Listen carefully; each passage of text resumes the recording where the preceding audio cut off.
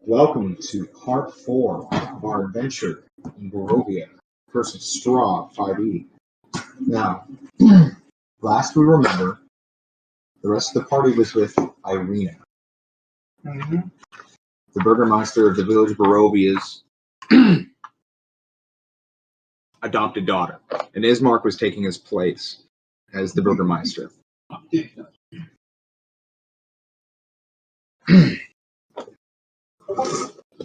not going by Charlotte. If I'm not mistaken. Was it Charlotte? No. Scarlet. Scarlet. You're close. You're very close. Of course, each character will tell me where they left off from the last session. Starting with Inefi and Raynor. Okay. So last we left off, we got kicked out of the tavern for putting on a display. For being assholes, essentially. Called us witches.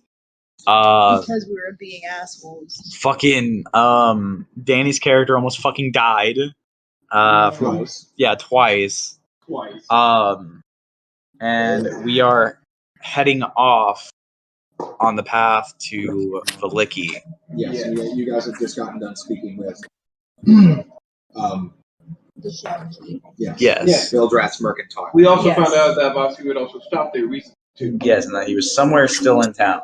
Yes. But we're still heading to Leaky because we're assuming he's going to catch up at some point. And this is where you're next, Tony. We're all together. Yeah. Yeah, but he wants to hear from your point of view. Oh, right. Okay. So, last we left off, we were being assholes in the tavern, like we've stated, and then we went to the only general store in town and spoke to Periwimple and the shopkeep. I keep forgetting his name. Bildrath. And we got a map of Barovia, and we are also taking the Burgermeister's daughter with us to Valiki to keep her away from the devil that's stalking her. Alright. And Vasu is somewhere still in the town. Alright, so yeah. Then with the rest of them going through everything, again, the whole situation in the tavern getting kicked out because we're assholes. So then we actually went back up there to grab Arena, came back, and said she wanted to go to she wanted to stop at the general store, so we stopped there. We all signed up. They ended up getting a map. I remember that Ranger suggested that she go by a different name, and also said, spread around, have her brother spread around town that she had died. Saying, and then we decided Scarlet. We decided a name that she was. I believe she went with Scarlet. Yeah, she went by Scarlet. She decided her own name. She had two to choose from. I don't remember the other one was. Rose. You said Ruby. Rose. No, it was Ruby. Yeah. Ruby. He said Ruby because he smeared I have blood on Rose her. written down. He smeared blood on Yeah. her to give her face some more color, and then Dante said, "Oh, I was thinking Scarlet," and then she went, "I like Scarlet." Ruby makes me sound like a little girl. Bitch, you 16. You are a little girl. Exactly. Older than her. So she chose Scarlet of the two options, and then she was like, "You guys can call me Scar," and we're like, "Now we're gonna Scarlet's good." Does this mean when we go up to the fucking straw, we can go, "Hi, my name's Chris Hansen. Why don't you have a seat right there?"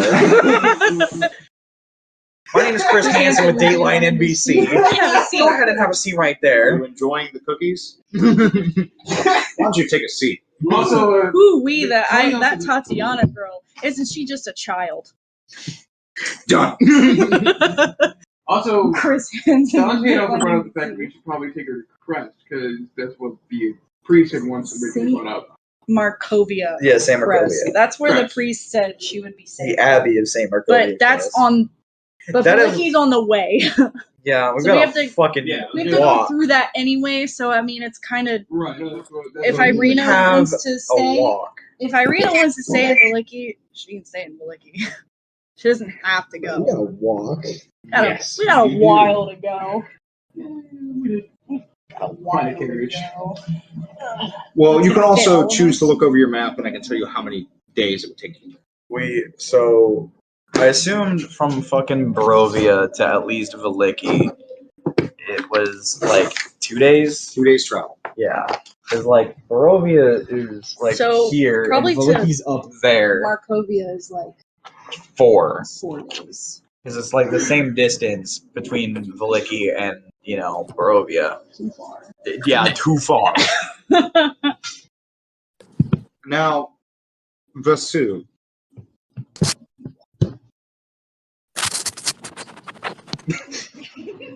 Bobby. Bobby. Yes. Bobby. I thought you were gonna say more.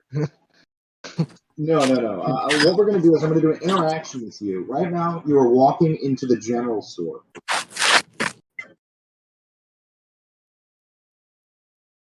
Out of the mist. The last thing you remember is the mist swarming around you and engulfing you, and you couldn't see within a foot of your face. The first door you find is Bildrath's Mercantile, because you recognize it as soon as you open the door and hear the bell ring.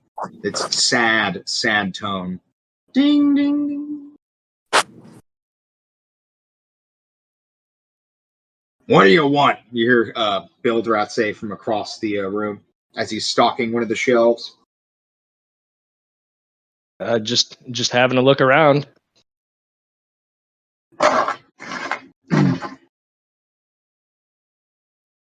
Well, you can't stay here unless you're going to buy something. All right, what all is in this store? Anything in the player's handbook that's in the inventory area. So any of the basic necessities from the player's handbook, it's 25 gold pieces or under. Right. Actually, I don't think that I needed anything, so. Well, let me gone with you. I walk out of the store, but my head is turned backwards, looking at him as I leave. Ugh. As you're leaving, you can hear him say to his nephew Periwinkle, "Ugh, that thing creeps me out."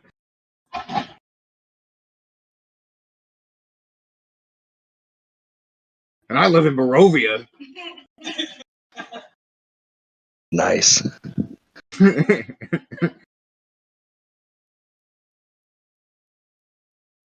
As you walk out, the streets are desolate. The mist is now fully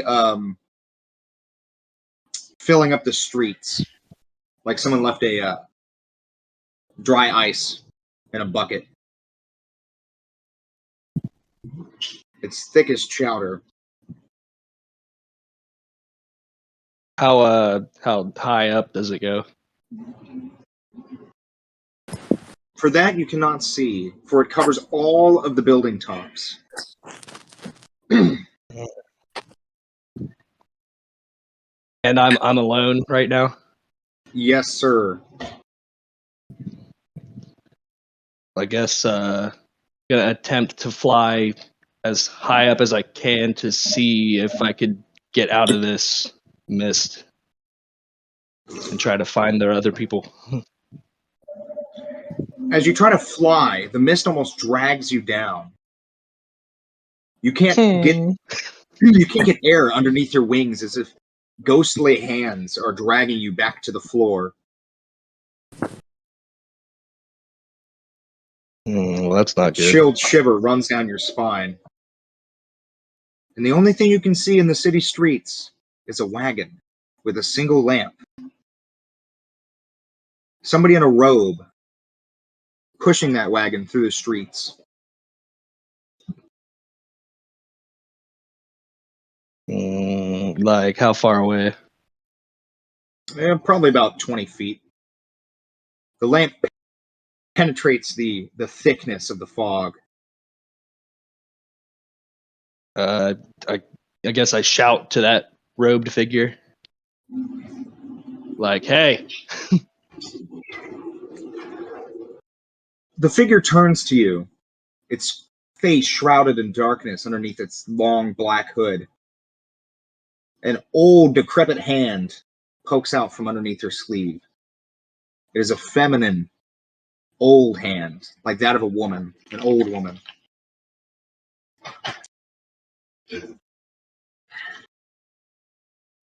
I kind of reach my hand. Am I up to it now? Are you walking up to it? Yeah, I'll walk up to it. All right. Is there any reaction to me coming up to this figure? No, she actually seems very pleasant. I reach my hand out and I say, Vasu. She gives you a warm handshake from her what appear to be damp and clammy hands. You can feel it running down your feathers. Hello, dearie. A soft voice comes from underneath the concealment of her hood.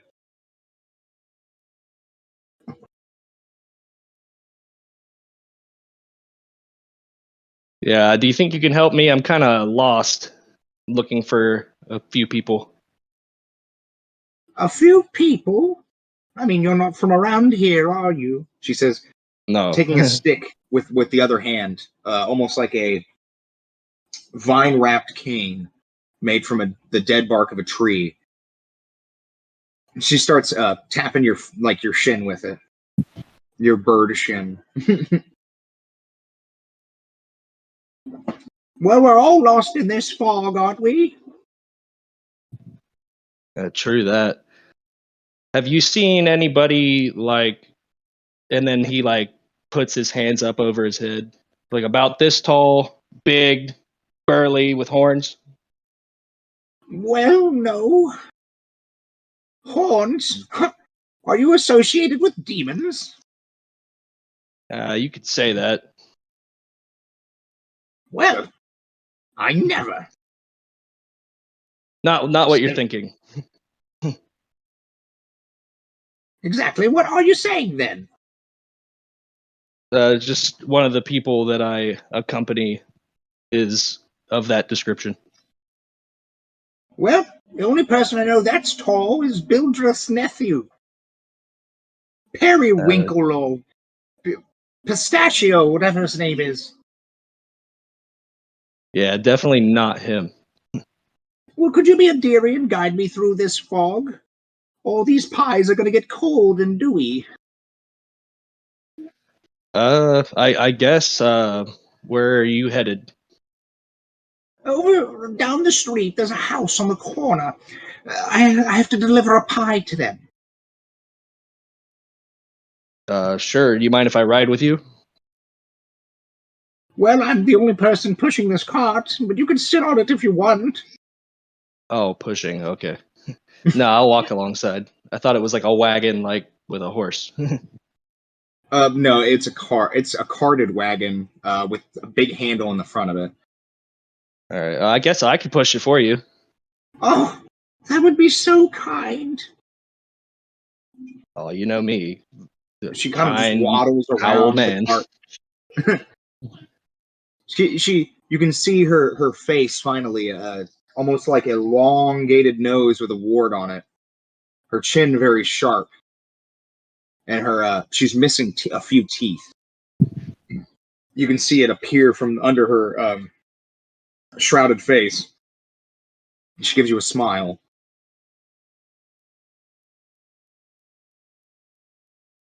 So down the street, you say, huh? And then I start pushing it.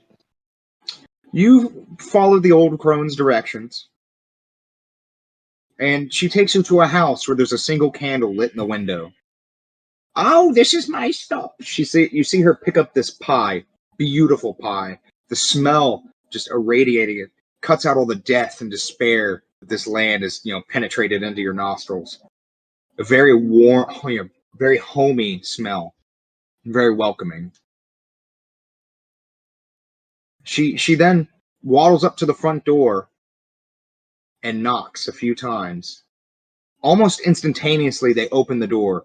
Two adults, two commoners, are then seen after the door opens. She hands them a pie. They viciously grab it from her hands. You can see they're almost salivating. The mother then comes back with a small child. With no other words to say, the exchange happens. The mother then pushes the child outside, closes the door. Well, hello, what's your name? My name is Alec. Oh, Alec. Come on. Be a dearie and push this cart for me. Well, thank you, Vasu. Would you like a pie? She says, looking at you. For sure. If it wouldn't hurt your business. Oh, no. 1 gold piece for a pie. The greatest pies in all of Barovia. And I hand her 2 gold pieces, and I just want 1 pie. Oh, no. 2 gold pieces. Here, take it. She hands you one of your gold pieces back and then hands you a pie. The smell just... You start salivating at the mouth from the smell that is just the aroma of the pie.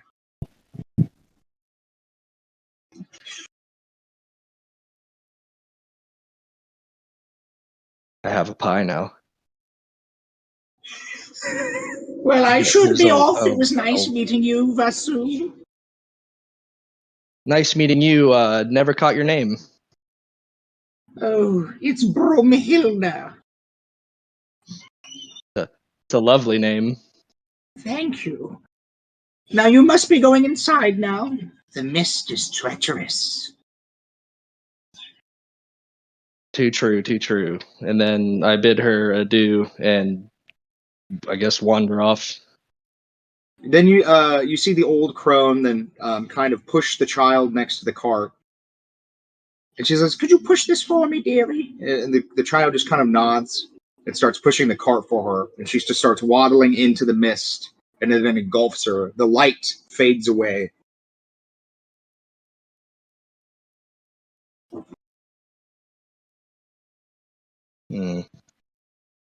So with pie in hand, I'm gonna search through the mist to try and find everybody else. The Sweeney Todd soundtrack? No. So, as you wander around the mist, you find yourself in front of various houses, a lot of them boarded up, abandoned. You feel around, and then the mist dissipates. Then you find yourself outside Bildrat's Mercantile once again, and the mist almost just dissipates completely, and the sun begins to shine through the dark clouds yet again. All your friends are standing in front of the Mercantile, and you're standing there just holding a pie. Even though we want the transaction of a child and no further pie. That's kind of. We didn't see you. I'm having a hard time hearing whoever's talking right now. No, I was trying to do that correctly. So you see your friend Vasu appear once again. Out of nowhere, walking out of an alleyway between 2 houses across from Bildrat's Mercantile. I'm assuming everyone was still just standing there in shock after what the fuck just happened. You all remember the pie transaction at the very end of our session. Yeah. So that transaction was this? It was the same transaction. Okay. No, but Vasu wasn't there. We didn't see him, anyways. Well, it's not the same transaction, but it was in the same span of time. Yeah. Right. So I kind of just rejoin the group, but I don't say anything. Your friends are expressionless as you just appear once again after hours of being gone. What? Gregor's still kind of shocked at what the fuck just Where happened? have you been?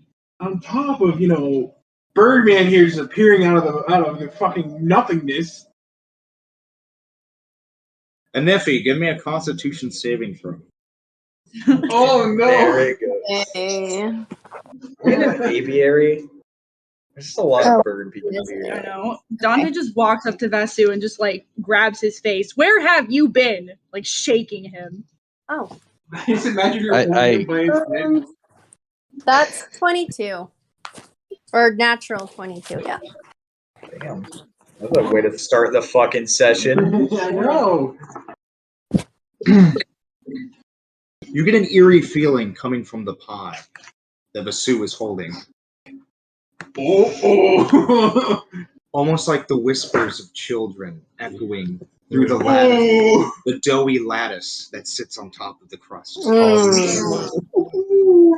Sounds like I'm children. getting a lot of SpongeBob. This is a bomb like vibes. Only Anefi can hear this. Oh, joy. I love that for her. The sounds of children screaming that almost deafen you. Gonna make an insight check to see if she's okay. Yeah, go ahead. Immediately. So the pie is shrieking. The pie is only shrieking to Anefi. Everyone else Yeah, just I looks know. like they're holding a pie. Dirty 21. I was gonna see, like, The fuck? well, what everyone's reaction to that was. Dirty 21. Including, so, I got that. You both can see that Anefi is very uncomfortable, just staring aimlessly at the pie. Rainer's just gonna like gently hold her shoulder and just kind of lean down to her level. Just, are you all right? Are you hungry? No. Not at all. What's going?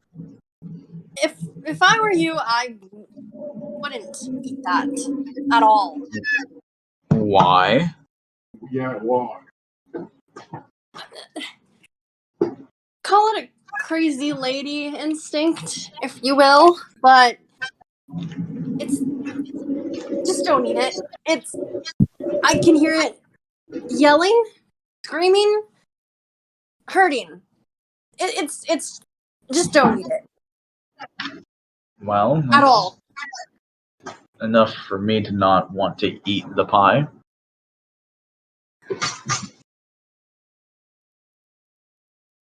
Yeah, like a green dog. You said you heard the pie screaming? Irina said to the rest of the party. Yeah, yeah. I think of it like it's like the type of scream when you're being branded.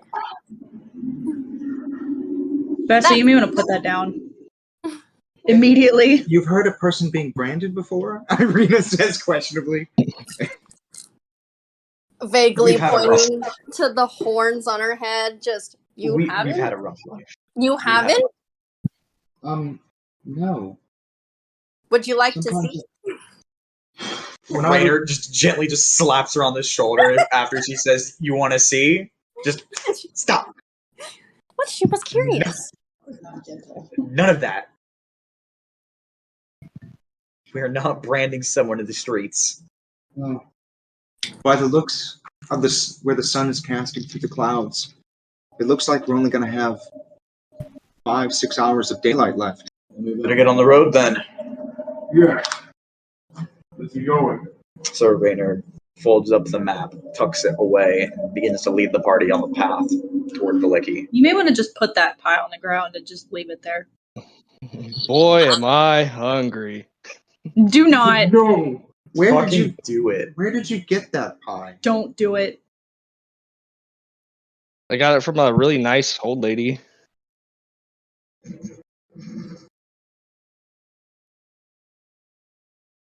What was her name? I believe she said her name was Brumhilda. Broomhild.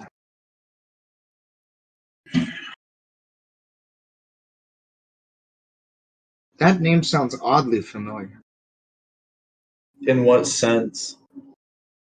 Well, one time Ismark, the drunkard, he came home, and a lot of the townsfolk apparently at the bar were talking about pies from the mist. There's a pie saleswoman that comes through here sometimes, once in a pale moon. But that's all I know. She was here yesterday, and we saw her cart outside in the fog. Now she's back again today.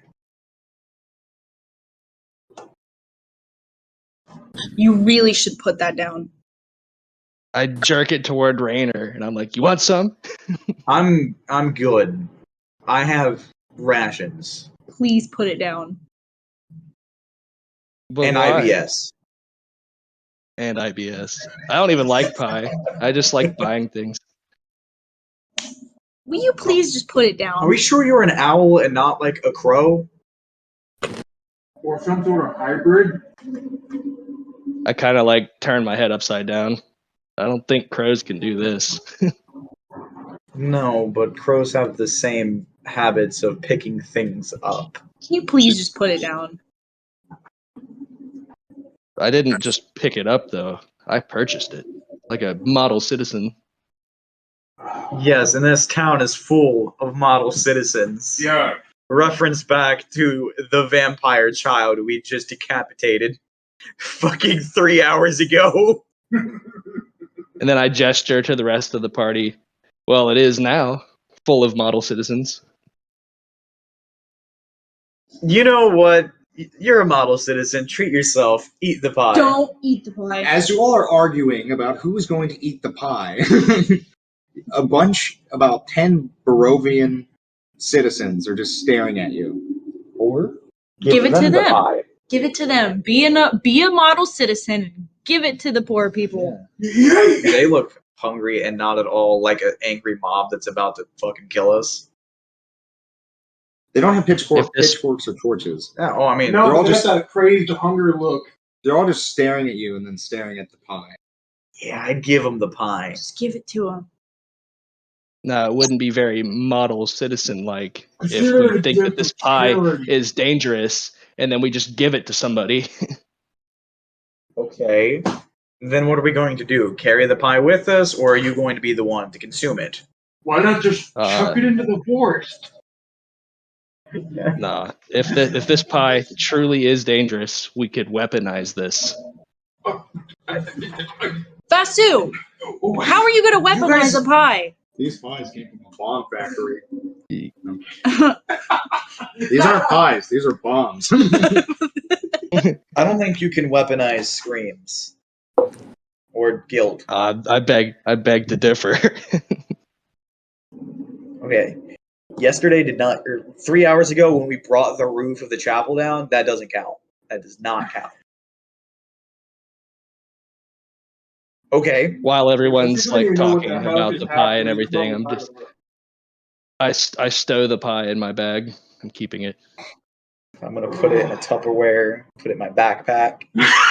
That way, when we get lost in the scary woods, we have at least something to eat for a No, the pie is definitely just loose in my bag. Damn it! You're gonna get evil pie shit all over your books. So you placed your pie in your bag, correct? Yeah. So you place the loose pie in your bag. And as you place it in your bag, you notice there's a pile of ashes in your bag. From where So the book pie turned to ash? No. Oh no, it mysterious- fucked no, my books. We're writing that one down in the book. As soon as you look into your bag, there's a pile of ash where those books you took from that house, the mysterious house when you first came into this land. The books are no longer there, just a pile of ash. Oh man. Don't tell me. How's that for flavor text? But The fucking wind Well, I ambiance guess- cutting over the silence is fucking great. I'm still keeping the pie. That's all I have Pie now. smushes against the side of the bag as you close it. Yes.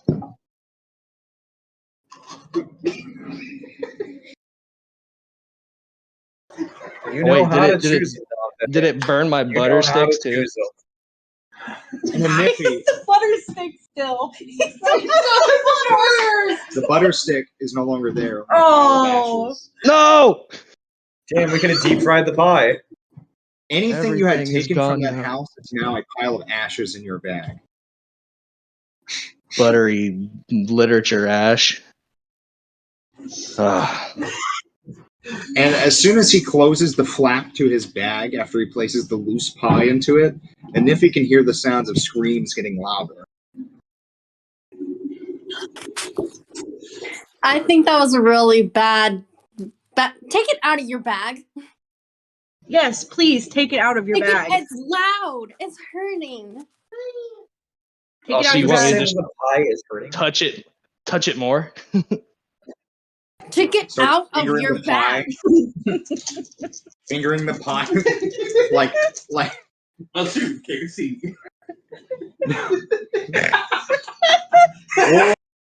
what was the movie American Pie? Where the guy has sex with the pie?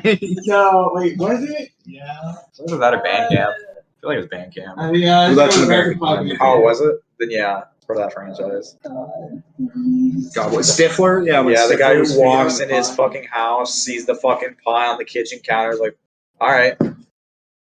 Man, honey, It's what's like warm apple pie.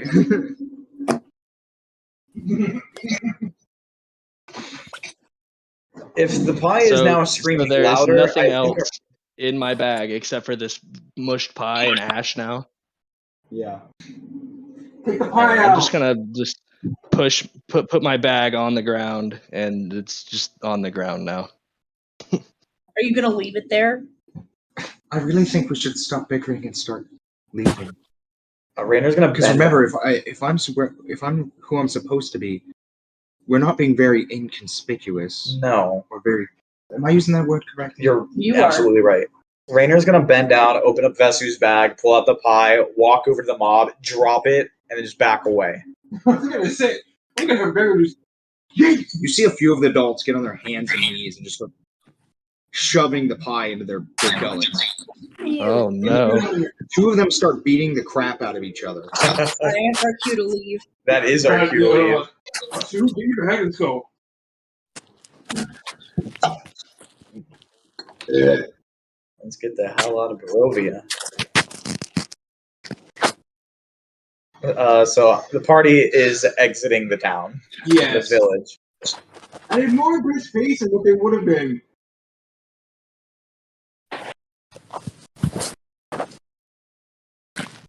As you exit the town, you are guided by a sign that says Old Salich Road, with two arrows, one pointing that way, up to the mountain, and it says Castle Ravenloft, and another pointing forward that says Valiki. Well, let's go to. Let's go the route that we're supposed to go.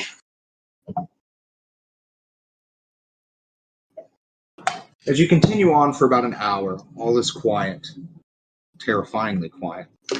Oh. Through each branch of the trees sits two or three ravens. Keep Scarlet close. Dante hasn't. He's got like his arm around her to keep her near him, to keep her from wandering because she's never been out of town. She's been very quiet the more you walk, and she stops dead in her tracks, staring at the ground. Are you okay? Scarlet looks at all of you, holding her thumbs where her backpack straps are. This is the farthest I've ever been. Let's keep moving then, shall we? Yes. Let's not stick around. First time out of town anxiety? Yeah, I felt that too. You're gonna be fine. Come on. Give me a charisma check. Coming.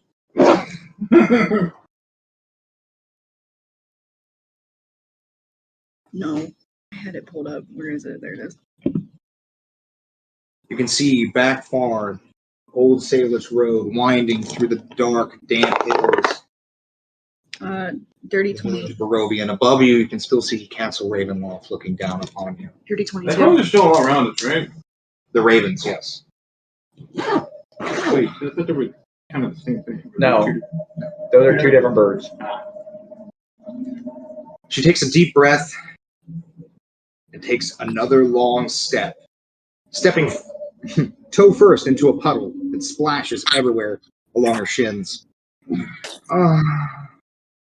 It's water. It'll dry. Come on. People die stepping in stagnant water around here. Well, I think you're okay. Do you want me to pick you up and put you over the puddle? I'm fine, she Okay. said, looking down at the ground, wading through the water. Good grief. And as you travel about 15 minutes further, you're met by a bridge and a flowing river. You can see that the river flows as clear as a blue winter sky through the valley, reflecting all the trees as if looking into another universe that seems less dark and damp. What's the condition of the bridge? It's an old stone bridge, weathered away from time. But it looks good. It's sturdy enough. The cobblestone isn't cracked Okay. or dilapidated. And Alright. what's the state of the water? You said it was crystal Clear, blue. crystal blue. Is it rising up? The flow of the water, is it violent, like white water? Is it high? Is it low? It's just a calm running stream. Okay. But it's very, very persistent stream. Okay. Well, let's keep going. Actually, wait, hold on. Let's take a look. There's those lovely little women that said you need to talk to Madame Ava. She's not on the map. She's not. No. Well, they gave us a direction. Yes. They told us nearby. So As you look at the map, you can see there's a crossroads. so we are by H, right? By D. D? Down past the... Okay. That's where we are. Do you remember where they said that we were supposed to find Madame Ava? No. Well, then let's keep going. Well, they said something about if I seek my future, seek her. So Well, it should be on the if way. she's a fortune teller, she should have a sign somewhere. Well, the people of the town didn't seem too thrilled about them. You saw how... Well, Ismark. Valiki and the last town we were in are also quite a ways away from each other. Valid. Well, let's keep moving then. As you continue forward, now the path becomes muddy, dark. You can see pooling water sitting stagnant along the path in the ruts of wagon wheels. The trees start to crowd and shade over this dark path.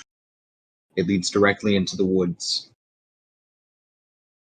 Dante looks down at Scarlet. Do you want to walk through the mud, or do you want to piggyback on my back? Well, I think I'm fine walking, she says, kind of looking up and down at Dante. Are you sure? I'm fine. Okay, I'll take your word for it. Squelch! She steps in a very deep puddle that goes past her ankles. Maybe I would like a piggyback. That's what I thought. So he crouches down so that she can get onto his back. I've never done this.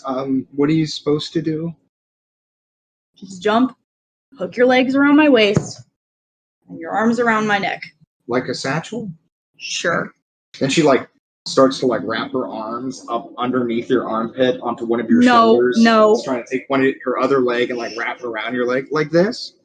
No. Arms around the neck like you're about to choke him out from behind, legs hooking around his hips. Why didn't you say that in the first place? I did. You did tell her like a satchel. Okay, that's fair. Then she kind of climbs up you, her muddy shoe, kind of like rubbing up the side of your pants and your armor. She's kicking like. God, just like Giddy up, Dante. hooks Giddy his, up. hooks his arm underneath of her leg. There, are you better now? You can hear the laughter of Gregor from behind you. That'll do, pig. That'll do. Then your laughter then echoes through the woods, silencing it. The one's joyous laughter turns anxious. You hear the sounds of sticks and twigs breaking along the tree line. What? What was that? So, like, give you a little context. You went from ha to the shack.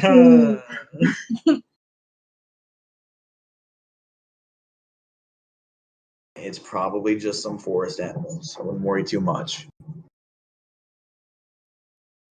I'd worry just the right amount, but not too much. Like, can I tell how heavy that was? The snapping of the twigs? Like, how heavy the thing was stepping on it? Give me a perception check. You can use nature if you'd like. Yeah, so I was going to ask that.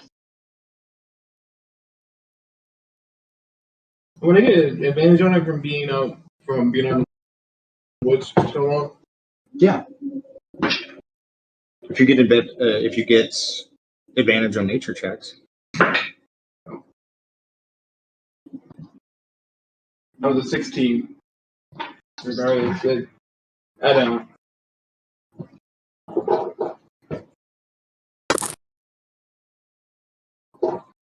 As you listen, it sounds about the size of a boar. And then you hear Irina gasp as she looks forward. He's going to turn his gaze toward the direction of For gasp. As does Bigger. Laying in the mud, buried halfway, a single arm sticking out, Rainer's gonna and half a body sitting in stagnant water. Rainer's gonna approach the cadaver. What kind of condition is the arm that's, out of the water?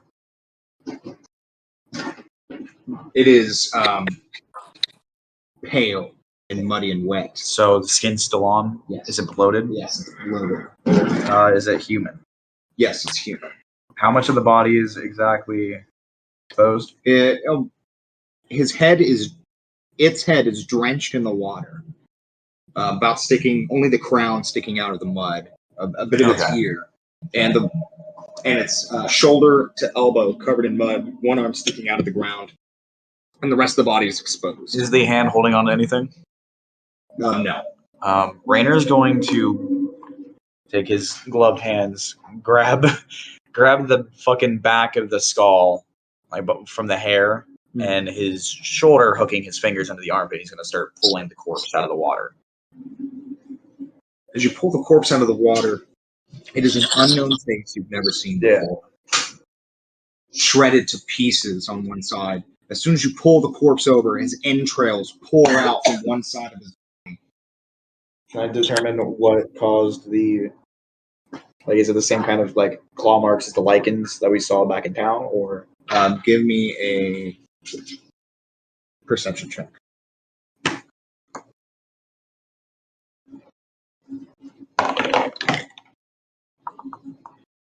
Perception? 19. It was definitely killed by a large wolf, or multiple large wolves. You can see that the body is just stripped of flesh. His face still wearing the horrified expression of when he died. Brandon's gonna go out there. I was gonna join Raider with the body. Is the corpse still wearing any equipment, like a satchel or anything? No, it is only wearing undergarments, so linen pants and a linen shirt. Everything else seemed to be stripped from the body.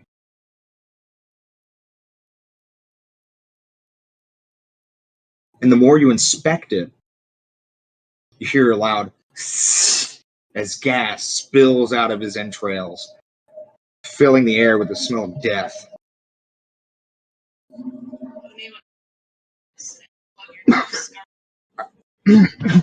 Scarlet starts gagging throwing her head into her arm over Dante's shoulder. To see how long about Medicine check. Okay. Just plug your nose. Just plug your nose and breathe through your mouth. I have no fucking idea. That is a 4. It seems as if it's been there for days, but you can't determine how many or how long. You could definitely tell he was running away from something.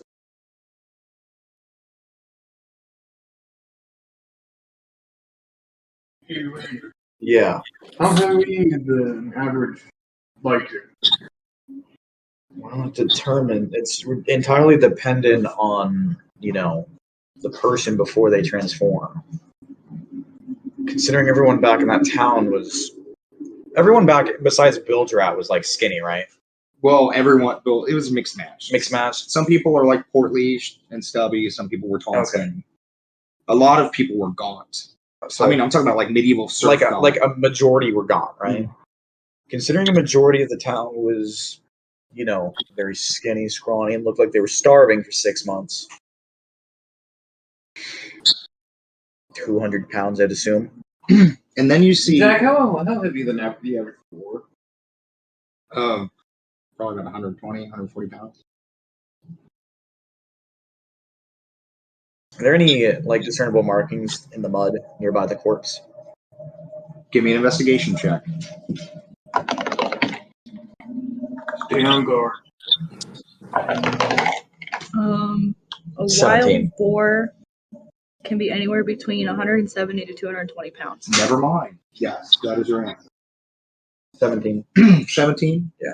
As you look around, in the surrounding mud around the corpse, you see a shiny object sticking out through the entrails. Give me a constitution check.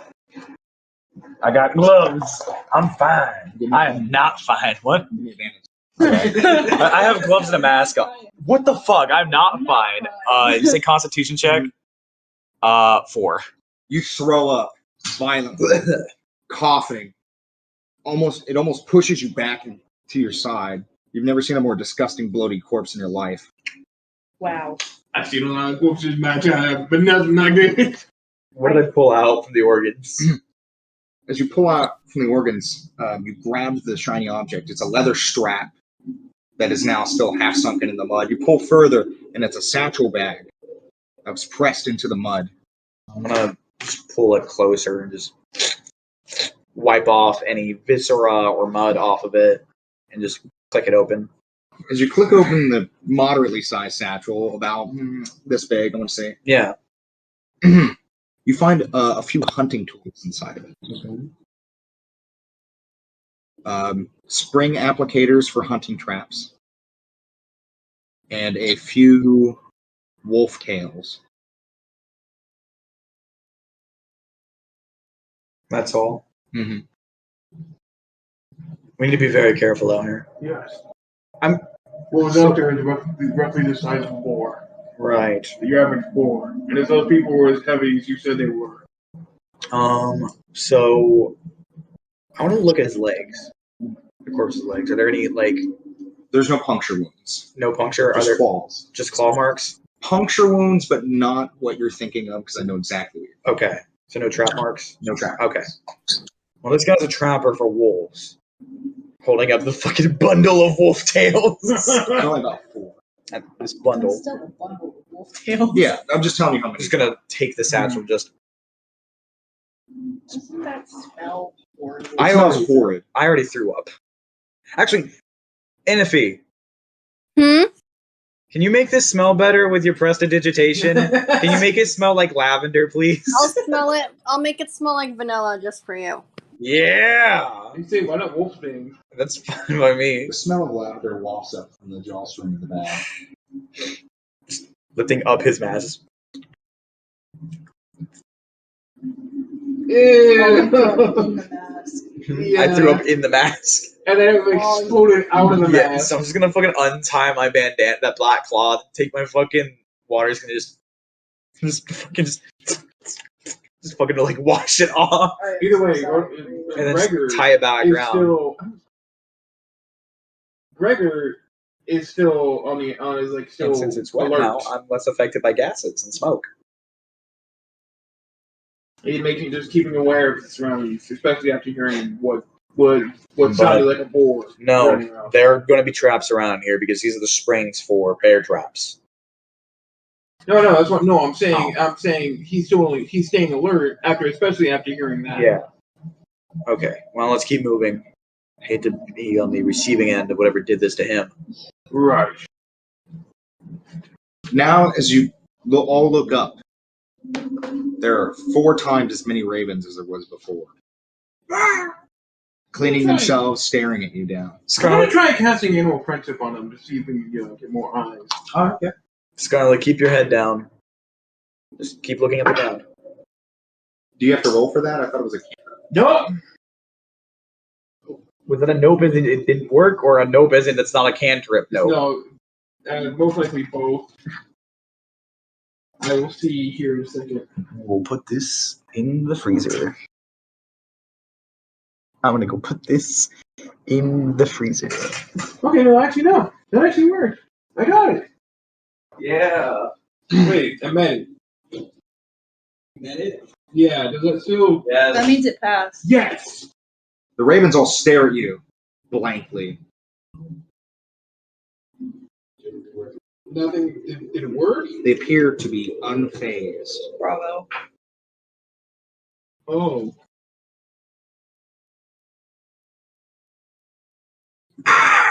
Alright. Let's keep moving then. Then a swarm of them just fly out from the trees, realizing that was not leaves you were looking at.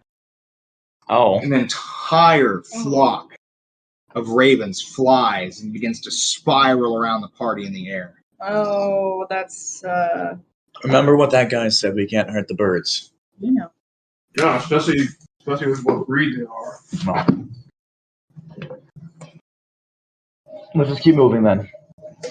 Rainer's gonna, just You literally There went was the I trees just have imagine ears. as soon as they shut all the birds fly out, it's just the Key and Peele sweat thing. and considering what, and if he saw that man turn into a wolf and vice versa, I'm going to assume that he's got friends.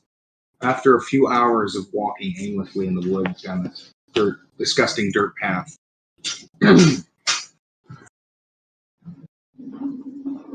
continuing to hear the twigs snap from around you, but looking deep within the boondocks, not seeing anything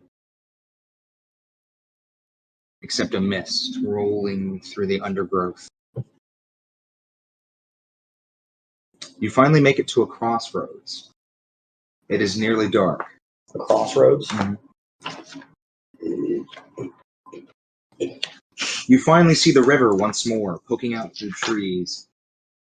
An opening, a little field, and then the river flowing beside it, shrouded by the trees. On the path. Yes. Okay.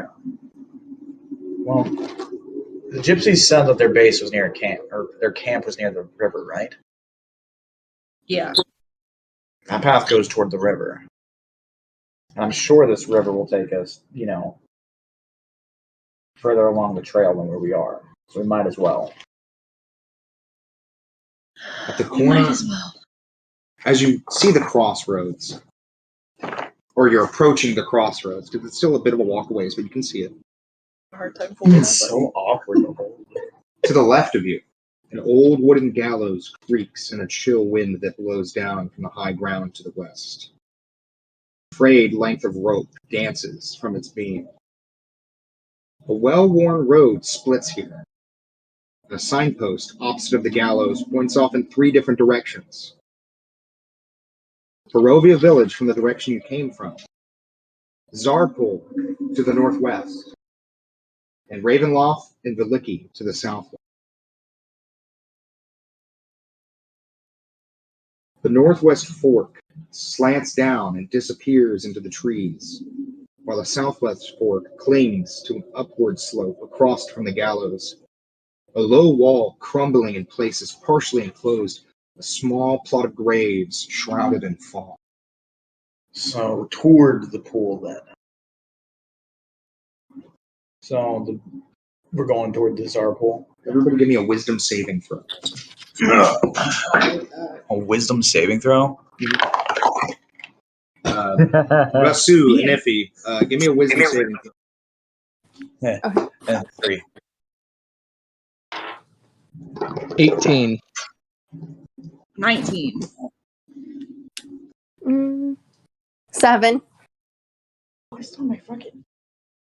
13. Oh, Rainer, Yes. you hear a creaking noise behind you.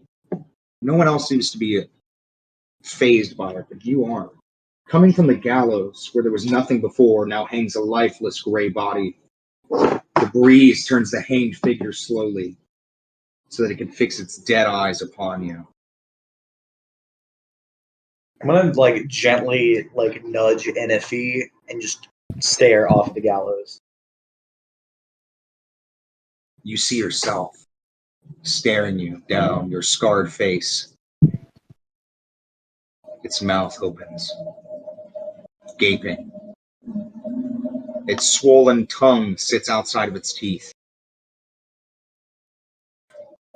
And as you nudge Niffy, and Niffy looks over, she sees a faceless Bavarian she's never seen before. NFE, is it me or does that body look a lot like mine? Wearing the same clothes and all. Talking about? That doesn't even look like you. Well, I guess you're not the only person going crazy then, after all. Very funny. Not being funny. Because that looks exactly like me. Everyone else looking.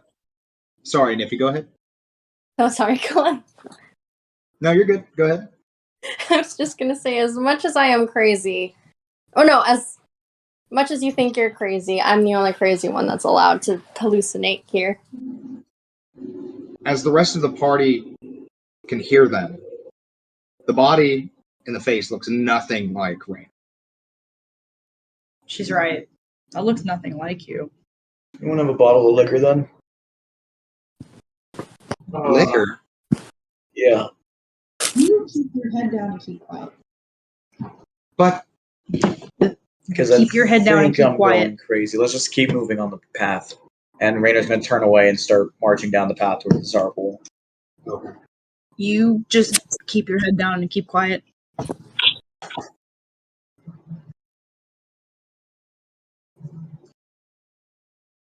As you continue on, the road gradually disappears and is replaced by a twisted, muddy path through the trees. An hour or two has gone by, but it seems to have just whisked by.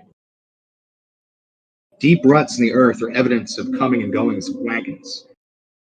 The canopy of mist and branches suddenly gives way to black clouds boiling far above. There is a clearing here, next to the river, that widens to form a small lake several hundred feet across. 5 colorful round tents, each 10 feet in diameter, are pitched outside a ring of 4 barrel-topped wagons. A much larger tent stands near the shore of the lake, its sagging form lit from within. Near this tent, 8 unbridled horses drink from the river's water. The mournful strains of an accordion clash with the singing of several brightly clad figures around a bonfire. A footpath continues beyond the encampment, meandering north between the river and the forest edge.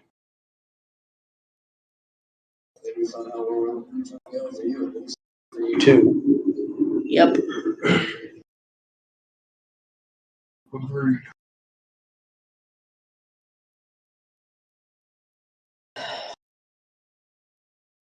As you approach the camp, you can see a lot of colorfully dressed figures sitting around a campfire, being very jolly. Something that you have not seen in quite a bit since you appeared in this place.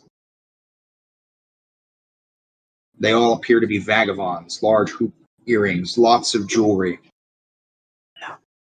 That's a refreshing sight.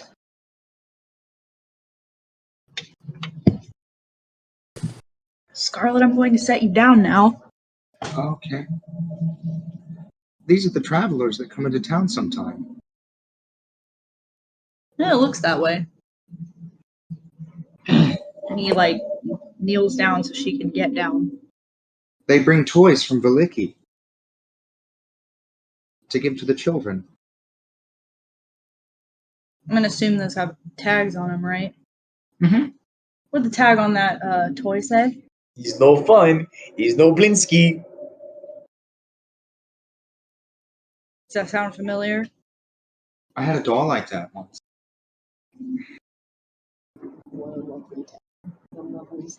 He's no fun. He's no Blinsky. Keep saying it. As you talk amongst yourself, someone around the fire notices your presence.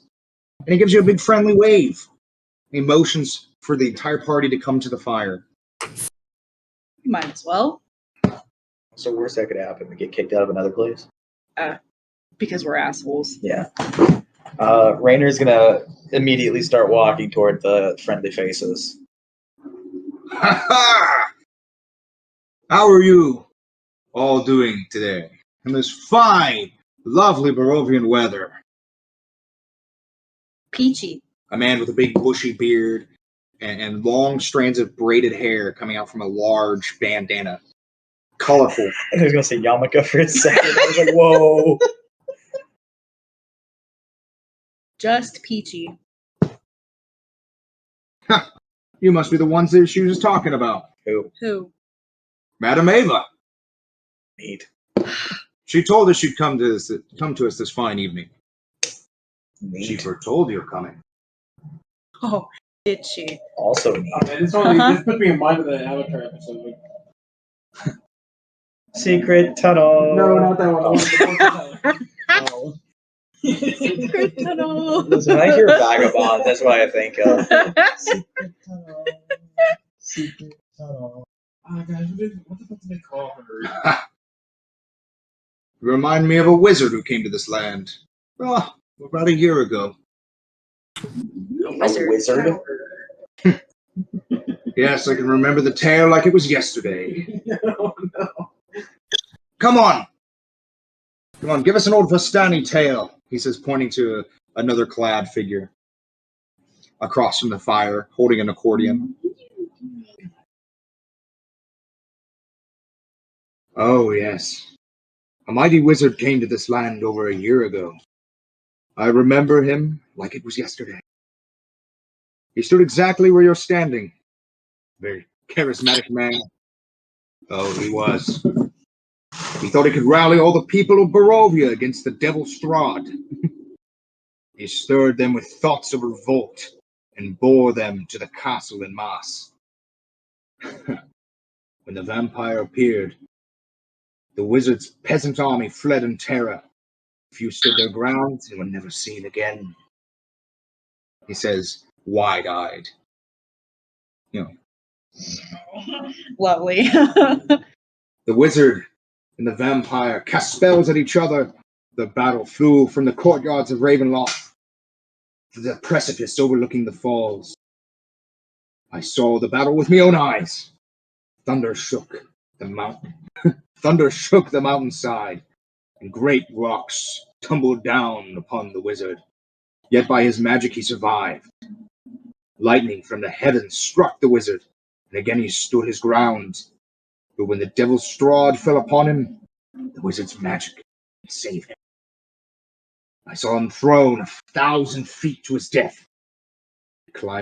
I climbed down to the river to search for the wizard's body, to see, if he had anything of value.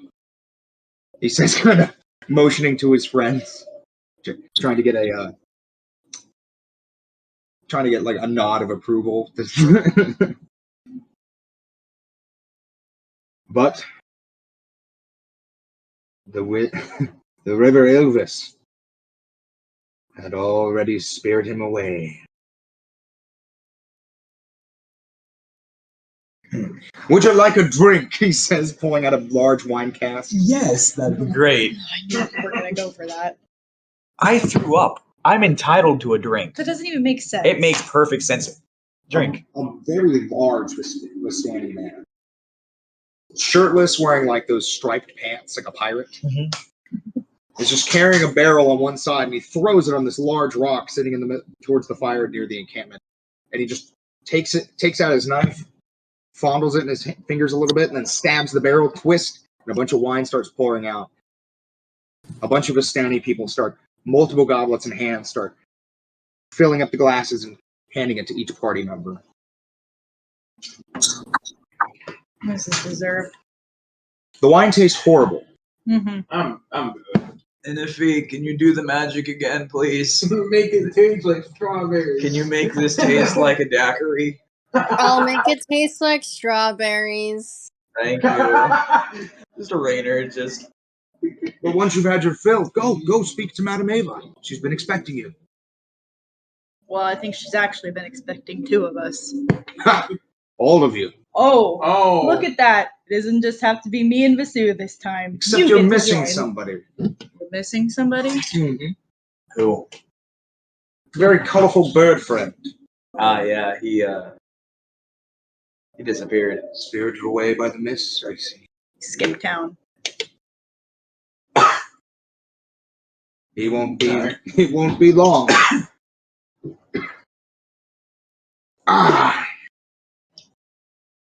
The sound of music begins to fill the air once again after the storyteller told his dashing tale about a wizard. Is there a Vistani person around, like super close to me? Yes, there is a lot of them. Can I use sleight of hand to just like pour my drink into his cup? Yeah, do that real quick. You can do that. Excuse me, sir, where's your manager? This shit tastes like piss. Rayner, casually just sitting there and just, The wine, how do you like it? It's fantastic. I'm just gonna hand mine out. They're like, hey, my food. You're gonna love that. Why is that what I got a nat 20 on? You just kind of you just kind of wander around for a second, then out of the corner of your eye, you pour your drink into another Vistani man's cup. He drinks it. He looks at it confused, and then he just shrugs his shoulders and continues drinking. Oh yeah, That's Bobby. I can't believe that worked. Is he there? Bobby! I am here. Yeah. I'm handing you the wine. All right.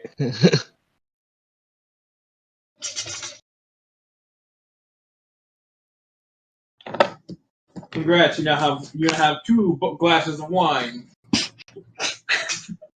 Why'd you give the bird person wine? I didn't want it. Kind of just You were looking focused. at the wine because Vasu doesn't drink, so he's just looking at it. Yeah, you now have 2. Congrats! You have 2. Do what you want with those.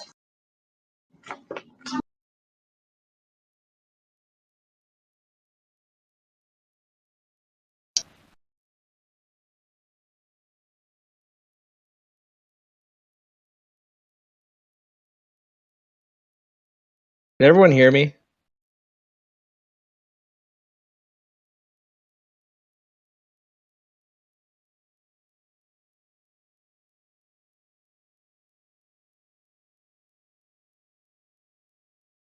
Can everyone hear me?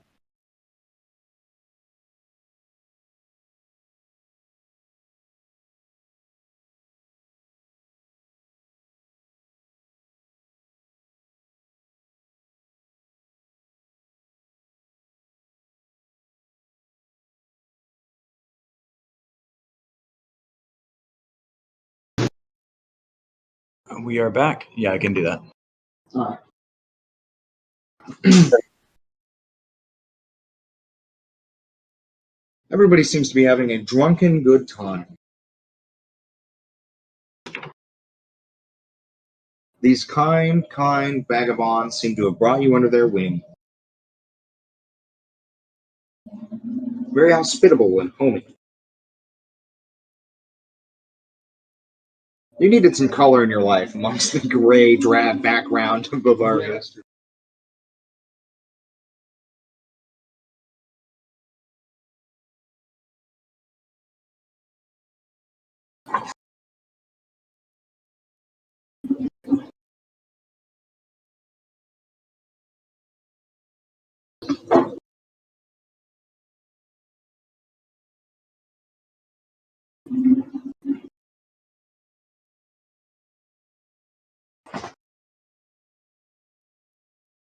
So, what do you choose? What is for everybody who's in the camp right now? What do you choose to do? Right. Yeah. He would like go to potentially do like get a better feel for the place. Yeah, that's what I'm trying to say. As you investigate further, they appear to be traveling gypsies, doing things that normal gypsy people do. They're entertainers. They bring drink. They sell goods. Rander's gonna try to find one of the salespeople. See what they have to offer.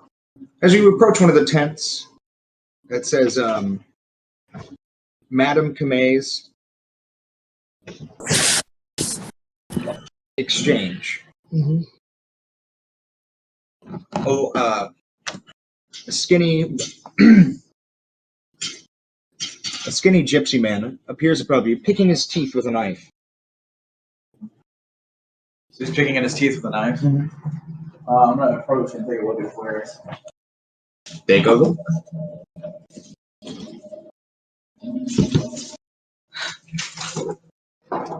They have everything that's in the player's handbook in the merchant's part. 25 gold pieces of look. 25. Okay.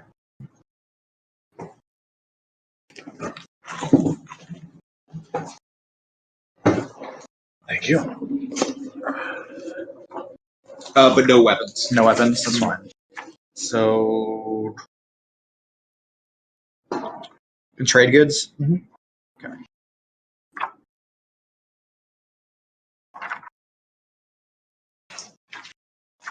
Any tools? Yes. Same 25 and below. But their prices are 5 times the price.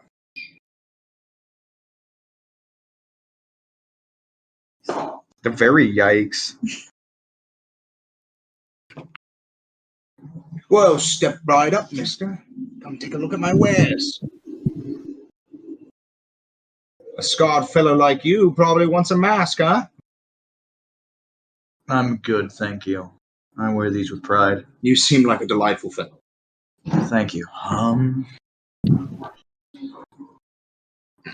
Does he have any? You say he's got everything in the trade menu, 25 and below. Mhm. I'm gonna buy a pound of silver.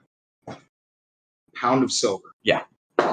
And how much is that? 5 gold, but you said it was 5 times as much, so Yes. 25.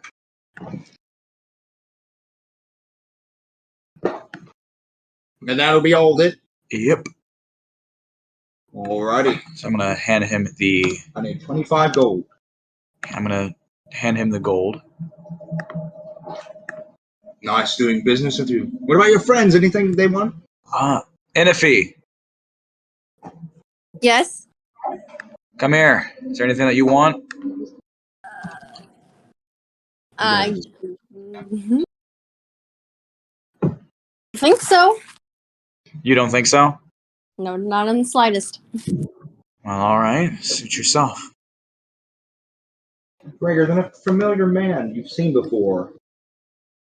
Sitting on top of one of the wagons. Familiar man. How familiar? Does Fandolin ring a bell? I'm gonna go grab Rainer and an Iffy just to confirm with them if they were the ones who actually saw him first.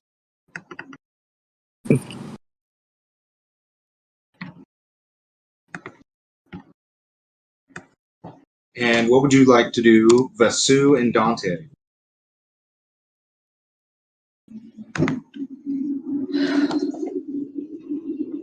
Just kind of moving through the crowd of Vistani people that are very jovial.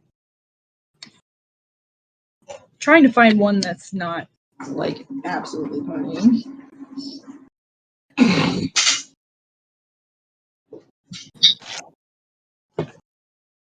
And then is there like a fire that people are sitting around? Say again?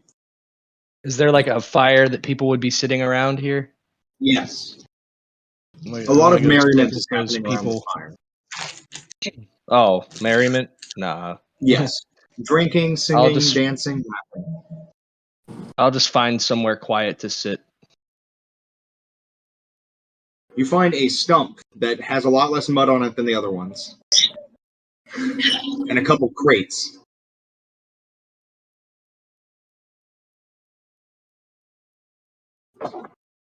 I will sit on the stump and just begin like praying quietly to myself. Alrighty. Irina looks at you, Dante. She has never left your side since you've been here. Good. No, She looks worried. what's the matter? I don't know. I'm confused. I'm very confused.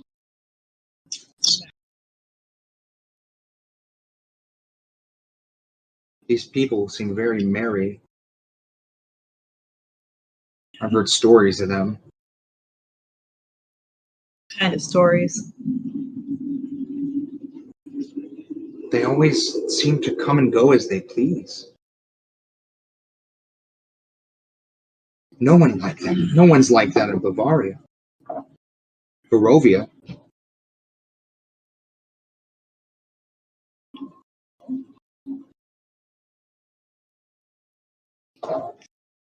Last town we came from. And isn't that weird that they expected you? Yeah. Well, there were others at the inn.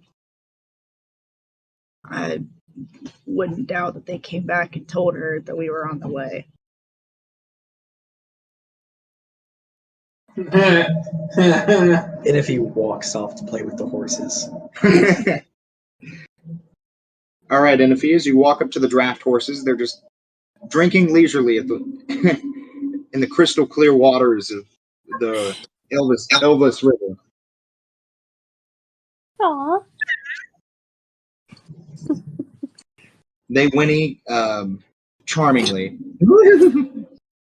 They accept your pets. They love it very much. I can die happy.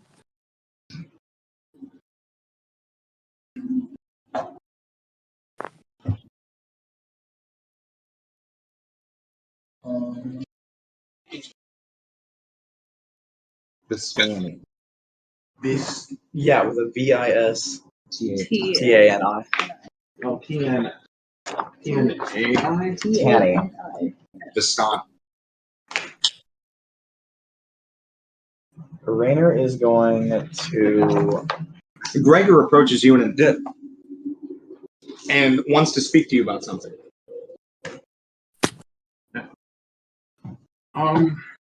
Yeah. You know that guy we saw back in Panda, right? The guy who looks like the rest of these guys? Yeah.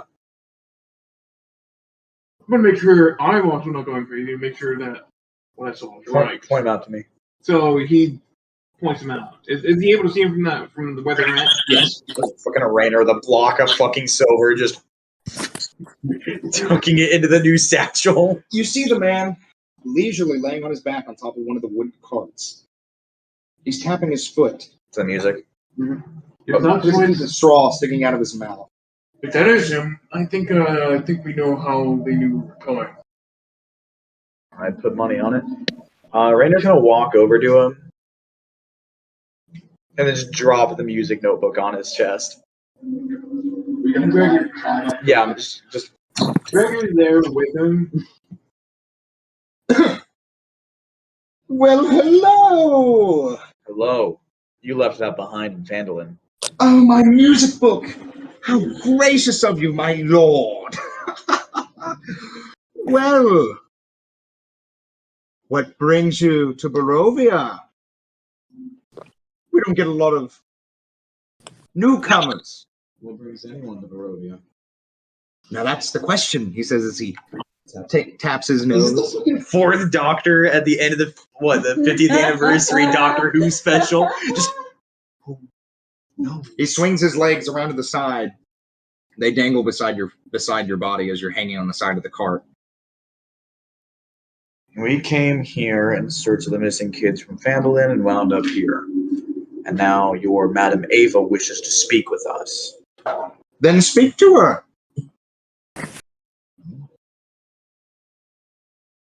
What can I expect from this Madam Ava?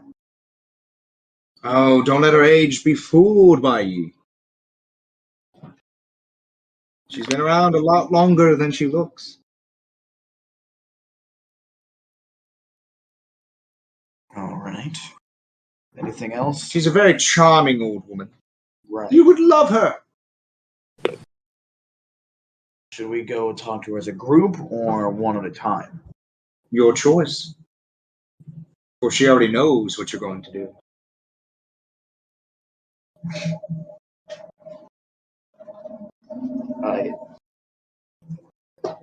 I don't. Gregor, do me a favor. Keep an eye on Inify. I'm going to go test something. Alright. So he is going to keep an eye on it. Alright. He's going to also attend to the horses as well. Listen, he's a druid. Leave him alone. So, Do you pet the horses? Yes. I have an owl I can pet. I'll pet horses. Nephi, as Gregor walks up behind you, he Mhm. starts petting the horses as well, but they like him a lot more than you. Well, okay. One of them comes up from behind him and starts pushing its snout up its nose up through his armpit, trying to get petted by him. And then another one starts licking the top of his half-orc head. Oh, wait, they're draft horses. That's right, they're the huge ones. looking like a shirt, you see it fucking cowling.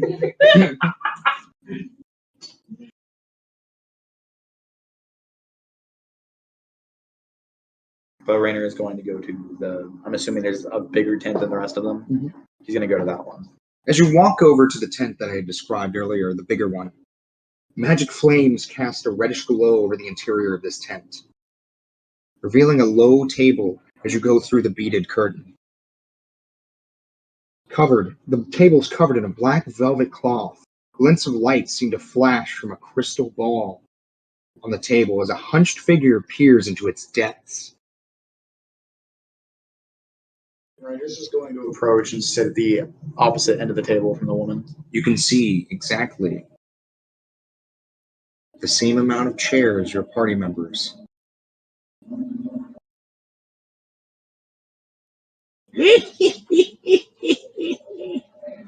You hear the hunched figure over the table cackle like dry weeds.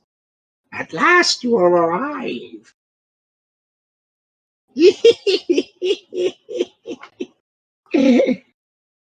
And your friends? They're outside, taking a moment to live The revelry. I don't know. I just expect you to turn around and, I expect to be more of you. Oh, Rainer.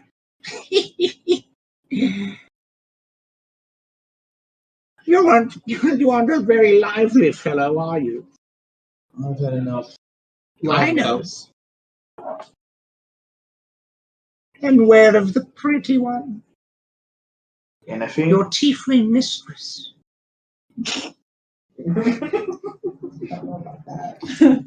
Outside. I know she's petting the horses. Along with your druid fellow, the woodsman. Yeah. You came in here, no doubt, because you're a curious little cat, aren't you? Yeah. We can go with that. Those scars reveal much of your history, she says, letting out her crone-like hand, but not touching you. Her nasty long fingernails revealing under a large purple robe. I'm disappointed in how wearing this pride. I don't see the point. Using makeup or anything to conceal them.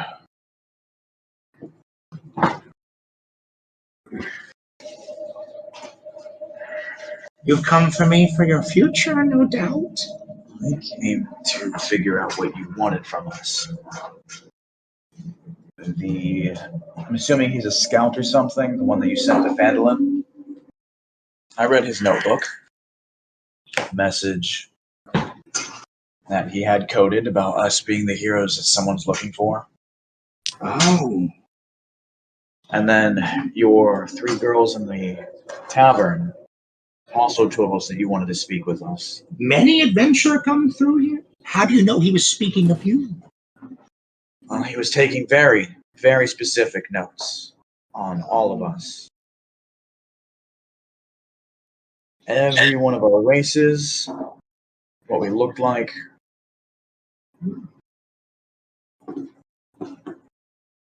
It's one hell of a coincidence if it's not us that he's looking for.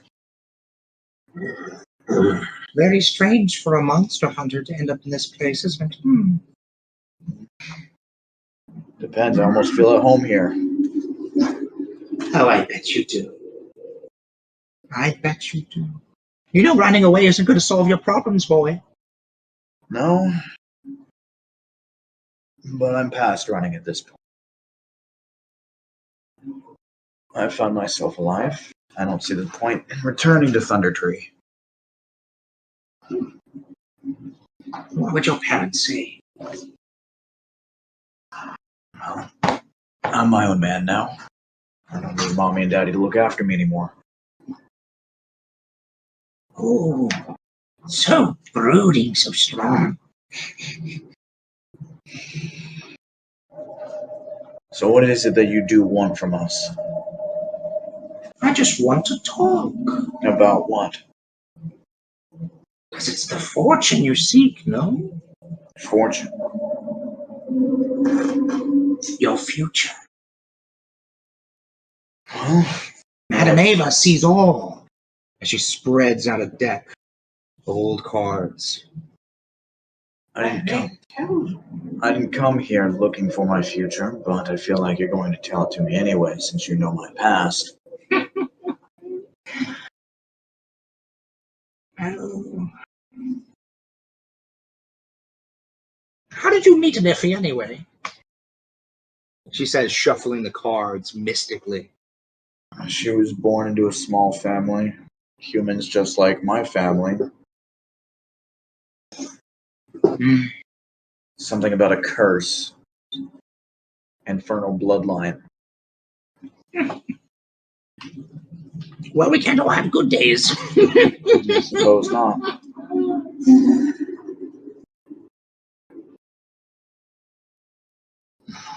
Yes.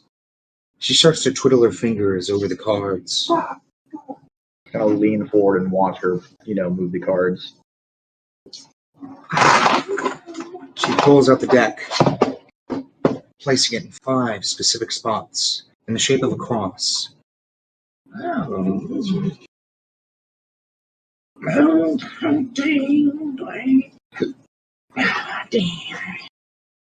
Oh. Yes. She flips over, revealing the image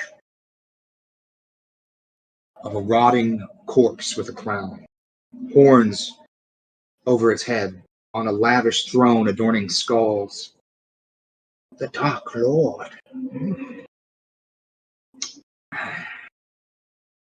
Revealing one card after another. The Miser. The miser? Yes.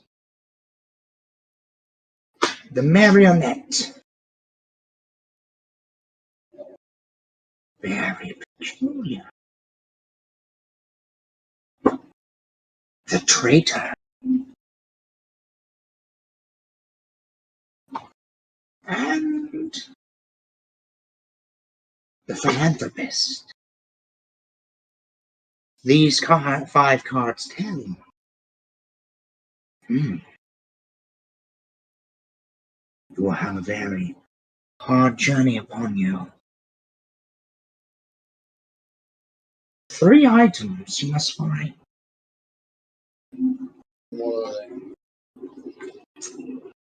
For seeing these items 3 will give him the rest of eternity. Sorry, what? These items 3 will give him the rest of eternity. The rest of eternity. The Dark Lord. Strong. The card vanishes.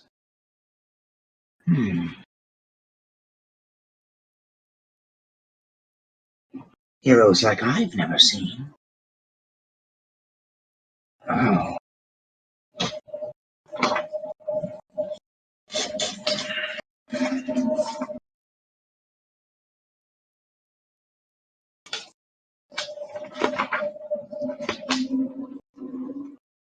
So what are the 3 items that I'm supposed to be looking for? That we are supposed to be looking for? The 3 items. You're not a patient fellow, are you? Not when I'm already on a job, bringing someone to some place that they need to go. A job. It's always about money, isn't it? No, Not this for time. you, at least. No. Not this time. Oh, not this time.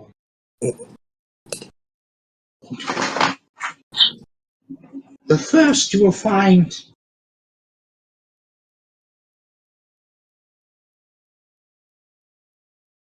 the marionette. You will find a book cursed by the devil himself. The card tells a history. Knowledge of the ancient will help you better understand your enemy. A cursed book and a marionette. Oh, yes.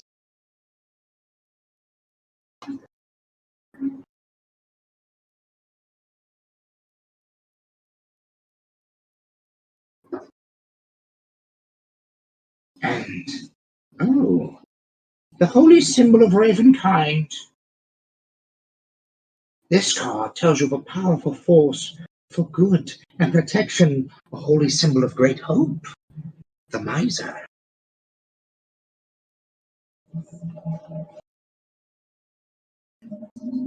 And 3, the philanthropist. This card of power and strength tells you of a weapon of vengeance, a sword of sunlight.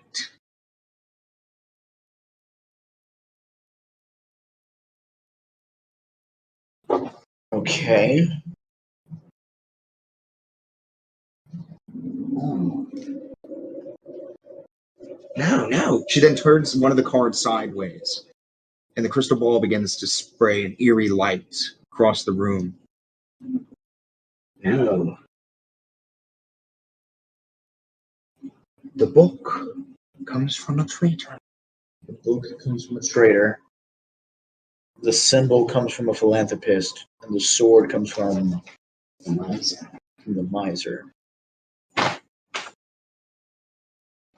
Then flipping over the two cards left in the middle and the bottom. This card sheds light on one who will help you greatly in the battle against darkness. This one's the marionette.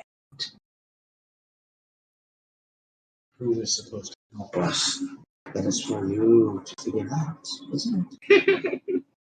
And the last card reveals your enemy at hand. Your enemy is a creature of darkness whose powers are beyond mortality. This card will lead you to him, the Dark Lord.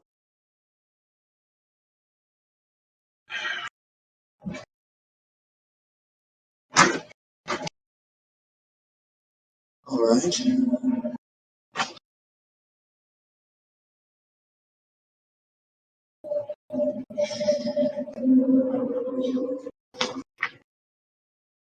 Oh, yes, the cards. Reveal to me. She starts, the cards begin to flip over magically. Flipping through the cards, you can hear them doing various feats of cardistry for a woman of her age. You, for that holy symbol, look for a wealthy woman, a staunch ally of the devil. She keeps the treasure under lock and key, with the bones of an ancient enemy.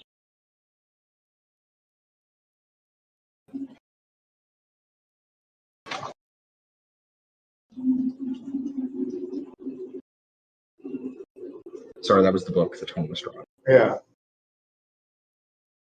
For the book, look for a wealthy woman, a staunch ally of the devil. She keeps the treasure under lock and key within the bones of an ancient enemy. And for the holy symbol, powerful force of good protection.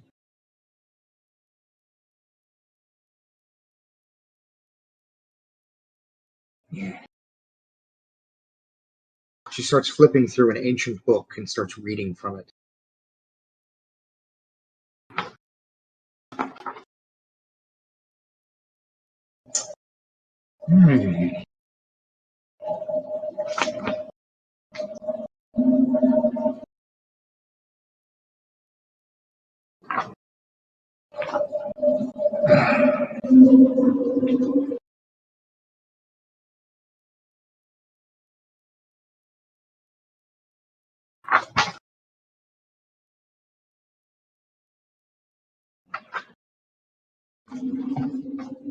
She pulls out the card, the philanthropist, one more time.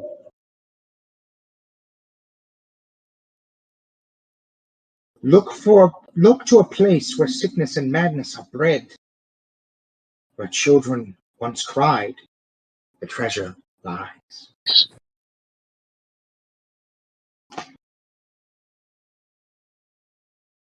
And for your last card, the miser, for one of your holy tokens, the sword of sunlight.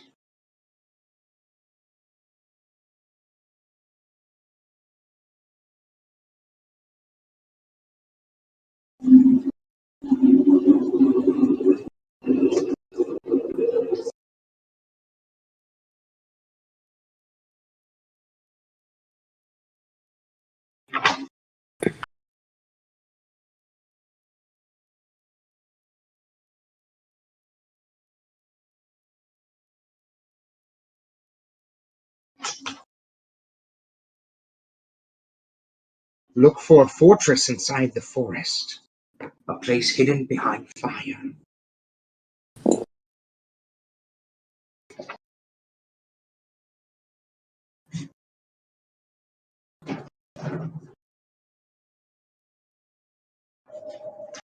And who will help you on your great journey?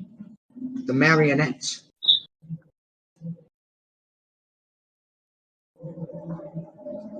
Look for a man of music, a man with two heads.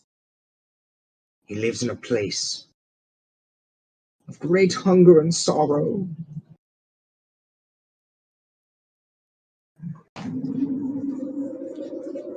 And for your last card, for your enemy, the Dark Lord. He lurks in the depths of darkness, in the one place where he must return.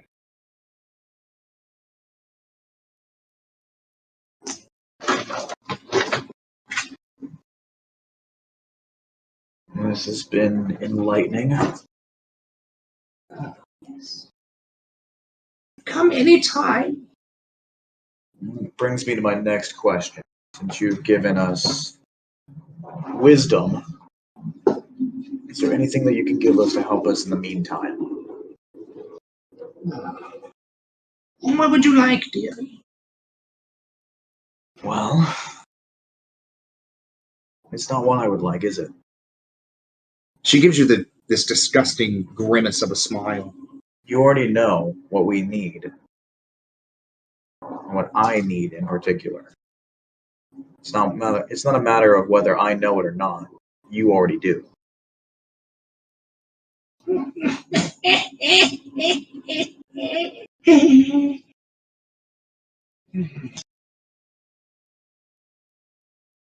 I want to hear it. You want me to tell you what I need, that I'm not even aware of what I need yet. I've given you all that you need to know. Yes, there's a difference between knowledge and actually keeping us alive to use that knowledge. So as it stands, until we can find at least one of these three things that we need, the odds are stacked against us.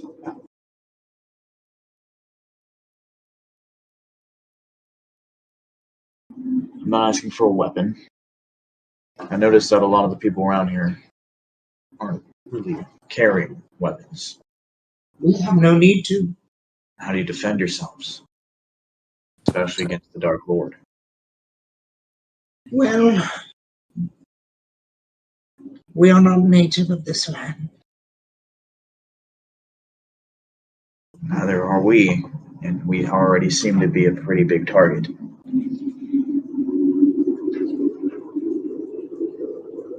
Hmm.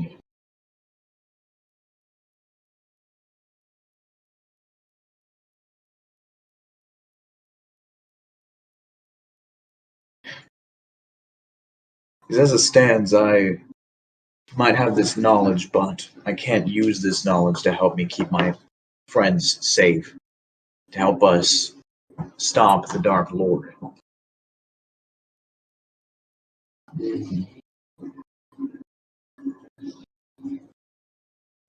But you have everything you need. Do we? Of course. Because knowledge will do us a whole lot of good, won't do us a lot of good if we wind up dying before we can use it. You're aware of what goes on and has gone on. You saw us against that vampire. One of you will die. One of us will die. And that information I leave to you. All right.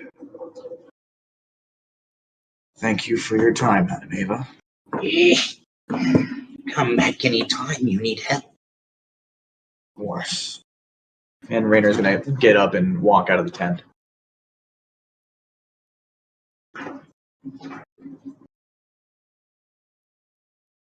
You see the rest of your friends, Gregor and Anifi, down by the lake and the river, tending to the horses. You see Vasu and Dante standing by the fire, Vasu sitting. Does he still have the 2 cups? In Scarlet, does Vasu still have the 2 wine glasses? Sure. Just holding them in like a sitting monk position, praying. Oh, the cups start flowing out of his. I'm gonna motion for Vasu and Dante to come over as I walk over toward Gregor and Enifi. So, Dante like nudges Vasil to head with him to go to Raynor, and he still has Charlotte near him.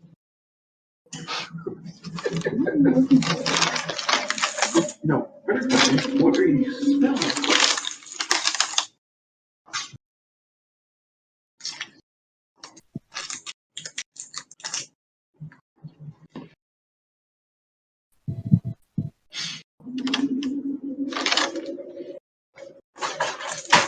And you. That was enlightening. Yeah, No, that was it was cryptic. well. Yeah. Like, no. I'm used to cryptic. This was borderline counterproductive. At least her talking to me was. Because, One of us will give it a try too. I mean, if you want, just, she knows our backgrounds, our pasts. Like, she knows Inifi and I's background. Like, very well. And she knew my name. We never gave them the opportunity to know our names since I stole motioning to the guy on top of the cart's book before. He's not there. You know. I know. She did say one of us will die, though.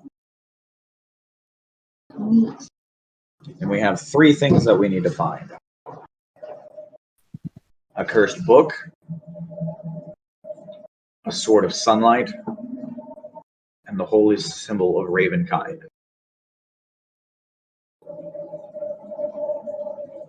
Well, this one, points at Vasu, has an affinity for finding cursed books. He was already enamored. You had him at book. We'll find it in a place of sickness and madness where children scream, cry. Oh. The sort of sunlight is in a fortress in the forest hidden behind fire. And a holy symbol belongs to a wealthy woman that is tied to Strahd. But someone, it will help us, but she didn't give us a name. A man with two hands and a man of music.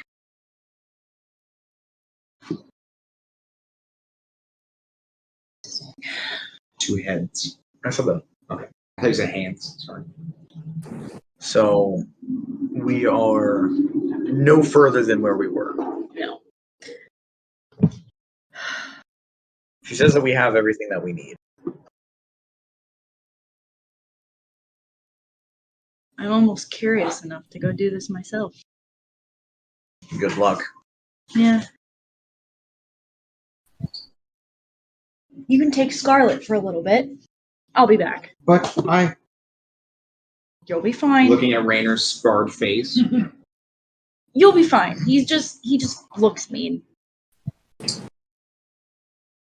Come on, Scarlet, let's go take a look at the horses. If you say so.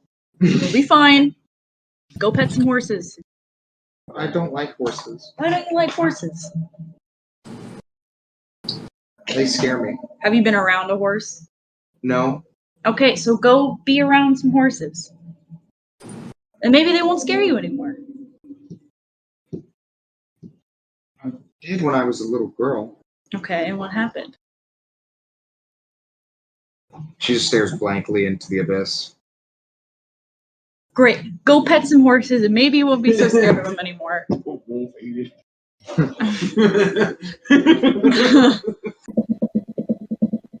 So Raynor's going to lead Scarlet over toward the horses. Vasu, are you coming with me? Gregor's also gonna go. Yeah, I was gonna say that I was like looming in your shadow.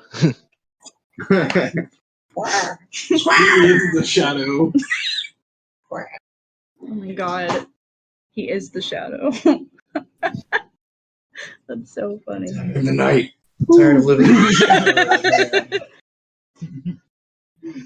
Alright, well, I guess Said, all right, I'm tired of living in your shadow, old man. Vasu's older. Tired of living in your shadow, youngster. So, Vasu and Dante are also going to talk to Madame Eva.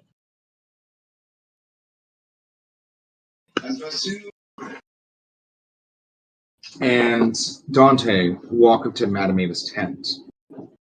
You're greeted by a beaded curtain and a velvet table with a crystal ball in the middle. She gives you the same exact reading, pulling out the cards one by one, explaining what each one means.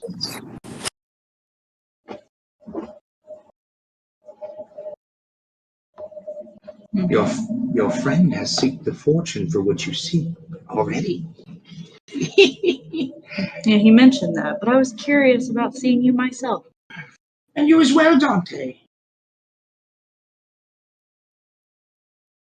A noble half-breed you are. What gave you that idea? Oh, I know of your family.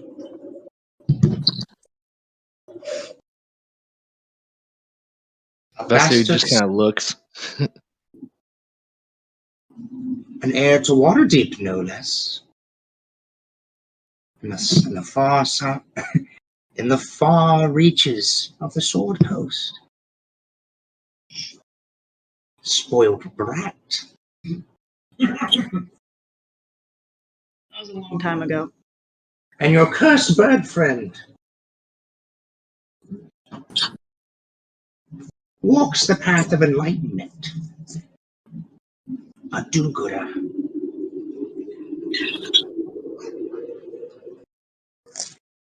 Running away to seek adventure to help those in need. What a noble task, indeed.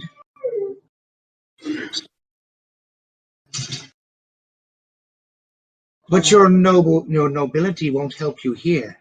In the monastery you grew up in, your gods can't save you here.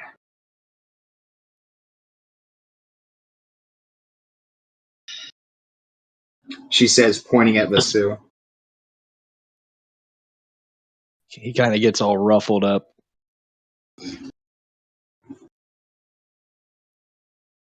Not saying anything though.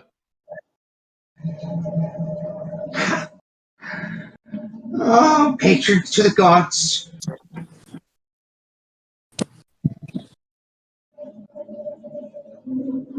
Holy men don't last long. So we've been told several times.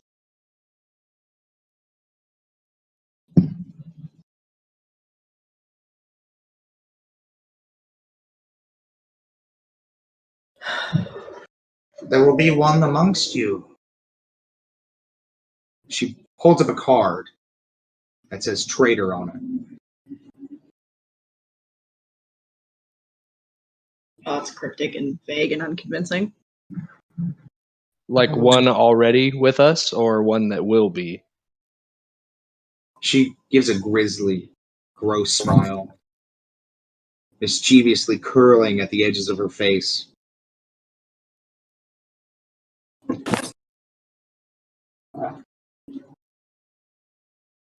Take this card, so you may find your Judas.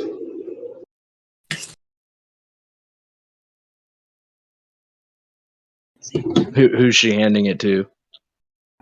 She's handing it to both of you. Dante takes it.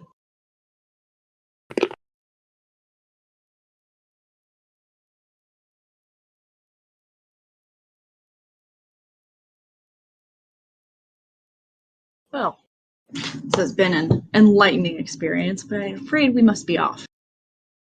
Go, fulfill your destiny. If you ever make it back. Lovely. Let's go, Vasu. And tell Gregor that one of you is not who they see. A lonely soul who walks among you. Right. All right, then. Well, this has been a lovely experience. We're just like awkwardly trying to leave. It's like when you're trying to leave and somebody just keeps talking to you and you keep like inching towards the door, but Grandma, but That's they keep exactly talking what's to you. happening. Oh God. Grandma, I don't want any more cookies. This has been a lovely experience, but I'm afraid we must be off. Where he Time walks to hit the dusty old darkness. trail. He walks in the darkness. Okay. And I'm assuming you guys now leave the tent. Yeah. Just fucking like walks out the moment she pauses. Ugh. Wow, I didn't like any of that being brought up. Does Vasu know your past thoroughly? Not thoroughly, but some of it. He does now. Doesn't now, but I don't think that's gonna. I'm pretty sure it's not gonna cast any judgment from Vasu. Nah, none. No. Nah, they're besties, bro. Nothing's gonna tear them apart. I jinxed it.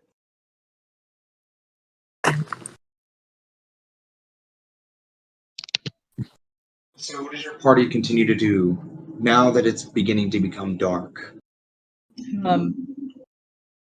Dante and Vasu is obviously following, rejoins the rest of them. As the party begins to gather together once again On the shore of the lake. on the shore of the lake next to the horses, you can see Anifi's having a great time. with Gregor, no doubt, which is kind of weird. He did the horses. So You can see that nightfall is becoming of you. say we set up camp here on the shore of the lake, I agree. at least closer toward the mouth of the river. I completely agree. We can't walk the trails at night. Exactly, and if we keep running water, there's less of a chance that anything undead will strike at us. Yep. This will be the first time I've camped outside these walls. Your town had walls? More figuratively. Huh. So the old lady give you anything different than what I told you? Same exact reading. Oh, fantastic. The only thing we have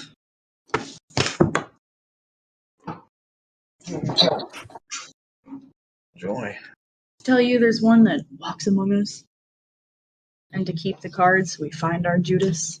She didn't say anything about keeping a card. She did mention a traitor, but I kind of naturally assumed that the traitor belonged to Strahd's court because she mentioned that someone in Strahd's court who works for the Dark Lord has a cursed book or the holy symbol or something. You see the Vistani that put out their fire, and they begin to disperse into their wagoned, or they're covered in wooden wagons. Dante turns to Gregor and relays that message, Okay. like word for word. He's not alone. Yeah. What does that mean? Everything she said was vague and unconvincing. I literally did warn you.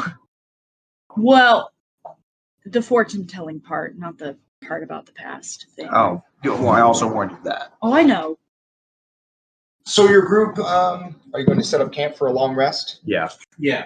Yep. So who does what?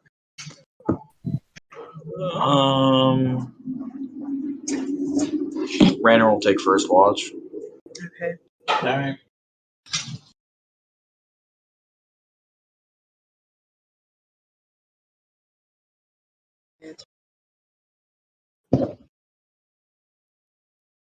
Shut the goddamn bathroom door. You ain't raising no barn. Thank you. Just look over and see the fucking bathroom mirror, and I was like, what the fuck? Also, yes, those pies are made of kids. Yeah, I gathered that. I knew that. The bones of the innocent. Fucking called it. I gathered called it. How cool. Dude, I told you to eat it. I fucking knew it. I So, called that shit.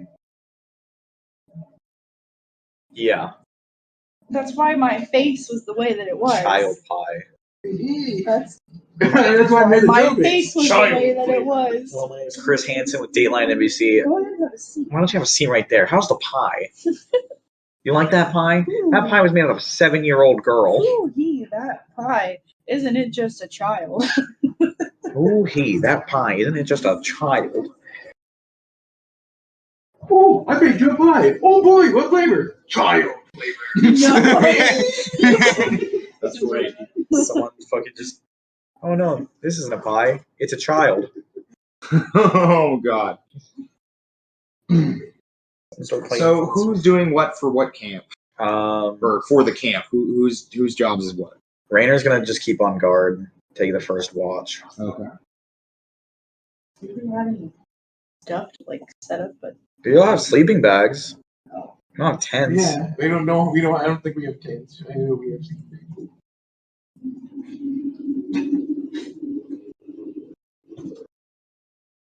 But yeah, so Rainer's going to roll out his sleeping bag, set it on the ground, stake it down so it doesn't blow away, and just patrol their little campsite. Assuming everyone else is just hitting the hay. Mm-hmm. Yeah. So everybody will take a long rest, remove 1 ration from your inventory.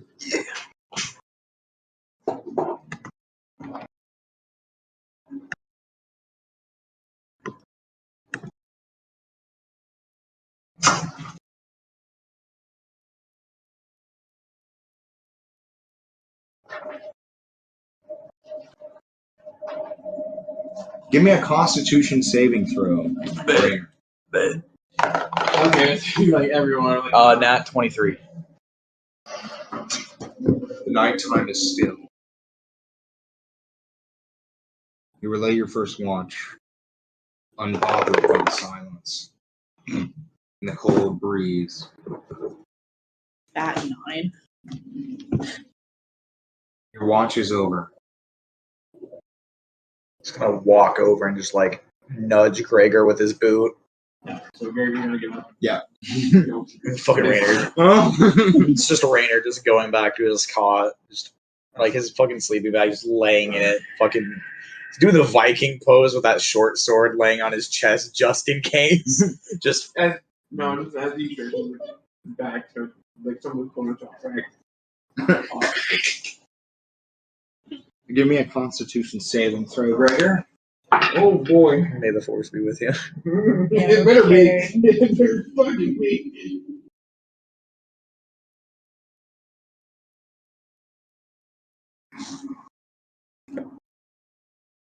You said 7, right? So that is 18.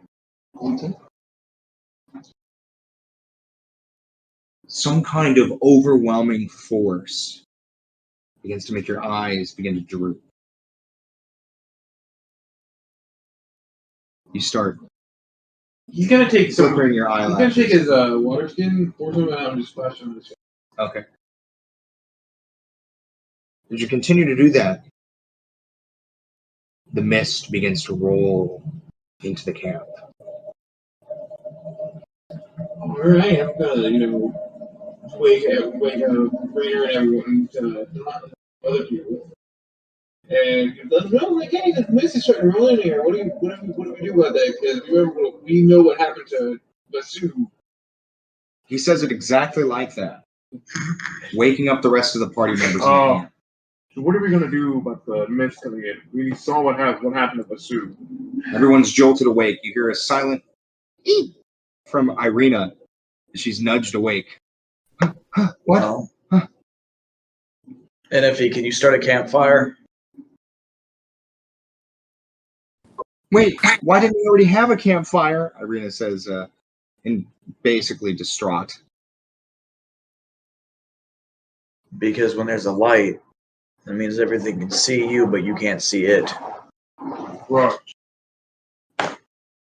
Considering the fog's rolling, I don't think we have much of a choice. So, Innifi, can you use that prestidigitation to start a campfire? Yes, I will start a campfire. Thank you. So, Blue's casting prestidigitation to spark up the campfire. The campfire lights up the surrounding area. The fog then engulfs the surrounding, over the lake and the river, rolling through the underbrush of the forest, over the muddy, static, water-filled puddles of the road, creating almost a wall around the party. But it's not intruding on the fire. Okay, well, I'm assuming 2 of us should keep up then. Make sure the fire stays up and make sure, nothing kills the rest of us while we're asleep. Right. Yep. I'll stay up. You and Basu can do it. I mean, he's more built for that. Do you want to stay up then? No. Basu. Oh. Keep it out. Well, so Rainer's just, once again, just laying back down. The rest of the night is calm. Each of you taking turns for your nightly watch.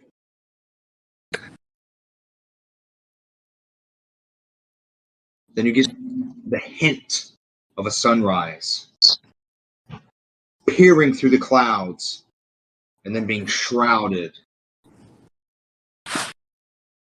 by darkness. But enough light to recognize that it's morning. Pack up, everyone. I think it's time to hit the road. As the mist begins to creep back into the woods, the encampment's gone. Man, they packed up quick. The only thing left is a smoldering fire circle.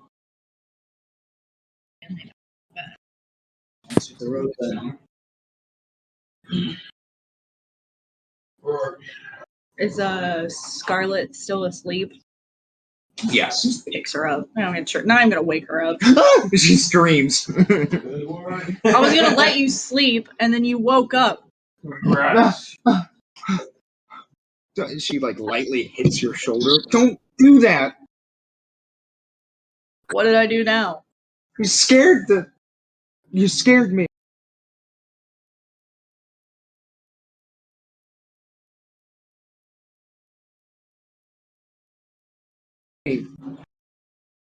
I was just gonna let you sleep. Going? On the trail that we took. I say keep following the river. Keep following the river.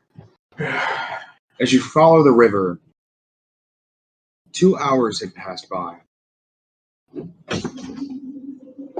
sound of muddy footsteps fills the air as the party continues to trudge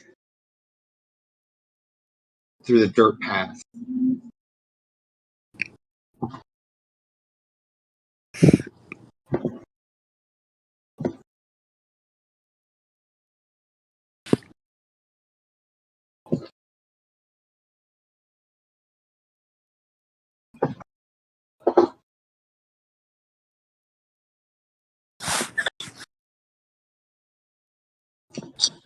Then once again, coming from the underbrush of the woods, Gregor, you hear tree limbs snapping. Yeah, like more. Mm-hmm. Not many. Only one.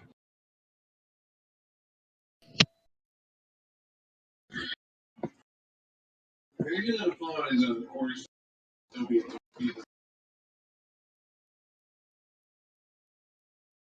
not very much, not threatening, but still ready for if something does happen. What's wrong?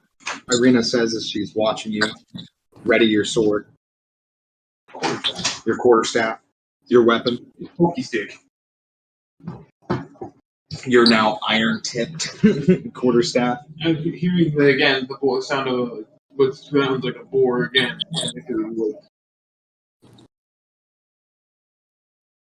At the moment, nothing. Nothing?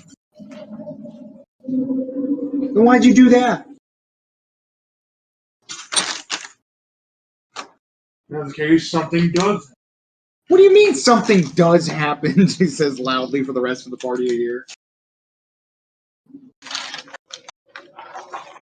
So the noise that we can hear it coming from the woods, right? Is it? Can we hear any like sound of like dry, dead brush being moved, or did it was just that one snap and then nothing? It was a few snaps. A few snaps and then nothing. Yes. Well, whatever's following us is watching us. Otherwise, we'd hear it move off. I haven't heard anything else since the few snaps. Meaning, it's either a predator trying to determine whether or not we're easy prey, or someone out here wants to make sure that we're being watched. Then you hear a loud shink. Ah! Oh boy. A distant shriek echoes through the brush of the woods. Somebody help me! Please! Oh boy. The party's gonna go figure out who just stepped in a bear trap. I'm gonna go find out who's playing Dead by Daylight. Oh god. We're gonna die! Sure as hell sounded like it. That reaction right there from Zach is we're gonna fucking die. Yeah, it's been nice. We'll just be careful. What? They're going into the woods? No one goes into Salich Woods. Tell that to him. Please, somebody!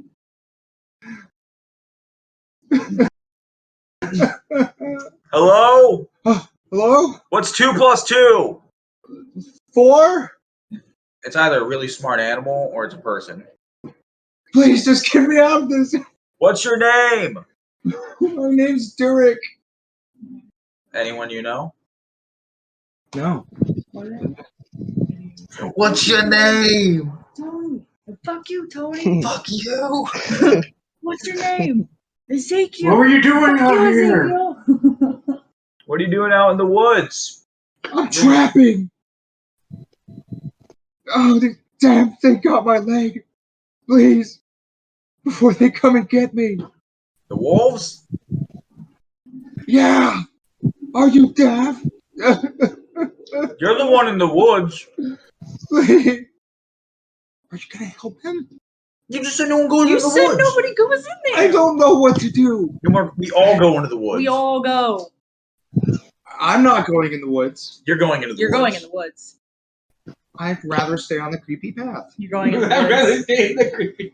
Into the thick of it. In the thick of it. Rangers is gonna take fucking charge, Please, keeping please, out. please don't make me go in the woods. Picks her up. We're going in the woods. No, stop. Rainer's going to survey the path ahead in case of any more bear traps. Right. That's great. Do an investigation check. It's like that scene from Shrek where he just like voice Fiona over his I'm not a messenger boy. I'm a delivery boy. Dirty 21. You do help. Dirty 21. So she can fight all she wants to. Damn, that was a What does plus Anifi one. and Vasu do? Dirty 22. Dirty 22. Just a second. Vasu's gonna try and fly over to the dude. Foot wingspan. As you hoist yourself up into the air, surveying over the woods, the thickness of the canopy, you cannot see through it. The shadows drown out any kind of visual aid to the ground. But you can hear where the voice is coming from, the crying.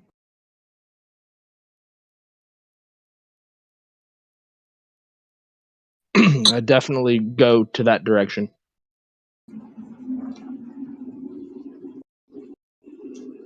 And you were dragging Irina into the woods? Over his shoulder. Over your shoulder. And Gregor and Raynor are looking for traps. And what is Anifi doing?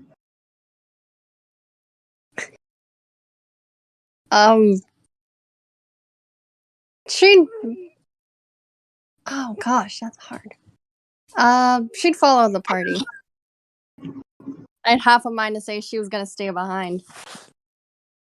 So are you following the ones into the woods, which is just Dante and Irina and Vasu, or are you staying with Raynor and Gregor who are looking for bear traps? On the way to get to the guy.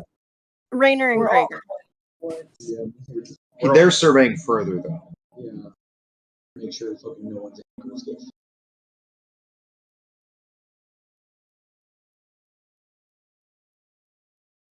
As the rest of the party ventures into the woods, you find another bear trap put under a thicket of leaves. No. Trees are dead, right? Mhm. And it's just gonna rip off a branch and just shunk onto the It trap. snaps the branch in half. Oh, it's closed now. Just gonna keep prying dead branches off the trees, and just any trap he sees, he's just gonna force it closed. Vasu, you were the first one to hear the voice right below you underneath the canopy of trees.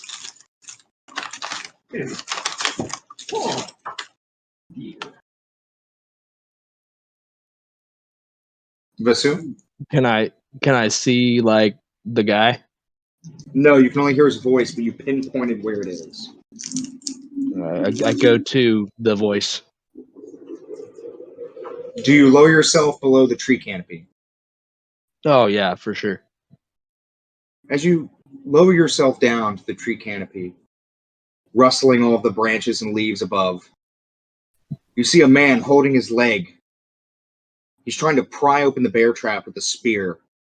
He's bleeding profusely. Tears are running down his face. He's covered in animal pelts and he's shoeless.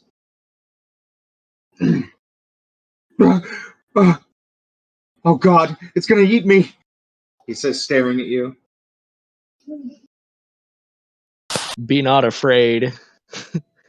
And I go over and try to open the bear trap. Be not afraid. Please, I'll give you anything you want. Just don't kill me. Do I need to roll something to try to get this bear trap off, or? So you're going to give me a charisma check first, and then I'll tell you what to do after that. All right, hold up. He comes out like an angel. The sun rays are like showering over his shoulder as he elegantly But like a flaps his biblically wings. accurate angel, so it's scary. Be not afraid. You know. That is a 17 charisma.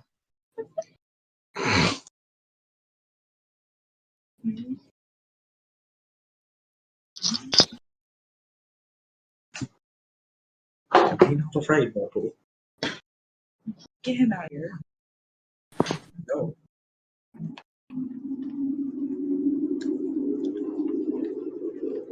Did you hear me? You said you got a 17. Yeah. He then calms down.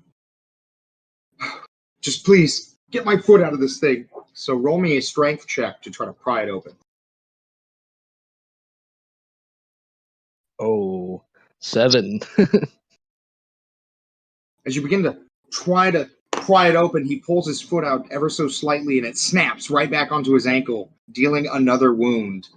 And he cries in pain. Fuck. Have Gregor and I made it toward the man yet? You can hear the sounds through a bush. And you take your stick and you kind of wade through the bushes, seeing Vasu trying to pull the bear trap off the man's leg. Still, blind manning through the bushes. They're going to make their way toward Vasu. Yeah. Assuming that Dante and Scarlet are close behind them. And just like fucking what Raynor did to Danny's character, he's going to pry the bear trap off. All right, give me a strength check. Vasu, would you mind helping me? Grab the other half of this. Yeah, for sure. For sure. 17. Already. Vasu, roll a d6 for me.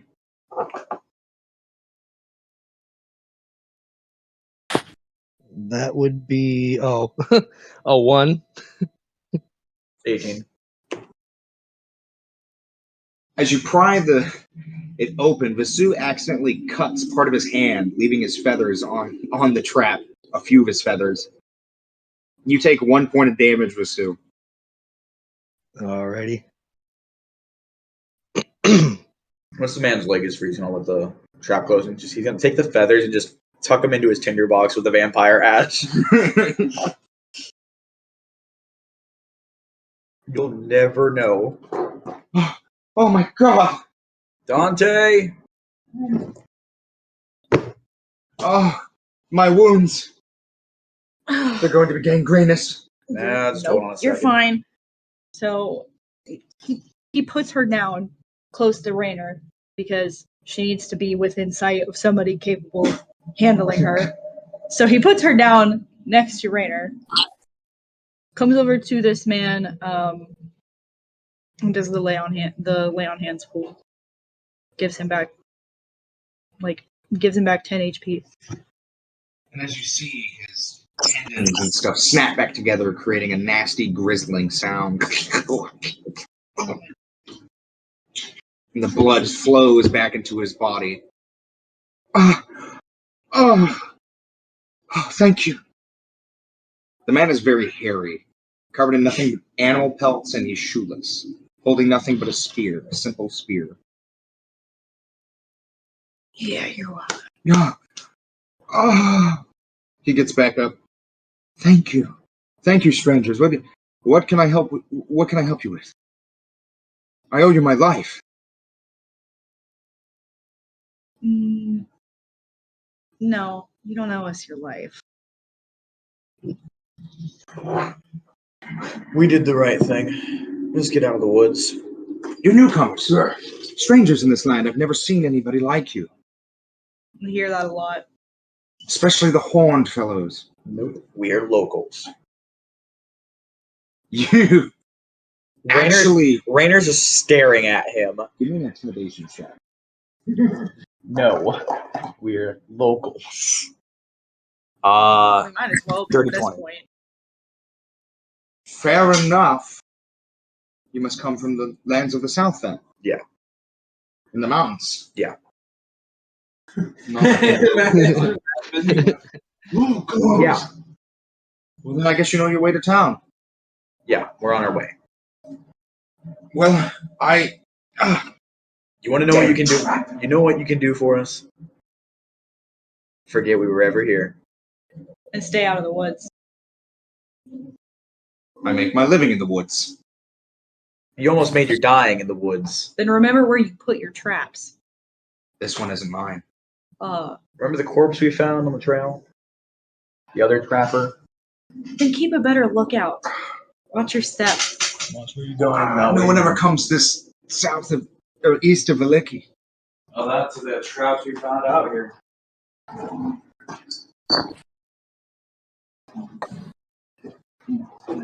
Thank you again. I'll be on my way then. That would be the smart decision, yeah. The man begins to limp into, deeper into the woods. And then he starts walking fine again. Well, let's get back to the trail and make our way to Valiki.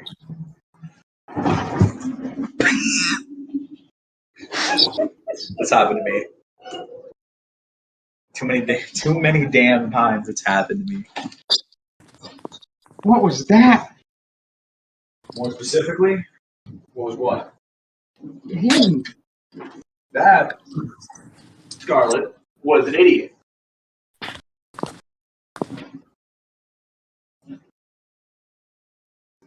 I guess so. Yeah. He was an idiot. A trapper or a hunter that has the situational awareness of a blind deer should not be out in these woods. My question is, if he was a hunter, wouldn't he know to look for traps? You'd assume so. He said that people don't come out this way. It still confuses me.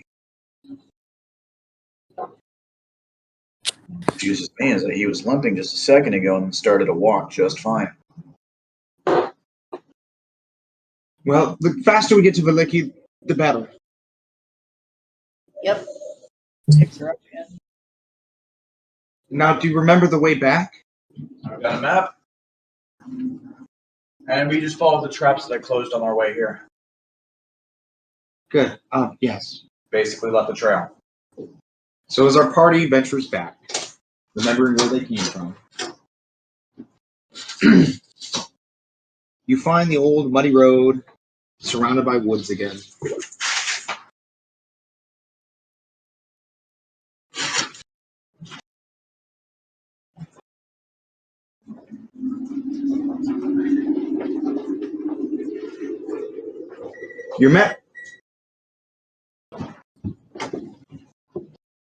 You're met by another crossroads once again. Right. We're at another crossroads. You follow the river to the base of a canyon, at the far end of which a great waterfall spills into a pool, billowing forth clouds of cold mist. A great bridge spans the canyon, nearly 1,000 feet overhead. Letter H. Now, letter G. G. Oh, sorry, H, you're correct.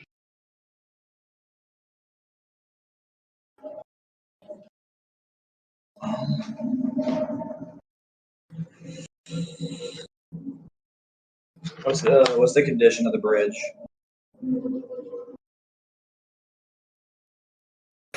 Sturdy. It's overhead. Oh.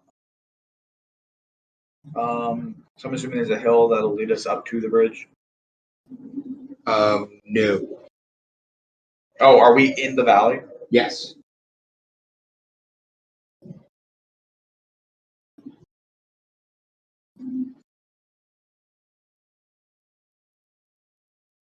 Sorry, let me correct myself. You follow the river to the base of a canyon, at the far end of which a great waterfall spills into a pool, billowing forth clouds of cold mist.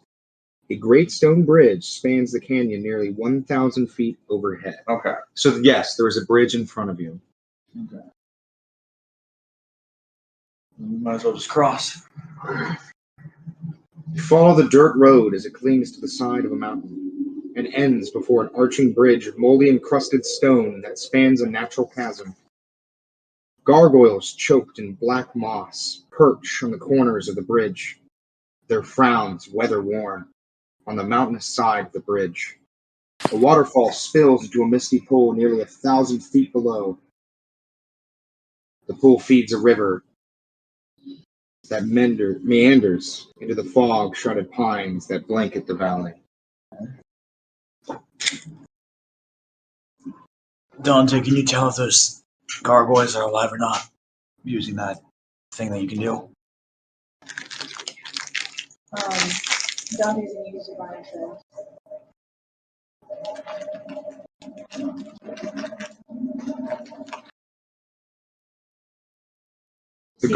The gargoyles seem to be just stone statues. So That's good at least. And Rainer's going to be the first to start moving across the bridge.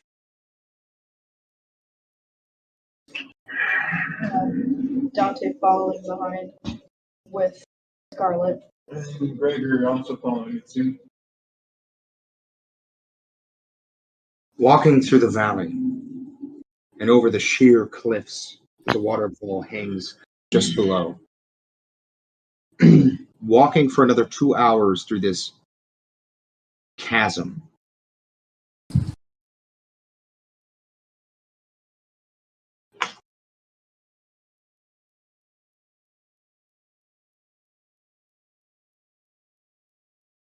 Even here in the mountains, the forest and fog are inescapable. Ahead, the dirt road splits in two, widening towards the east. You see patches of cobblestone suggesting the eastern branch was an important thoroughfare. You meet at the crossroads. Okay. We meet at the crossroads. I. Call. Gonna bring out the enormous map.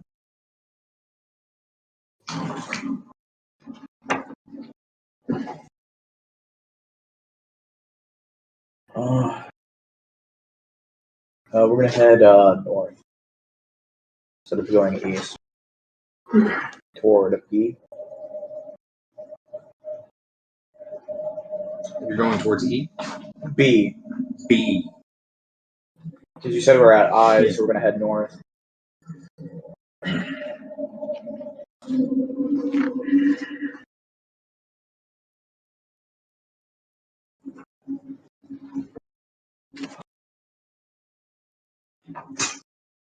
The fog spills out of the forest to swallow up the road behind you.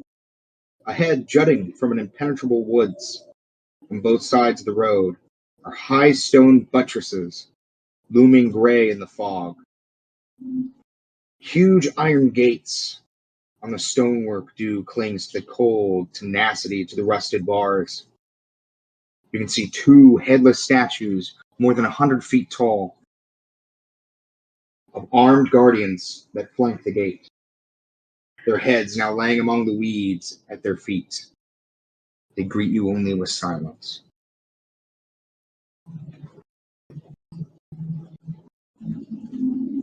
Well, might as well keep going.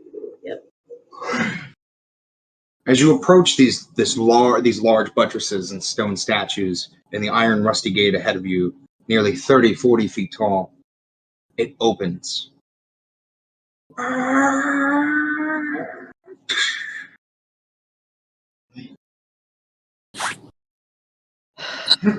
Can I do a Arcana check to see if it was a, magical reasoning as to why the gates open for us? Yeah.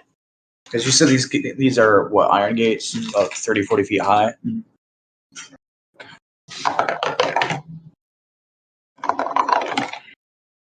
Dirty 21. Yes, you can feel dark magic seep through the bars and into your feet. Keep on your. Wasn't the wind that blew open those doors. There's actual magic here. God. Like dark magic.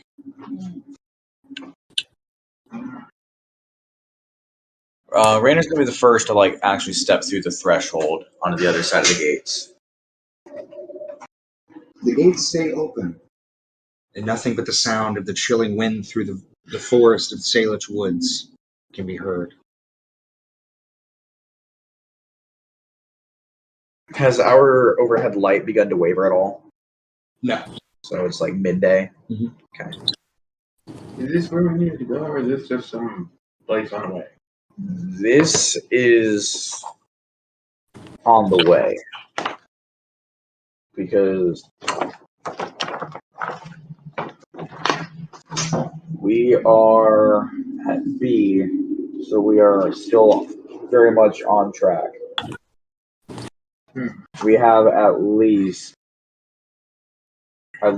maybe a day's travel left. All right. At least 8 hours, I'd assume. We should reach the town before dark. We better start moving a bit faster.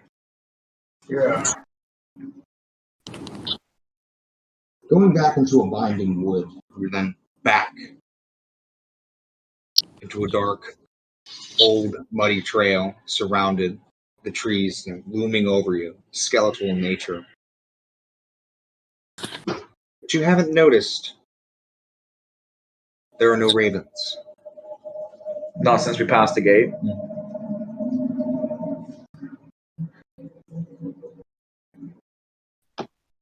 Looks like our little birdie friends are gone. Yeah. That's either a good sign or a bad sign. I can't quite tell which is which.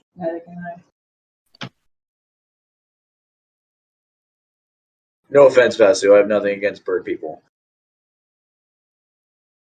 Just the ones that, signal death. He kind of just cocks his head a little bit. Can you stop doing that? Irina says, adjusting her backpack. Oh, come on. Him tilting his head is not the worst thing we've seen.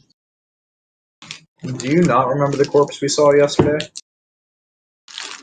I try not to think about it. So him tilting his head is not the worst of it. No, but it's gross. I'm not even going to argue. I'm not going to do it. The bird fellow can walk with his head facing the other direction. Yes, I have he every can. right to be creeped out. You get used to it. You don't get used to it. You get used to it. You get used to it. Can be heard from the depths of the woods. Let's keep going. Why would you do that? As you howl, it is met by 6 other howls. Why would you do that? Because I want to know how many we're dealing with. Oh boy. Irina then clings to Dante, trying to hide her face. I'm going to start jogging then. Yeah. So we're going to move. Party's going to move at double time. Okay. And you don't suffer from exhaustion because you guys got a good night's sleep. I'm pretty sure Irina weighs fucking nothing.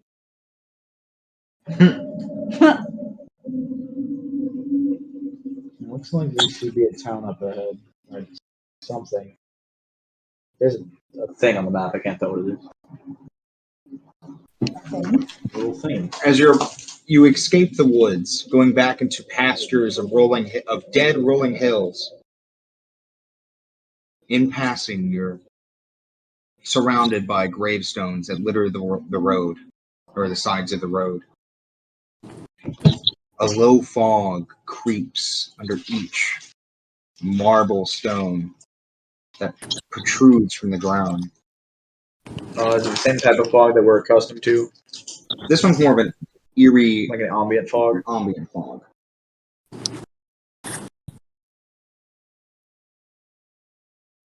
All right. Well, we're going to continue on our path, heading to the O marker. And you can see splitting off in a different direction, the trail leading to a small valley. In the backdrop are many, many rolling hills of trees and a single windmill. Eerily and slowly creaking as each turbine of the windmill moves ever so slightly. Well, from this distance, can we determine, the condition of the windmill, if it's upkeep or if it's just It's decrepit and old. It looks almost abandoned. almost abandoned? Yes.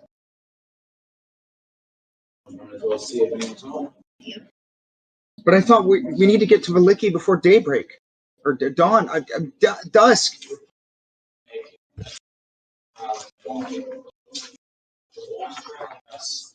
Shelter. But. What's about it? Okay.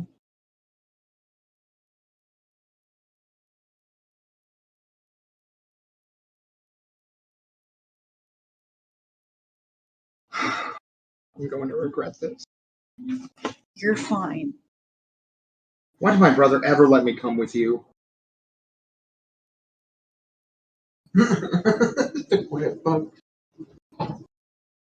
Because he figured you'd be safer with us. That's only marginally true. Yeah. As you travel down the valley, cutting off from Old Salish Road, a winding path My eating pad. through the Billanock Mountains to a lazy trail that hugs the mountainside as it descends into a fog-filled valley. In the heart of the valley, you see a walled town. Sure.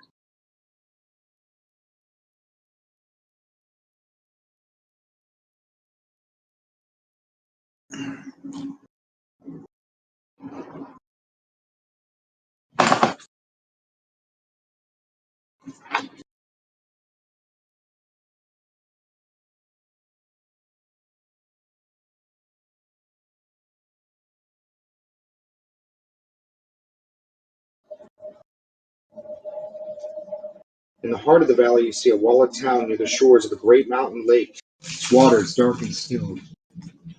A branch in the road leads west. Where? A branch in the road leads to the west. You can see Valiki from here. We went to O. You can see Valiki from here because it's in a valley. And you can see the lake because you're heading down the mountain now. Okay. The lake's waters are dark and still.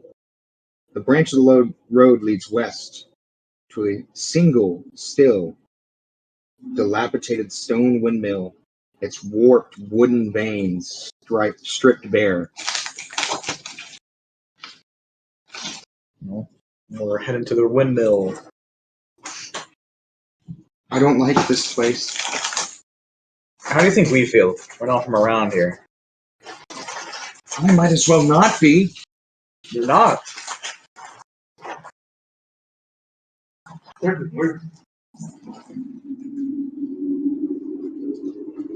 As you get closer to the windmill, the onion-domed edifice leans forward to one side, as though trying to turn away from the stormy gray sky. You see gray brick walls and dirt-covered windows on the upper floors. A decrepit wooden platform encircles the windmill above, a flimsy doorway leading to the building's interior. Perched on a wooden beam above the door is a raven. And as you get closer to the windmill, it drops to the ground and starts squawking at you. We're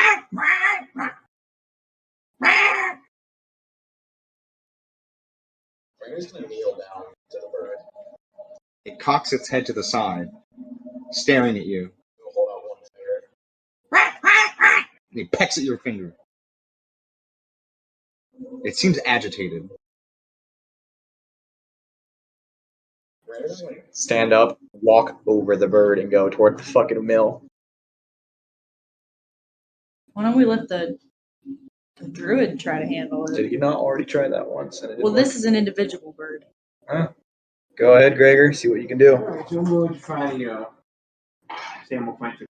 Alright. I mean, I'm making.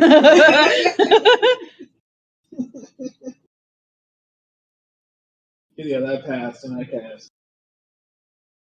I'm made of flame. It then jumps on your head and then starts flapping its wings. Oh, so it actually worked. It's kind of cute. And he starts cocking at all the other players. Oh no. Okay, Rainer's that's still not walking toward the door. That's not what I thought was happening. Kind of cute.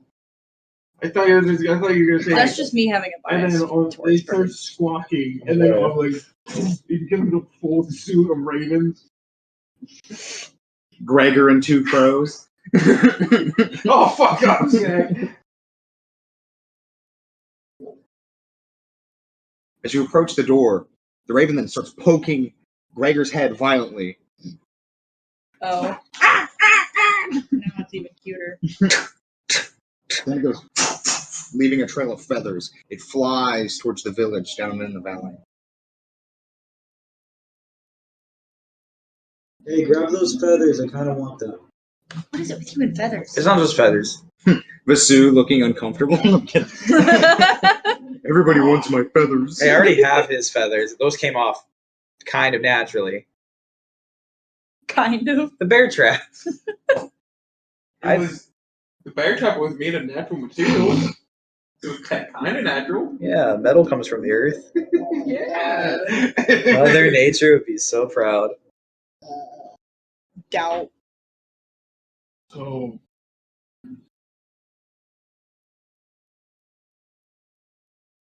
As you approach the door, you can see there are stones in the grass that other ravens are circling up in the air.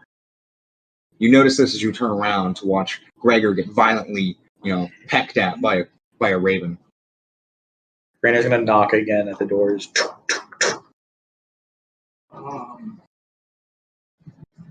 Maybe this isn't such a good idea to. The door creaks eerily open, Well, revealing a crack. He's gonna peer in. As you peer in, the sweet smell of pastries fills your nostrils. A very familiar smell. Vasu, I found your friend. Bobby. Kind of looks around. Vasu? I'm pretty sure this is where the pie lady comes from.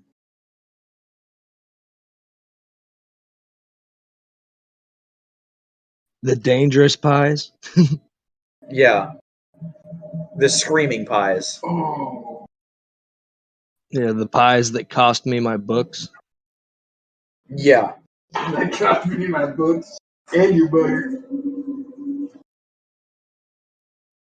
Don't forget the butter. How could I forget the butter? I just won't talk about that. Rainer's gonna push open the door.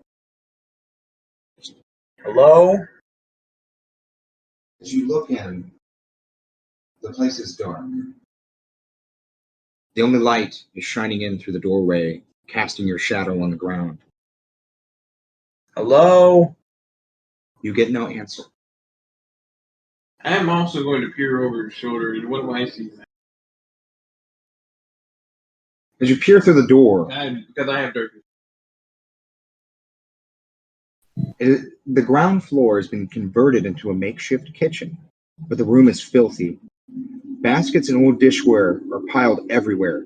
Adding to the clutter is a peddler's cart, a chicken coop, a heavy wooden trunk, and a pretty wooden cabinet with flowers painted on its doors. In addition to the clucking of chickens, you hear toads croaking. I'm going to relay that to Rainer there as well. Letting him know what it looks like. And then I see no one. Oh, that's good. Rainer's gonna turn to face the outside and gonna check to see how much daylight they have left. You still have about half a day's worth. Half a day. Well, we can either jog down to Valiki or we can check this place out.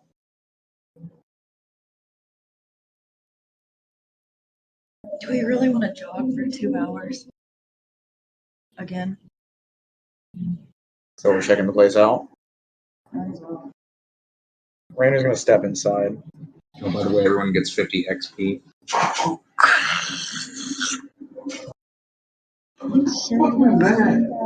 I'm sure. Okay. Say 50. As the party ventures inside, the sweet smell of pastries blends horribly with a stench that burns your nostrils. The awful odor comes from an open, upright barrel in the center of the room. Warmth issues from a brick oven against one wall, and a crumbling staircase ascends the wall across from it. You can hear shrieks and cackles from somewhere higher up, causing the old windmill to shudder. So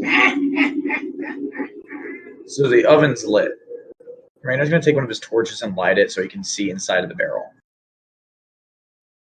As you view inside the barrel, it's a thick, mucousy, blood-like substance, ground up.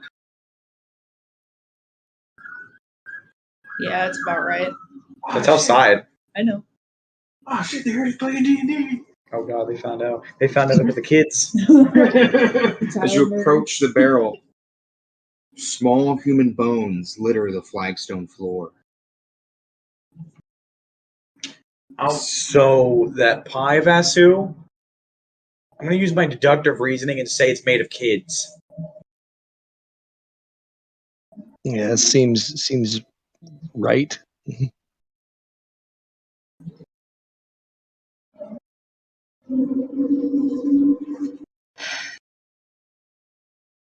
Well, why don't we head upstairs and confront the old witch? Well, that'll be fun. Totally. What about this one? Points at Scarlet. What? We can't necessarily leave her alone. I know. You have a shield, so she's your responsibility. Oh, sorry. So Rainer's gonna approach the stairs. With Gregor close behind.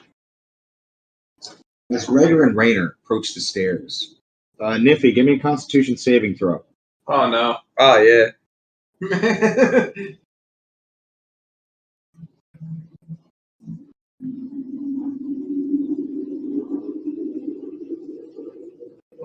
Hello? Sorry, I forgot I was muted.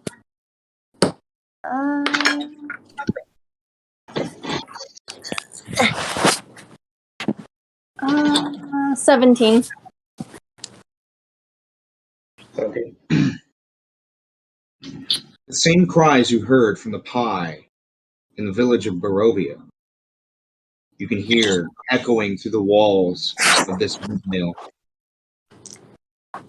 Shrieks of children screaming, "Help us! Please!" The sounds and screams are maddening, making you cup your ears violently. Ooh.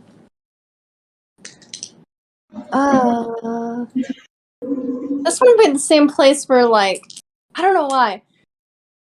It gives me the same vibe of, like, same place where, like, the pies would be made. Wouldn't it be? Yeah. Well, we might as well head upstairs. I'd rather stay outside or else I'm gonna get a really bad migraine. Well, keep an eye on Scarlet here. I'm Yeah, I'm I'd not- rather go outside too. I'm not good with children. She's 16. She can handle herself. Child.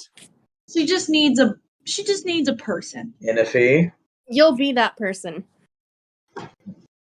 been that person. And if you're not No, coming upstairs Rainer. with us, no, if you're not coming upstairs with us and you want to wait outside, you're waiting outside with Scarlet.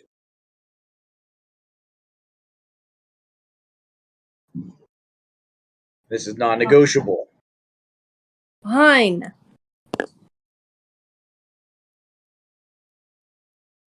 So Dante now puts Scarlet down and, motions her to stay with Enifi. Okay. Enifi, you can kill things, right? Burn him alive. You know. Made that one goblin explode from his asshole. Can you not mention that? She wasn't there for that. No, I'll but explode you from the asshole if you keep bringing that up. I don't think that's a threat to him. it's really not. You're just threatening him with a good time. Goblin anal glue. God, why'd you bring it up? Gotta make callbacks to our prior sessions. Exactly. That's how we get viewership. Continuing on, Rainer's gonna walk up the as stairs. Rainer, Gregor, Dante, and Vasu head up the stairs, Those boxes in the Marvel comics. Yeah, exactly. you can see an old wheat grinder, Mhm. a mill, and behind it, a heavy-set old woman with a face as wrinkled and as boiled apple sweeps the floor. Pushing around a few old bones and stirring up a cloud of white dust with her broom, she wears a blood-stained, flour-caked apron. A long, sharp bodkin impales her bundled-up mound of gray hair. The dirt-cake windows allow very little light to enter this 8-foot-high chamber, most of which is taken up by a large millstone connected to a wooden gear shaft that rises through the roof of the ceiling in the center of the room. A stone staircase continues up towards the sound of even louder cackling. Vasu, this is a woman you've met. Her long, boiled nose. Underneath a shrouded cloak, she sold you a pie. Hello, dearies. Looking at us. Have you come for some pastries? I don't ever get guessed. I find that hard to believe. You saw her with the child, that transaction, right? Yes. What happened to the child, old lady? What child? The one you left Barovia with. They simply just helped me push my cart. You know, a good day's work for a good day's pay. I'm an old, feeble woman. It took us a day to walk out this way. What happened to the child? They went back. They went back with their parents, of course. So you let My a child. ears. So you let a child walk a day's journey back by themselves through the fog. No, I left them in town. And what do you get paid in per se? Gold. Well, the family. And if the family can't pay for the pie, their children push my cart. Are you buying this? None in the slides. So, what kind of meat do you use in your pies? Only the finest of ingredients. That did not answer my question. What kind of meat do you use in your pies? Specifically. Well, if you're so interested, it's a secret recipe, and if you aren't here to buy anything, be gone. What about the bones downstairs, lady? Oh, bones. Yes. Just the various meats that are brought to this place. And what are those various meats? Oh, trappers find stuff all the time. Such as? Oh, you know, wolves.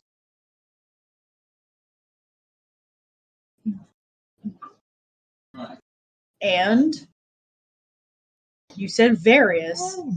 Whatever animals they bring to me. You don't know what kind of animals they bring to you, and yet you're using it to consume.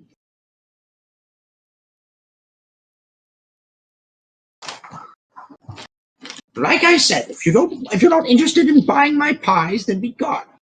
Shoo, shoo. She starts sweeping the broom at you. Look at that, we're getting broomed. Do your thing. Which thing? The good evil thing. Oh, that thing. Yeah, that thing. Okay.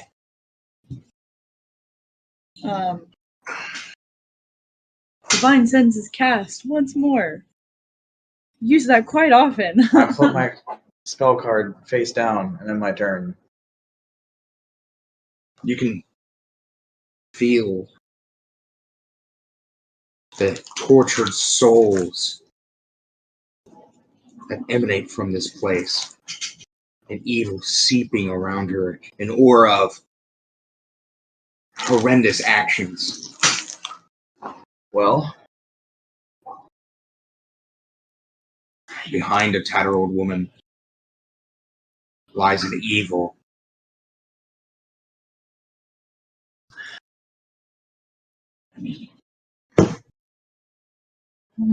Put this evil. In all capital letters, bolded. okay. So how much do you sell Evil? prize for? I'm just not a woman. Well, we have no reason to not believe her. I have every reason not to believe her. But sure, we totally believe you. I can see you doing that, and it's really awkward. So how much do you sell your pies for, old lady? 1 gold piece. 1 gold piece. I made one fresh. Oh, do you mind showing it to me? She turns and shows you this pie. It was a beautifully crafted pie. The smell is delightful. I'm gonna motion with one of my gloved hands toward her workspace behind her. Just looks like we caught you in the middle of something. You mind? The sense picking up anything on that pie. Oh, yeah. You mind showing me what you were working on? Oh, just over here. She waddles with her hands out in front of her like Roger from American Dad. So she turns around. Mhm. I stab her in the fucking back, like Caesar. With what weapon? My silver short sword. Silver short sword. Okay, everybody roll initiative. Combat! Motherfucker. Combat! Ah, fuck. You motherfucker. Dirty 21. Oh shit. Please hold. Fucking 21? 21? shit won't load now. Nat Every 23. Nat 23 on Vesu.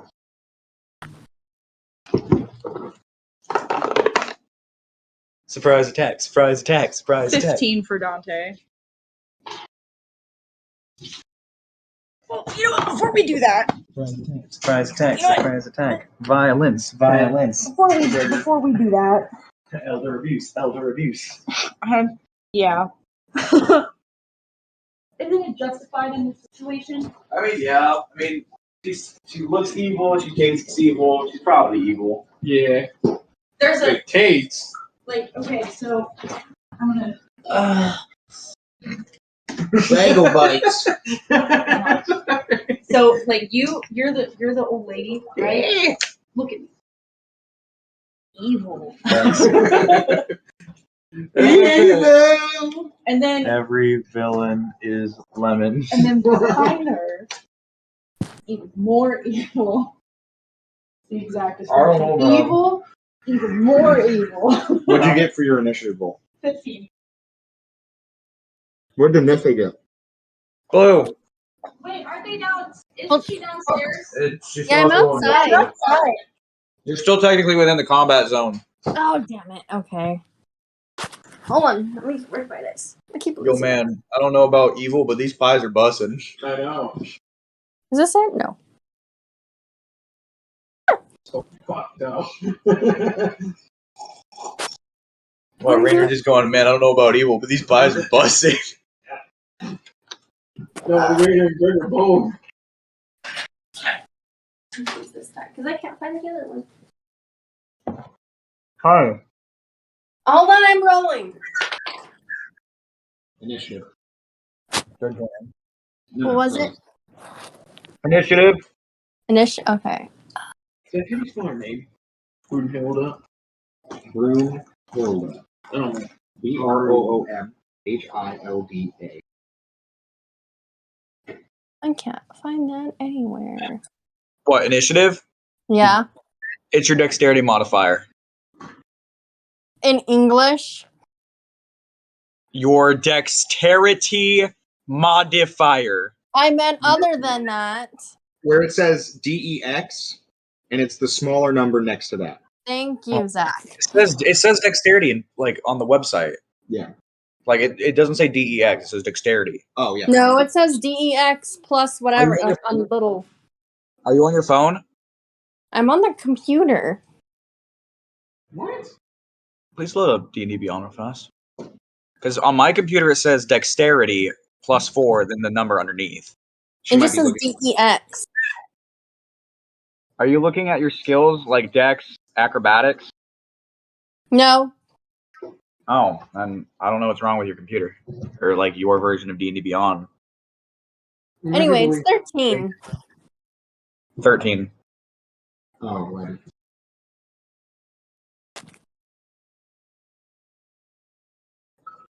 Oh, good. My roommate's gone. Yay! Yay! Dude, her roommate fucking sucks. Fucking like 4 in the morning, she slams the fucking doors like as she leaves the apartment. Alrighty. So, getting your surprise attack in. Roll for damage. Hold on, my fucking body hurts. Um, um, um, um, um, um.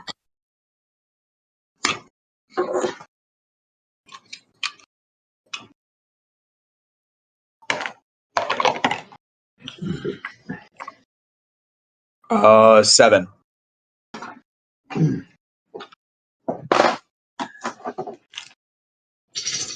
The woman screams, and you see, because of the silver of your short sword, she begins to morph into a hideous, disgusting hag. Ah, I knew it.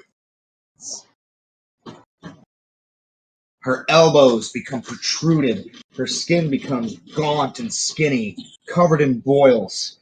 She screams, revealing her hideous face, more hideous than it was before. I'm gonna like kick back and take a defensive stance. Alright, so you're taking a dodge action. Yeah. For my action, yeah. Since I got my attack in, I'm just gonna evade back. Oh, daughters! She says loud. What? You can hear the cackling coming from up the stairs. We have more mincemeat. Ah, I knew it. They were eating people. We already knew that. Yeah, but I wanted to hear from her. Oh. You shouldn't have come here. Yeah, Find ourselves in that situation quite often. that's half of my job. The other half is things I don't want to talk about.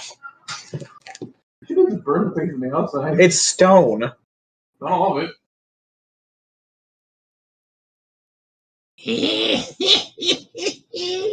Vasu, it is your turn. Alrighty. I want to cast Guiding Bolt at the main hag. All right, roll a And check.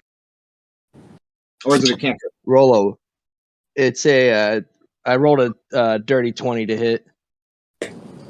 All right, it hits. Roll for damage. Load. Ooh. 19 points of radiant damage. Light begins to shroud her. She screams, covering her eyes. Her nasty fingernails begin to peel back from the radiant light that is protruding from her chest. And it is. Do you have any more turns, Vasu, or no? No, that's the end of my turn. It is now your turn again, Raina. Okay. I'm going to. I'm assuming not bloodied. Yes. Yes, bloodied or no? Hello? She is not blooded. Okay. Rainer's going to, with both hands, fucking just do a downward slash at her. All right. Roll for damage. Well, I rolled a hit.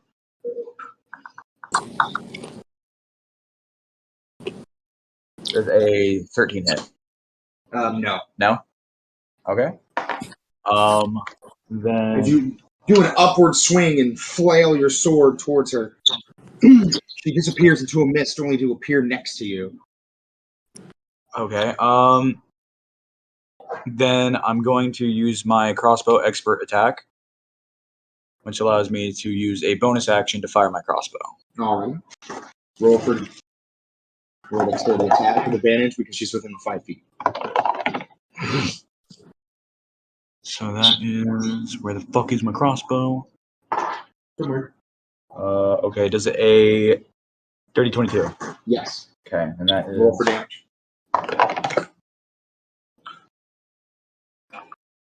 7. Alrighty. You shoot a crossbow bolt directly into her shoulder. She screams in agony. Her foul breath of death and decay lingers over you, like blasting in your face like Shrek. God, joke's on her. My mask is wet, so it's like wearing a wet cloth on a fucking burning building. The hag then stares at you. I'll make you into a mincemeat pie, and I will sell you. Oh, you'll be delicious. Yeah, the little demon downstairs says that to me every night. You're not scary. Right then. Wow. Wow. She says I'm yummy in more than one way. For the record, no, she has not. She's not. Right. She shoots a bolt of magic at you and does a 17 hit. Yes.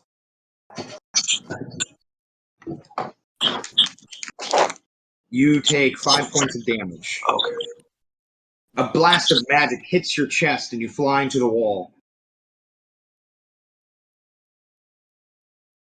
Almost slashing Vasu in the process. Oh man, no. Woohoo! She then claws at Vasu, the next person closest to her, and she misses. Vasu just dashing out of the way at the last minute. So, because of Vesu's spell, Blood Curse of Exposure hits. So now,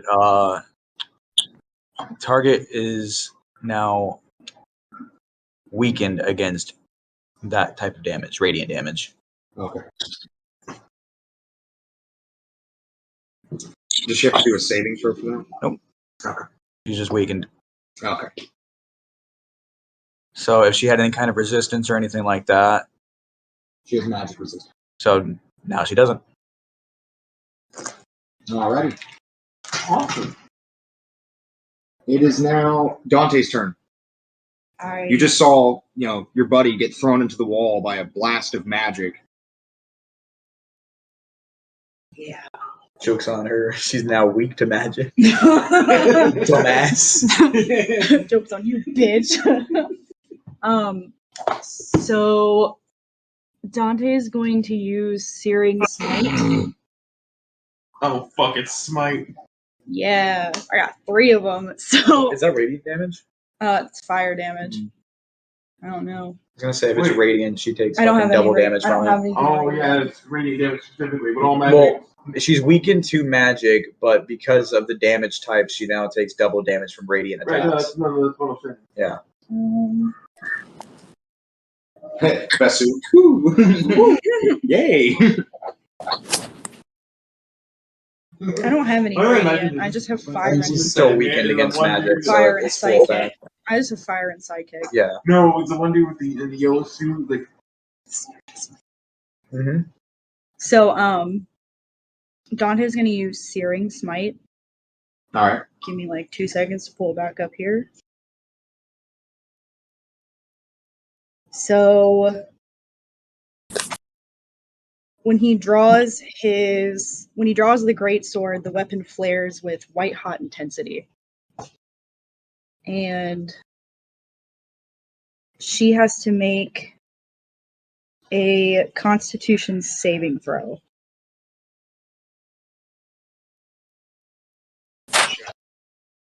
What is the DC? 14. She does not pass. Okay. So 1d6. Thanks. Move this out.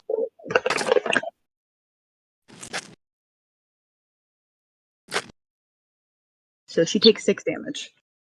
Alrighty.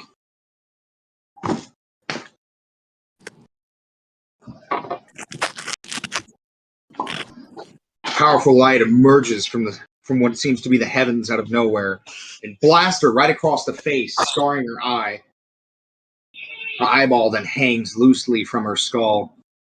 She grips it tightly and then shoves it back in her face with a loud.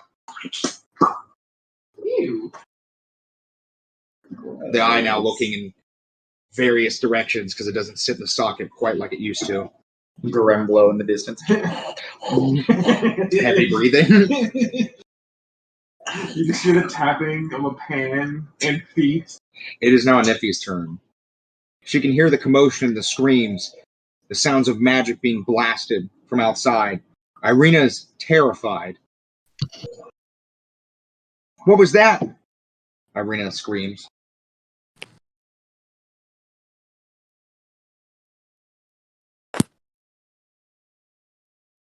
Blue. Blue. Is she muted? Blue, did you mute yourself again? Oh, there we go. Now I can hear you. Sorry, I got disconnected from the thing, so I heard nothing for like a minute. Repeat it. You hear the sounds of screaming and blasts of magic coming from the second floor of this decrepit old windmill. Irina, terrified, says, "What is that?"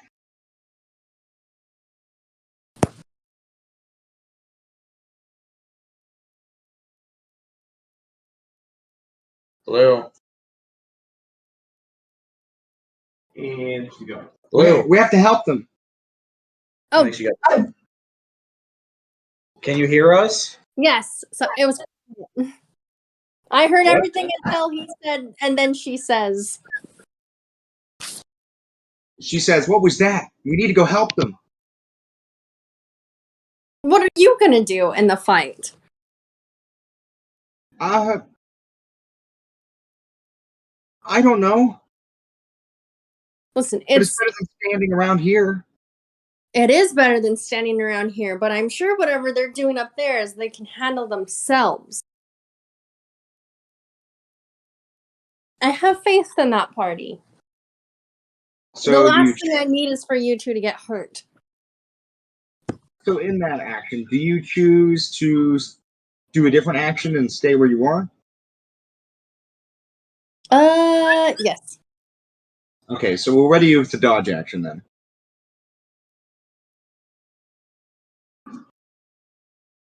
And it is now Gregor's turn.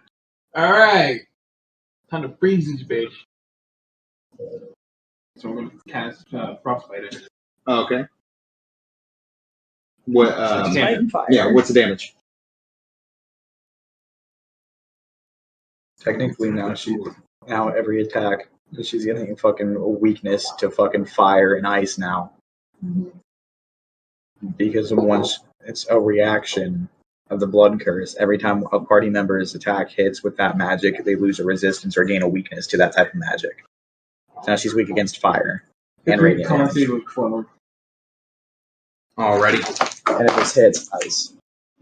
She fails. So ice. Alright, she's now weak to ice. Fire, ice, and magic. Like literally everything in our party. Fire, ice, and fucking like holy magic.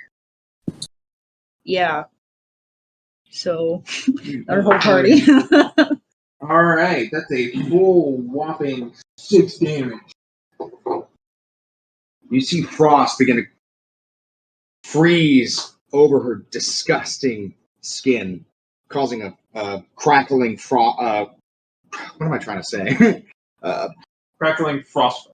Yes, like her skin begins to crackle with frostbite across her arms. She blocks herself from your magic. Parts of her skin begin to flake away. And is now. And also, she also has a disadvantage on the next weapon attack roll. Okay. Before the end of its next. Okay. So then you hear footsteps as her two even uglier daughters run down the stairs. Oh, more mincemeat for the pies. I mean, these women are twice as disgusting. It is now Vasu's turn again. Like Doomsday and Armageddon had a baby and it's The two right, daughters are standing at the stairwell. The rest of the party's down or in the second floor.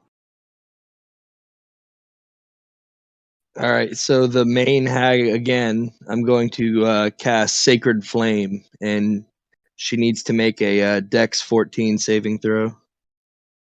Okay. She fails. All right, and that is 7 radiant damage. So So double. 14 radiant too. Yep. Yeah. 14 radiant damage. Ah, the light And burns. She screams in agony. I kind of like shout out to the room. Does anyone need healing? Rainer, fucking encased in the wall. I think I'm good, at least for the minute. All right, that ends my turn. It is now Rainer's turn. getting up from the wall. God, I'm taking my fucking role too seriously. Please help. Okay. So I'm going to use my Crimson Right to give my Silvered Short Sword 1d4 of electrical damage. Okay. And I am going to... How far away is she? She is like 10 feet away. I'm going to move within 5 feet of her and slash. Okay. Roll. You also get advantage. Okay. So that was... What was that? Okay. Dirty 24. It hits. I need a D8 real fast. Yeah, I know. So that is 14. That is 14 base damage from the slash and an additional 4 electrical damage, so 18 in total. As you ram your sword into her stomach and blast out electricity, she flies against the wall. Then disappearing.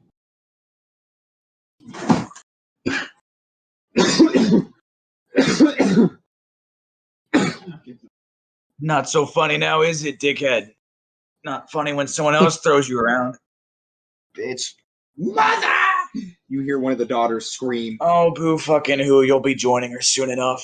Is going to, I'm going to use my last action to prep for dodge. Alrighty. The hag then appears out of nowhere behind Dante. Oh no! Not the giant, the demon man. No, the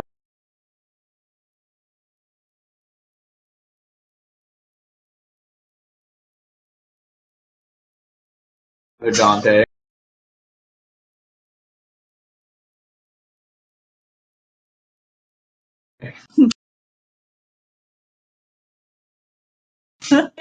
Oh. Yeah. Oh, okay. Yeah, of your choice. Gotcha. Okay. Hang on. Do it, double that fucking damage. The spell's still going. It didn't end. Try So, that bitch, try that bitch. he turns around and like his sword is on fire. He just turns around and just slashes, and if she fails the Constitution saving throw, she bursts into flames. What's the saving throw? 14. Yes. So you actually slice one of her hands off, and it bursts into flames. How much She damage? screams in pain. Double your damage. Is it the frozen one? Was the frostbite arm So that's an 8. in total? Yeah. After doubling it? I rolled a 4. Oh, then yeah. 8 An damage. 8. You want me to try again? No. Do it. She wallows in pain. She's like, I'll get you for that. Rainer fucking dazed from the slight concussion he has. Baba Booey. Fucking just standing there, electricity arcing off his sword. It is your turn again, Baba Dante. Booey. Oh, hooray. The spell is still going. So, just once again, just slashes at her again with the flaming sword.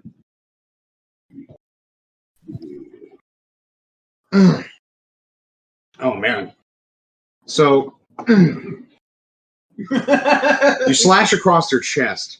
A green viscous fluid flies out, covering your armor on the chest. Gross.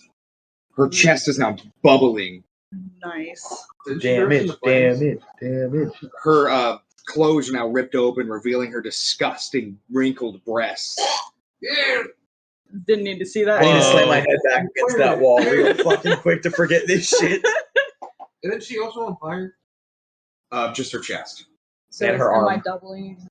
Yes. Her chest and her arm. That means a 10. That was a 10 that time? Yeah. That's 2 better than last time. Woo! She screams in pain and then disappears once more. Baba Booey. Baba Booey. It is Neffy's turn. Blue. I'm just gonna start Yes. options. It is your turn once more. I am still gonna stay outside. She's staying outside. You see Irina getting flustered. She doesn't know what to do, so she sits on the ground in the fetal position. Oh, Jesus Christ. I love her. This is why I don't like kids. Then you can see ravens start to surround both of you, No. squawking at you.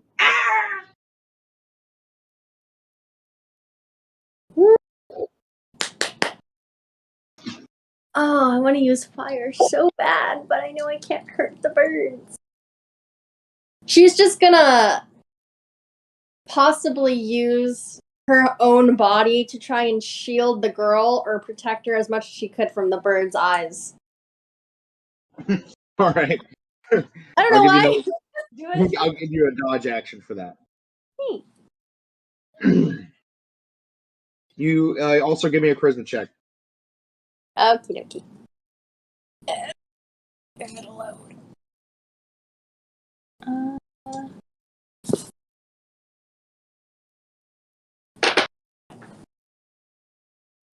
Uh, 13. She feels comforted by your presence Oh, good. as your pretty face looms over her. Aw.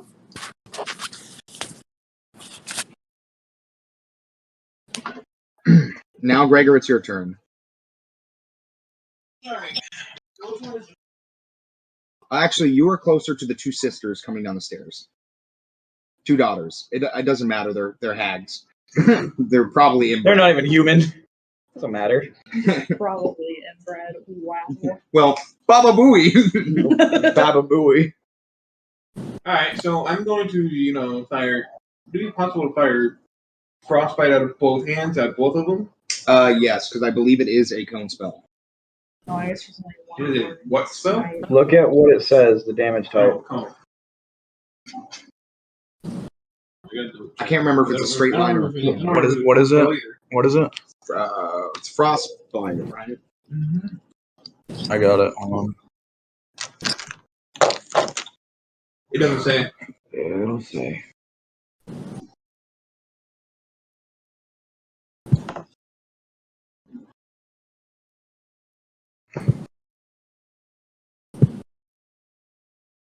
Oh yeah, no. So frostbite, you cause numbing frost to form on one creature that you can see within range. Yep. So it's only one. Damn.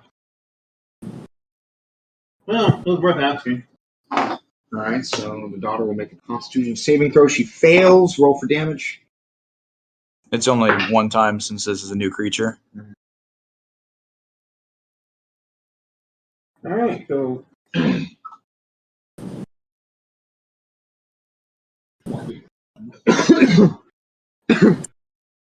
You cast frostbite at her. She throws up her cloak. the +4 goes to attack, right? Yeah, it goes to see what if it hits or not. Oh.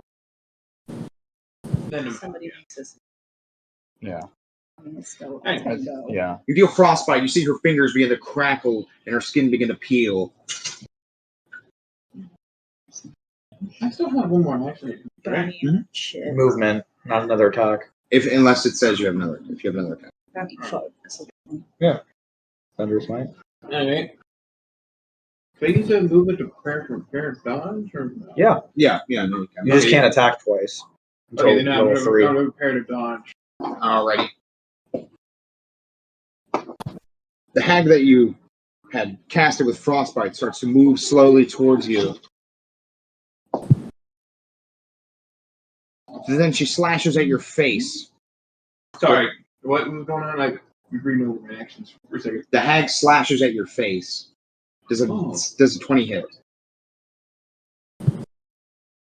Yes. Okay. You take So fucking passive aggressive. Holy shit. I'm not playing, tank character. Of course, his AC is not going to be 20. You take 8 damage.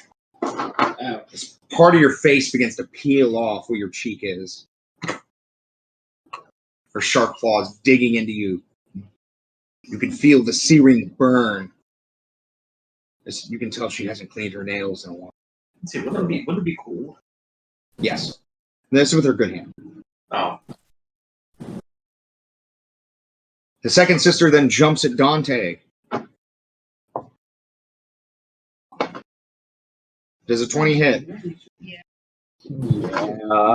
It's literally 2 above his fucking. You take 7 damage.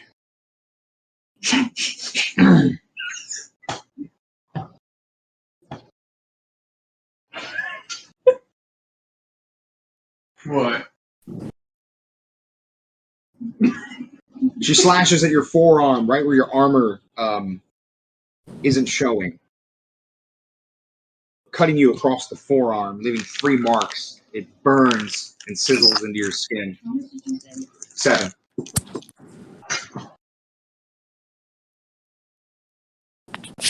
Ouch, that hurt.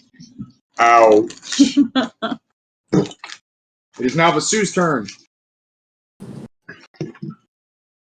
All right.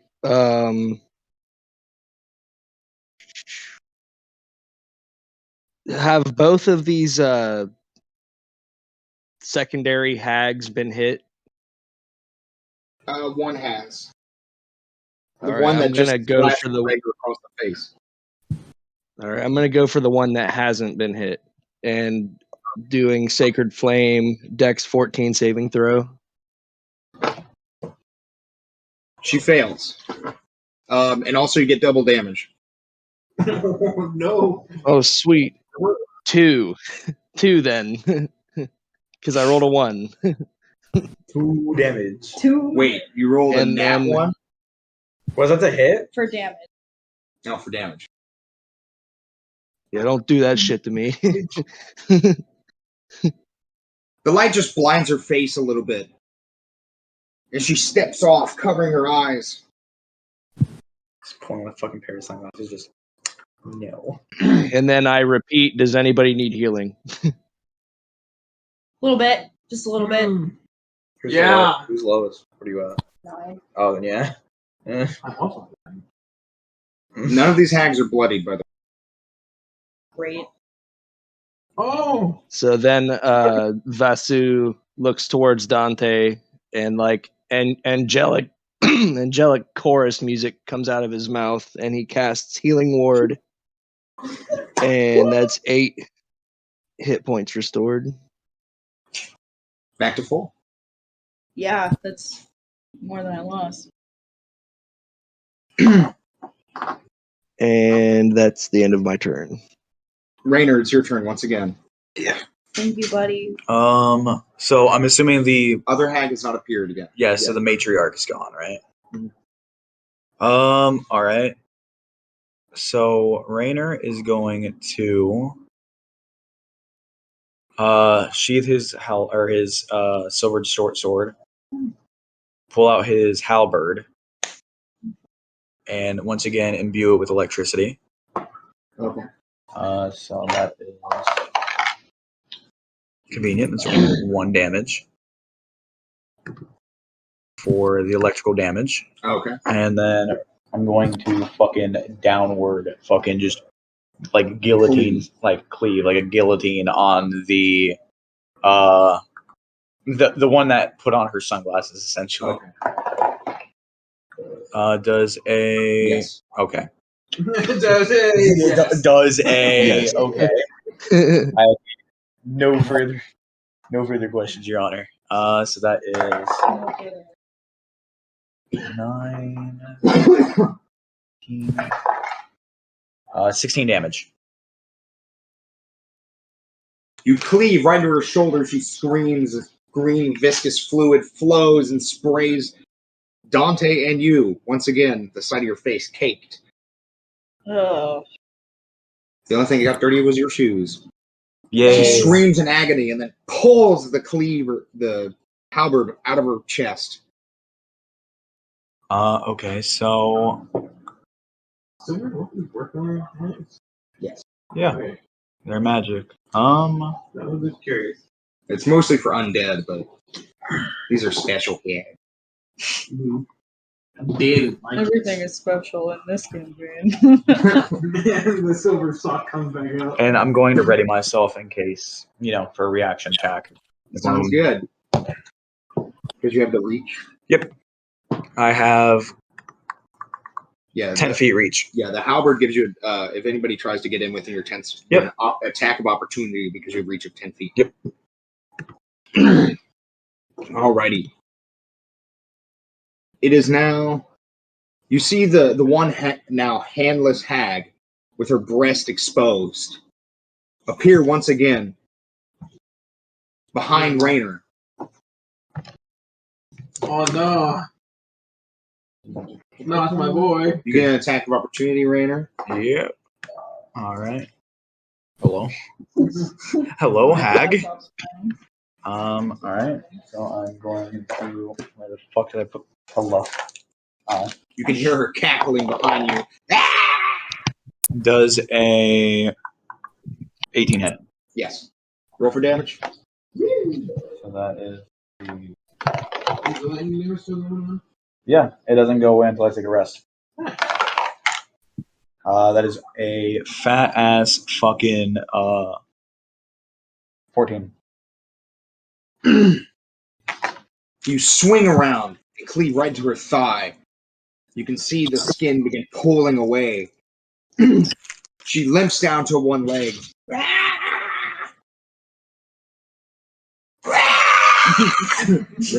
Raynor turns to scream at the hag, who then gives him a kind of concerned look. Should be concerned. Like, that was I just imagine that was kind of insensitive.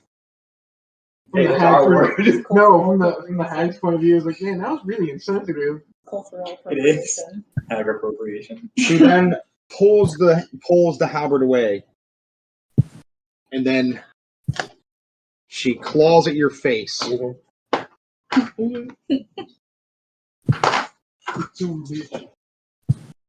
Dealing 6 damage as she pulls your clothes from you, Oh, did it? scraping into your chest. Did it hit? Oh.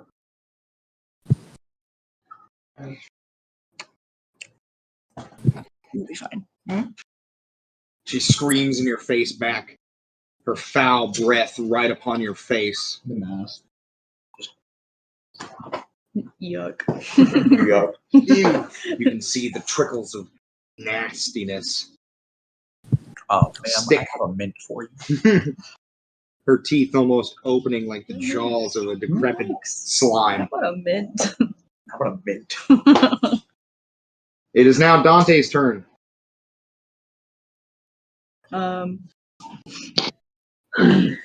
So, where in reference to me is that is the exposed hag, the one that attacked Rainer? The ones with their tits out. You would Yeah. have to move 5 feet around him because you are facing the other 2 hags near the stairwell. Okay. So I'm gonna move. She's now bloodied. Do you have the fucking defensive thing for your paladin? Or does that come at level 3? What defensive thing? There's a latent ability that if a party member, if anybody's within 5 feet of you, it gives them a +2 to their armor class. If they have a shield. Yeah, Dante has a shield. But I think that's level 3. I'm pretty sure that is Okay. level I 3 just- I because couldn't remember. that wasn't something I was able to choose when we got to level 2. Yes, I would. Fuck her up.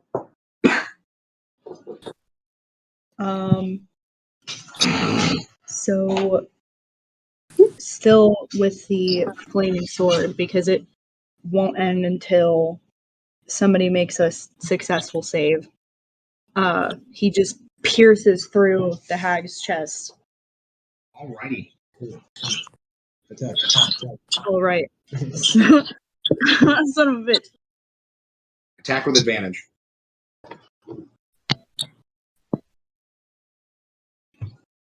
How does it make you feel? How does what make me feel? I like the Bowser. Dirty 25. Dirty 25? Yep. Alright, roll for damage. Double damage. Is it double? Yeah, because triple. Triple? Triple? Yes. Go for it. Alrighty. Well, you can roll your 1 dice and then Oh, times it by yeah, Yeah. that's valid. It's only 6. Did you just get a fucking 2? Yes! Don't you? Yeah. You get your strength No, added to it. times Because you're And the attacking a flame sword. damage. as well as times Yeah, so 3. there's Oh, Look at your player sheet real quick. I'm looking at it here. Because I think you've been nerfing yourself. you're I using think I what? have been. What are you using? I was gonna say, you've been Searing. doing smite damage. That's true. Maybe I Searing? have been. Yeah. Searing smite? Maybe I have been. Yeah, I think you've definitely been nerfing yourself. Probably have been. You're doing like level 1 hits. I don't really. So This is the my- hag takes 1d6 fire damage at the start of the target's turn every round. Okay. So you need to be rolling a d6 along with your. So there is. Because I'm like, that doesn't make any You sense. add I know. 6 to it too, because it's the spell attack. Oh, it makes more sense. Yeah. Sorry, So I'm it's a not D6 accustomed plus 6. I'm not accustomed Magic. to traditional So 2 D&D. plus 6, and then 8. another d6 of damage. Yeah, so roll another d6. So it's so far 8 right now. 12. There we go. That's better. Sorry, I'm not accustomed to traditional. No, I get you. D&D. Nah, you're alright. That's what we're here for. 'Cause I was like, I know. I'm gonna add a I d12 felt to it. that just because you've been nerfing yourself. Okay. Okay, so now it's a 22. Woo! God, his You fucking. stab the hag through the chest. Her chest starts bubbling. The bubbles begin to break and burst. She screams in agonizing pain, and then her body begins to wilt away like a raisin. Ew. Her skin then begins to melt off her bones as she screams in agonizing pain. This is what you get for opening the ark. As you drive your sword deeper and deeper into her chest as she hits the ground. Her lonely hand goes and wipes her disgusting bloody hand on your armor. And she melts into a skeleton, revealing only bones. Your armor's shiny, just like you. Damn it. Is this my initiation? Yeah, congratulations. You hear the other hag scream. You're no longer Thanks. You're welcome. You'll pay for this Oh, I bet. How much? The pies were only a gold a with your piece. lives. Yeah, you don't want this. Bet. So it is now Anifi's turn. Blue. Righty. So you're coddling Irina. Shielding her from the crows. The raven. Mm-hmm. The crows don't seem to be bothering you. They're just circling you. Mm-hmm.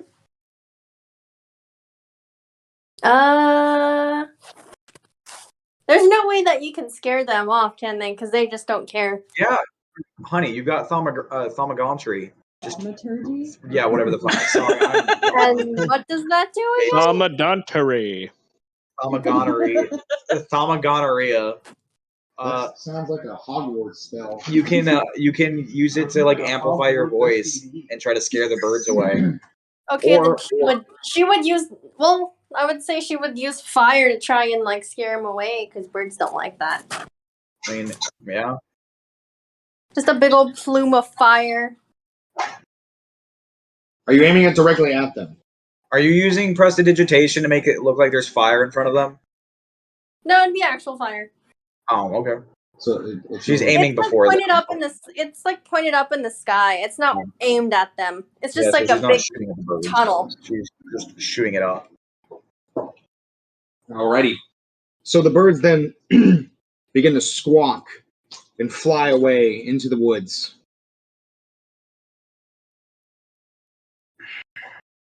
As you hurl this fireball into the sky.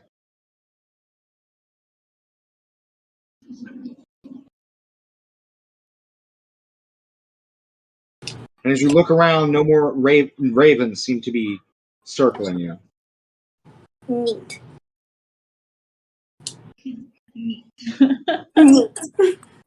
I did my job. Irina looks at you and she's like, oh, thank you for that. Yeah, well, about time. You know, I hate fucking birds anyway.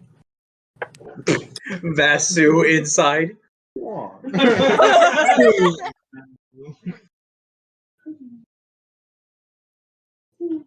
Speaking of which, it is now Gregor's turn. Alright. What? That didn't even make sense. What? Getting back to the fight. Just go with it. Sue was part of. Just go They were with it. referring to the bird crow. I was like, I'm sorry, when? I was like, oh, what? Gregor, it's your turn. All right, so she's the one picture's still in front of me, right? Yes. All right, so So I'm just, slash at your face. yeah. He's dressed like Big I'm Bird. gonna go grab her by the wrist and then just grab her face and it has quite a frostbite on it. Okay.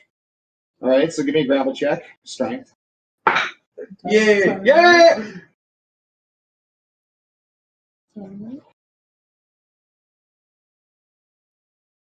Dirty 22. You grab her face with impending strength. I cast frostbite. Roll the check. Like, Point blank on her fucking face. You don't have Oh, give me double damage. You're basically Thanos grabbing vision. I peeled the sticker off the banana. Oh, please. Yes! That's 10! You took everything. Add another d4 to your damage. You took Hell everything. yeah! You took everything from me. I don't even know who you are. Where's the D4? God damn it. There it is. About 350. Everything. About 350. That's 11. I got a 1 with it, alright? Maybe low.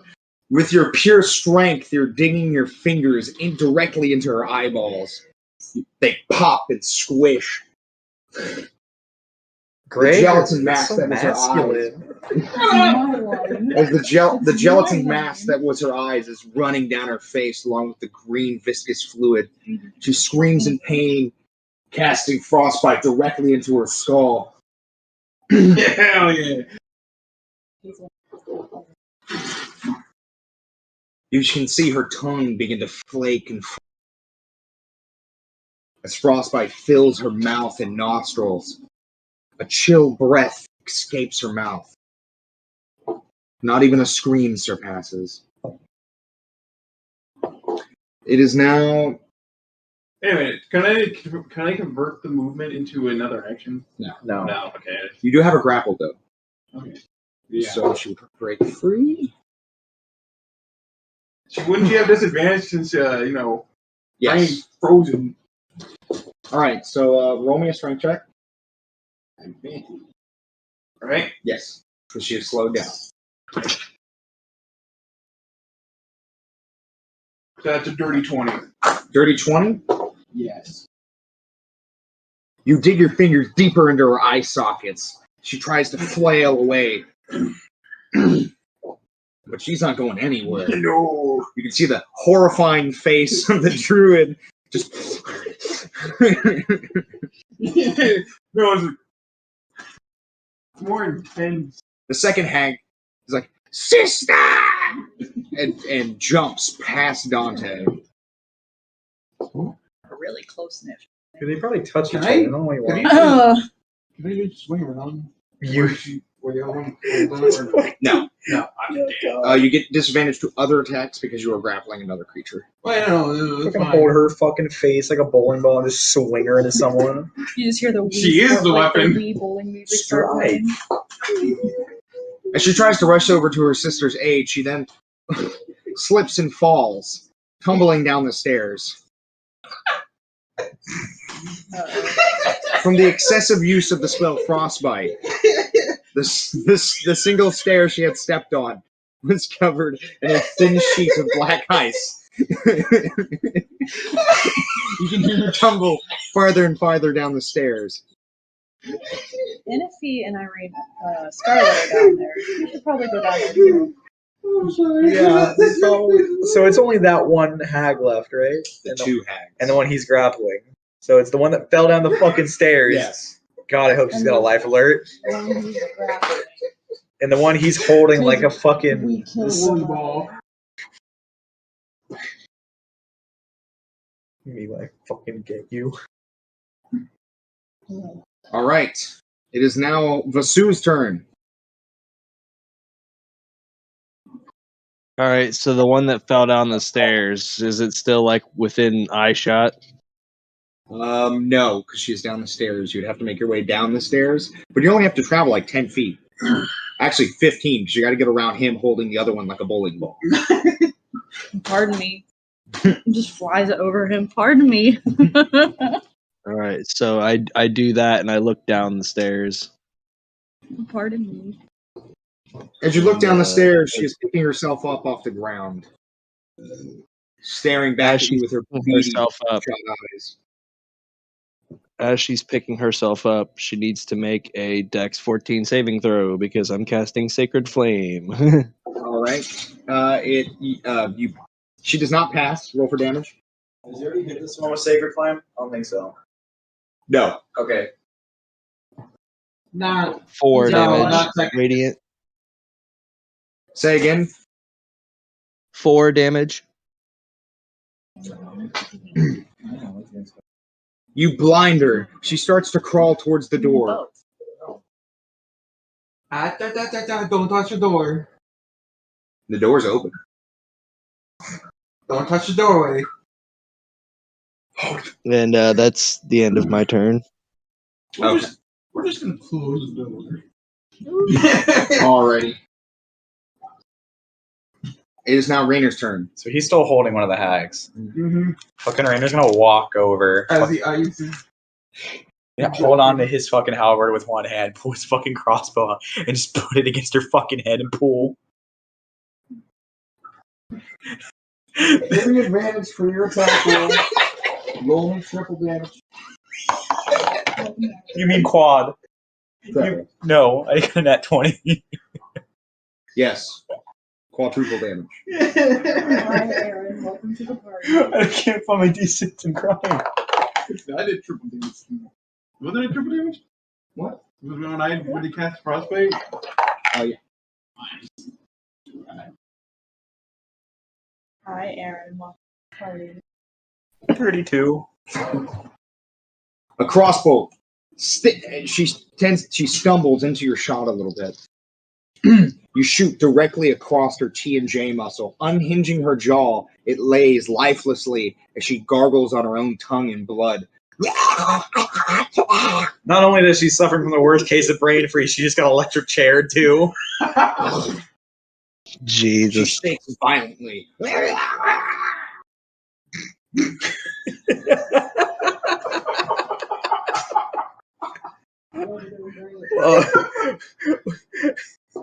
With that, Rainer's gonna follow Vesu downstairs. Just think, and this room walks downstairs. Yeah, just fucking gang style execution. And just, I'm done here. She is now bloody. Oh shit. Vesu and fucking Infi have it downstairs. I'll stay upstairs with fucking Gregor. I want to see how fucking. I want to see this fucking. I want to see where it goes on this poor fucking hag.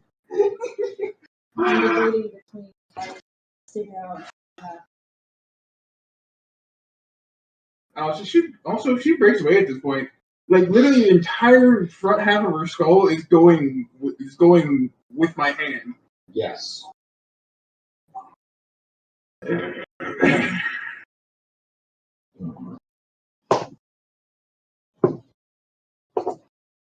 Okay.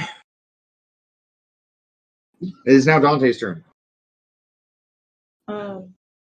Dante's gonna go downstairs with Past the hag in agonizing pain. yeah. All right. They've got this. Those two have got this. Clearly. Alrighty.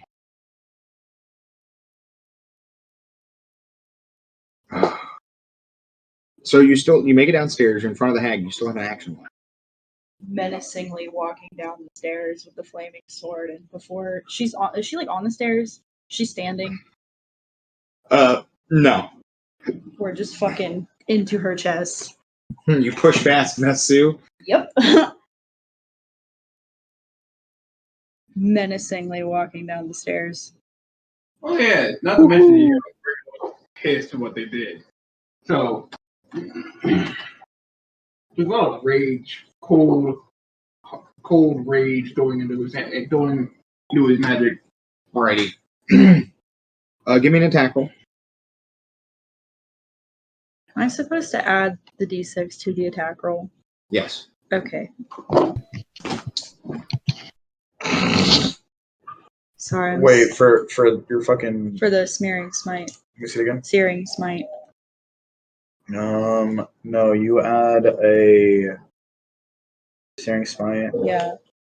No, you just roll. You roll that. I mean, it's Constitution saving throw 14 for the hag. Yeah. You roll your d20 and add 6 to it. You don't roll a d6. All right. Dirty 22. All right, it hits. Roll for damage. And now you roll the 2d6s. Is it just normal? Well, no, this is the same one that you've already hit with it, right? Yes. So it's double. So it's double. Yeah. 14. All right, so you stab it directly into her calf because she tried to crawl away from you, pinning her to the floor. Nice. It is now Inefi's turn. Ugh. Okay. At the corner of your eye, you can see the hag getting stabbed in the calf through the doorway. Ew. Light the bitch on fire. I was just gonna do that, but now I don't want to because you just demanded it. I didn't. It was a suggestion, but all right, go off, sis. Yeah. You're right. You're right. Go off, sis. Go off, sister. Brother James would be proud. He touched a fucking kid. Well, the sword is already on fire. So add more fire to it. Add insult to injury. She might as What are well you just gonna do? create a bonfire literally on top of the corpse. Or not the corpse, the body. Just with the snap of her finger. Just, ew. I mean, it's not gonna do anything because that prestidigitation fucking won't do anything. Yeah, Like, it just creates the illusion of fire. yeah. Oh, Yeah. I don't know how to do that. Okay, then I'll just cast the fire flame thingy. Control Use flames? burning touch. Use burning touch. You have to touch her. Yeah. Just walk Oh. up to her, grab her fucking face, and just engulf. I can do the Ghost Rider thing when he goes. Yeah, "Look do the into Ghost my Rider eyes." thing. Parent stare. That's what I want to do. I want to be Ghost Rider in this bitch. All right, let's hold on. Let me take a look at your thing. I have no fucking idea. Didn't she say she had burning hands? Because she wanted burning hands. Yeah, that's what she's doing. So blue. Okay. All right. So for your burning hands, Mm-hmm. she has to pass a spell save or a dexterity of 14. All right.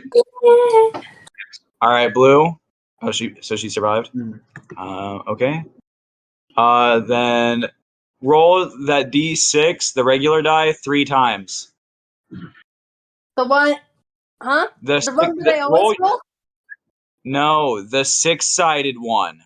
Triangle. No, the square. Oh. The square. Roll the The cube. Roll the cube 3 times. Okay. So does it matter the number? Yeah, you have to add them all up. Oh, okay. So make sure you hit the red cast button next to it. What spell slot? Level 1. Then it would only be 1. No. When you cast a spell using a spell slot of second level or higher, the damage increases by 1d6 for each slot level above first. Oh, it's 1d- you only got 1d6. second level. She only has a first level spell, so she can't do that yet. If she can, it's 3d6 at base minimum. It's Oh. adding 1 per each other level for burning hands. That's why it says at higher levels you could cast this with a second spell slot, and it On increases a by. failed save. But she takes as much half. damage. There we go. So what number did you get, Blue, out of all 3 rolls? I got 14. So 7. So 7. So did you hit the red cast button? I'm going to now. Hold on. Yeah, shit. Un momento. Yeah, when it mentions higher Yeah, I level. casted it. So yeah, 7 I hit. looked at the wrong one. No, I know. I looked at 40. Yeah. Oh. I looked at 40 So yeah, 7 fire damage. because I have the compendium and it has all the versions. Alrighty. You grab the hag's face. Her face then engulfs in flames and her boils begin to burst. Meanwhile, the other one upstairs is getting turned into a popsicle. She screams in agonizing pain. It is now. Are you finished with your turn, Anifi? Yes. It is now Gregor's turn. Frostbite again. Alrighty. Triple damage. No. She rolled a nat 20 for her escape. Oh. Do I still keep the front face plate of her skull? No. So she just grabs your hands. You can roll. If you get a nat, you can go against it. No. So she pulls your hand out of her eye sockets. With the bad hand. Yes. Because I still have the good hand in my other hand. Pulls out with her single hand. No, she has 2 hands left. The other one's just frostbitten. Well, no, the other one's also in my hand. One hand is free of her. Yeah, that's what I'm saying. She pulls her fingers out of her eye socket with a suction sound. And then she tries to grab your face. I'm going to cast Thorn Whip. Just a second. It's still her turn. No, it's my turn. Oh, is it? Mhm. She broke the grapple. Oh, okay. All right. So you're both. She's no longer grappled. Continue. I'm gonna, as soon as she's on grapple, I'm going to cast Thorn Whip. All right. Actually, which allows me to create a storm-covered whip. I don't know if I had to wolf it or not. I mean, it's a cantrip either way, but Check it out.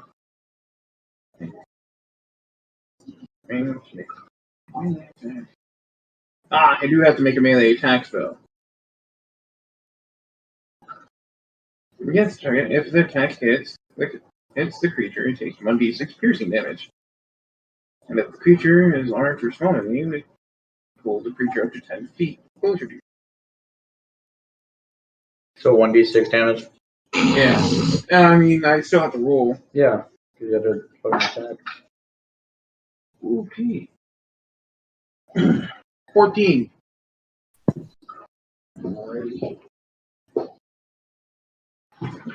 It does not hit. Oh, shit. As you begin to try to swing your sword. No, it creates a thorn vine. Oh, you're right. My apologies. She evades your attack, rolling to your side.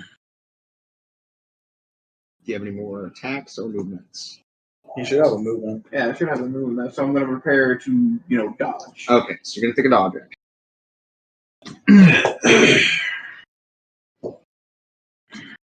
The hag then reaches for your leg. Do a Constitution saving throw for me. Wait, wouldn't she still have disadvantage? From the frostbite, or no? No. This is something you cannot dodge. No, the only reason I'm asking because disadvantage is you hit from frostbite since it's melee. I don't know if that's still going on since the last time we were fucking face slashing. No, she still passed. No. That's a nat fucking 20. Oh, yeah. Yeah. You know what you do? What? Give me an attack of opportunity. I'm gonna go back and just say fucking yet again. Fucking frostbite this bitch with his fucking popping his hand right back there with a fucking bowling ball pit. Give me a grapple check. Remember, she has no eyes anymore. Yeah, I know. Give me a grapple check. Do I get an advantage? Yeah, because she's blinded. Another nat 20. All right. Do your damage. That's triple damage. Yeah, give me your damage. All right.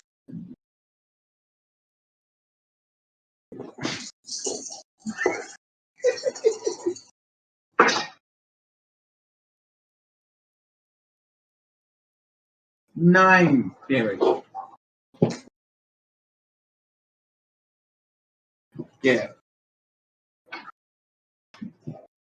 Alrighty.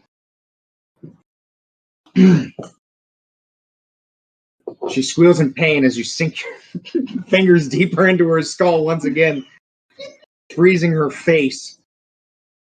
Her face begins to peel back like the bark of a tree.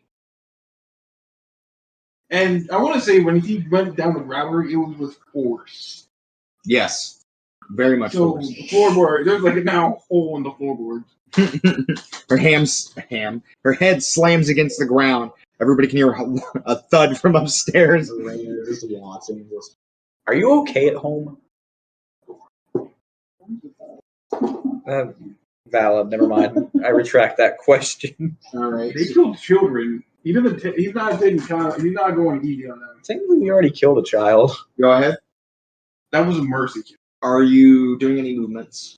Because you have a grapple. Technically, you can move her. Oh yeah, no, he's going to pretty much ensure that she can't break the grapple this time. Okay.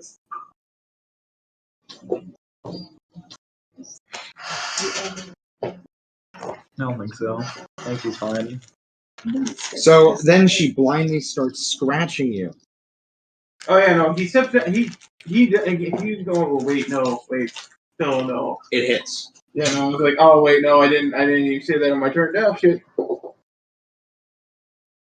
Oh, are you done? You can continue. Oh yeah, okay. So I'm going to continue with the movement again. This time now, stepping on her hands again, making sure she doesn't break the grapple. Okay. Let me. Ooh, cool. Roll me a strength check with advantage. Speed. Yeah. You crush your fingers underneath your feet. That's another net 20. Her other hand is still free, though, grasping your arm. You only stepped on one hand.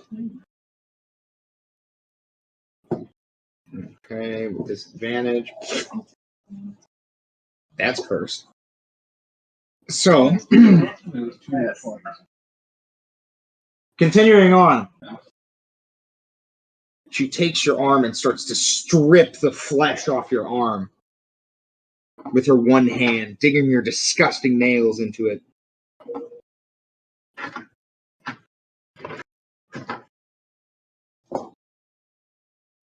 You deal 10 damage. Oh shit. He's unconscious. Yeah. I'm I said I had 9 know. health left. She, as her fingers pull Oh wait, the wait, vein. no. I'm down to 1. Okay, so you're still alive. She pulls the veins almost from the undergrowth of your arm, the underside. You can see you start to bleed profusely as it squirts all over the hag's face. She's lapping up the blood with her hanging jaw and tongue. She's Like one of the zombies from The Walking Dead. What, just a... Is she bloody at all? no. Alright, well, she... So it is now the other hag's turn. The other hag downstairs is going to try to break your grapple. She does not. I was going to say she'd have disadvantage because... Yes. And if he's also holding her. Mm-hmm. But she's going to slash at Niffy.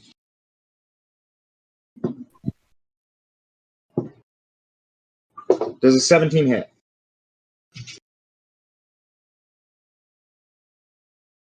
Yeah. Okay.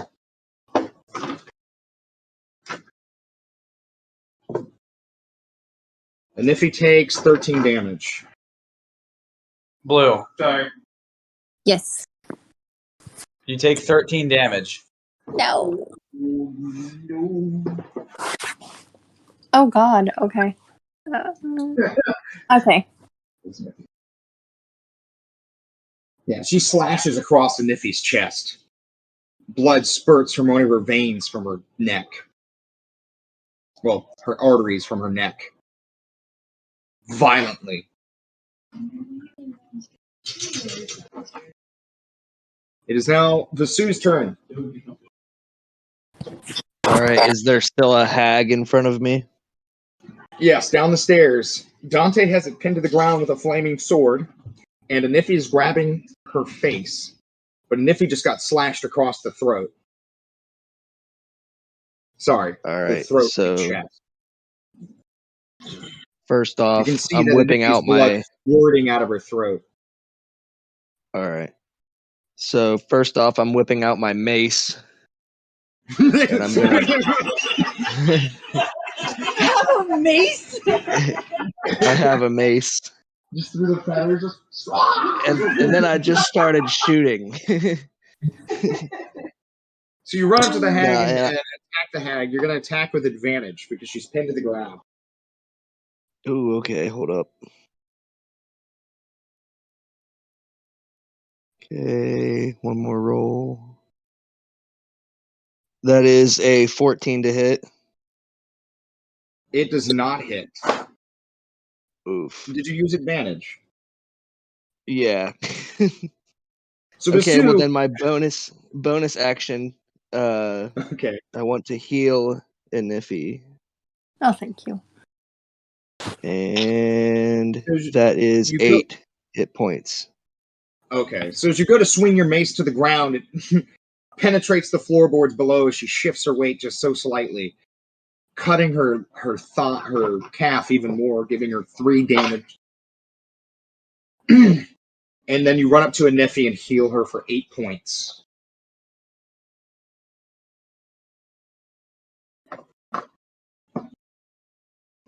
Alrighty.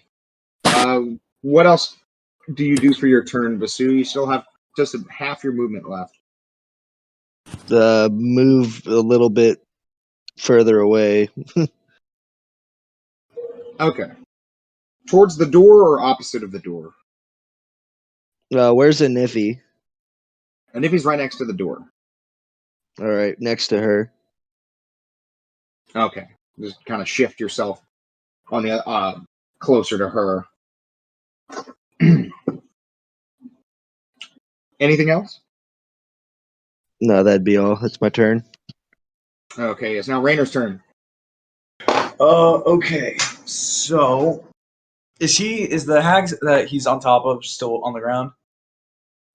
Yes. Sure. Okay, so Rainer's gonna take his halberd and executioner style, like fucking the King of France, just down on her neck. Okay. You have to walk back up the stairs. I didn't leave the room. You didn't leave the room. I was watching the entire time, I thought you said you walked down the stairs. and before my turn ended, I was like, I'm just gonna stay here and watch. Okay. So that. Sorry, I just needed correction. Okay. Does a nat 26 hit? Yes. So then that is. Fucking. That doesn't mean fucking shit. It just means double damage if it does. So that is. Game. Oh my fucking god! I can't do math. Damn it. Today, Junior? Thank you. 34. Hell yeah. 34. Hell yeah. Can I get a hell yeah? Hell yeah. Stone Cold Steve Austin comes out of the window. Can I get a hell yeah? God, it's like fucking Joe Rogan in our old campaign. So you cleave off her arm. She's bloodied. The green viscous fluid just squirts out of the pit of what used to be her arm, hanging by a few strands. And What are the positioning of her hands? so the one she attacked him, The one hand, I should say now. it's one's gripping Reiner's arm, which is the one Gregor's arm, which is the one you cut off, and the other is below his boot. He's stepping on her knuckles. Rainer's just gonna stand on her neck, just to make sure she can't move. She's not on the ground. She's just prone Like, on her hands and knees. oh, then fucking Rainer's just gonna fucking jump on her then. Okay, give me a grapple check with advantage because she's already grappled.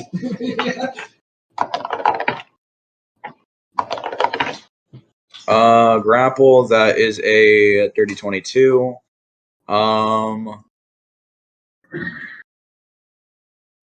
She is pinned now. She's double pinned. Yes, because of my feet grappling pin, she is pinned and will remain until I decide she's no longer pinned. Okay. Meaning she now has, where is it? Disadvantage on all, like, grapple. So try to break free. Okay.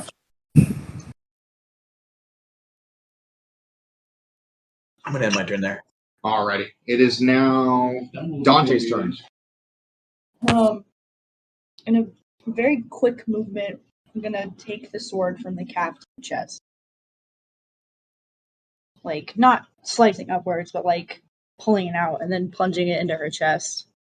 Alright. You pull it out, plunge it into her chest, give me an attack roll. With advantage because she's grappled by a Niffy. Because by taking the sword out, she's no longer grappled, but she's still grappled by a Niffy. Just holding her face. 19. 19, it hits. Roll for damage. Is it just normal damage? That plus the burning damage. Normal plus burning.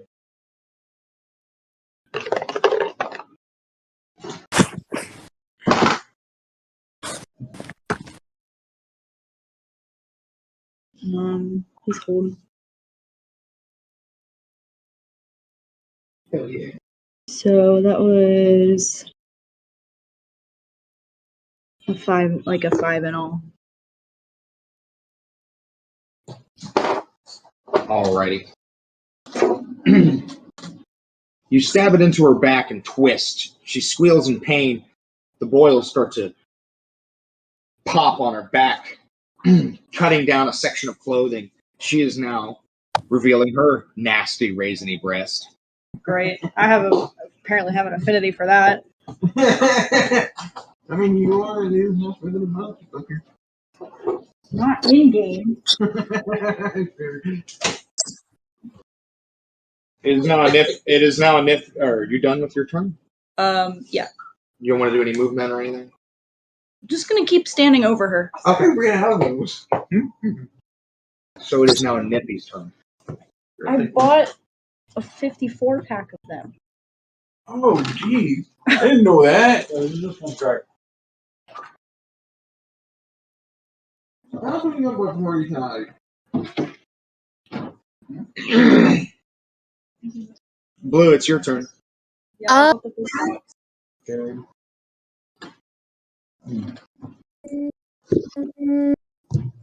So, would firebolt work? Point blank, shoot the bitch with firebolt. All right, point Yeah. blank, shoot her with firebolt. Roll for damage. What is the con save on that? Hold on. I don't think I have a con save. Firebolt. I think I just had a normal attack roll, like normal. Yeah, it's just a normal attack roll. Just roll your d20, hon. Okay. Then it'd be the spell attack. Yep, spell attack. So you d20 whatever spell attack is. What'd you get? 17. That Plus hits. 6. Roll for damage. Roll the d10, the 10-sided one.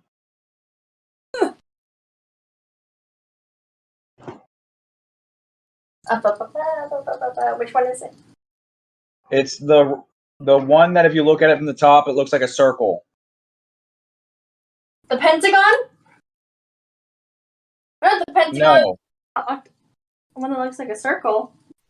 like the one that has a kite shape on it. yeah, has kite shapes on it. Kite shapes on it. It has the numbers 0 through 9 on it. You know the one that has like 10, 20, 30, 40 on it? Yeah.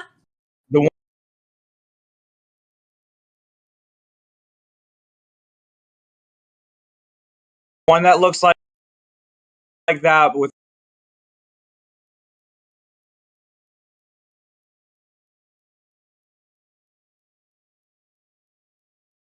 got the 4. 20 because she's already weak against fire damage, so that's 20. 20 damage. She's making it higher from Bronto. Mm-hmm. No, I know.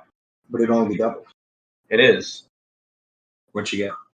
10. Okay. So it's 20. Her clothes then burn off. Her skin begins to boil further even more. And she's sitting there naked in front of all of you, revealing her Ew. hideous, disgusting body. Her skin Jesus black Christ. like coal. Everyone simultaneously, ew. Even people upstairs? Ew. The smell is disgusting as her flesh, burning flesh, penetrates your nostrils. Alrighty. This is now Anefi. You still have your movement. She's going to scoot back as far as she can away in order to not get hurt anymore.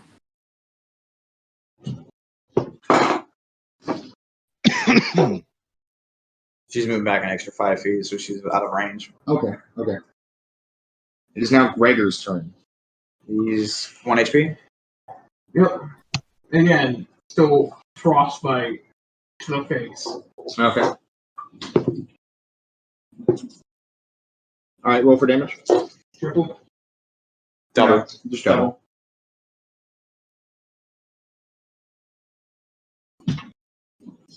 That was like she rolled a nat one. No. Alright, so 7. 7. Her head begins to flake off even more, revealing pieces of her skull where her nasty splotches of hair used to be, falling out onto the floor.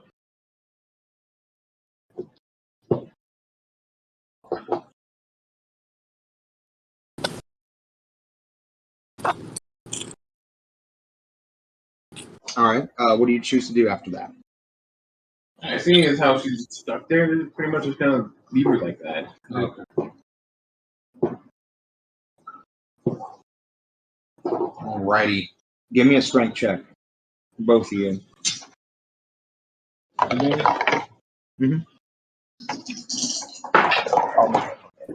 Alright, cool. Dirty 20.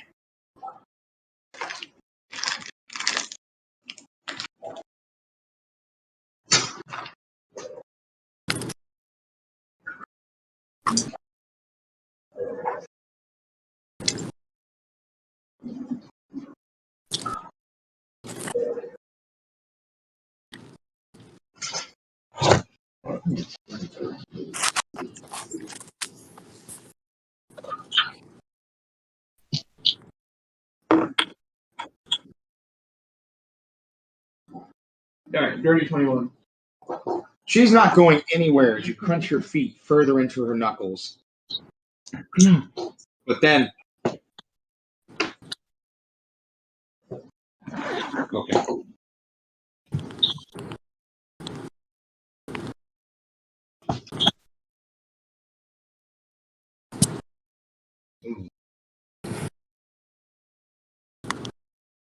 She casts with disadvantage.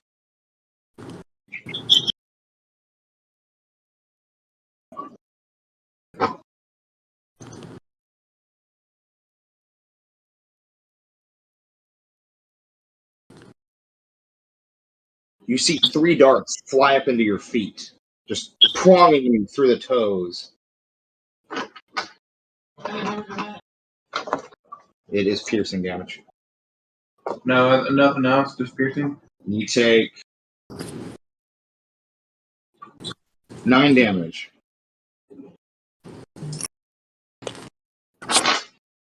Alright. Now you're unconscious. Yeah, now I'm conscious. You can see his 3 magical darts fly through the feet of your friend Gregor. So he's pinned to the floor, essentially, with the spikes? No, they go up through his foot Okay. and then just falls backwards in pain.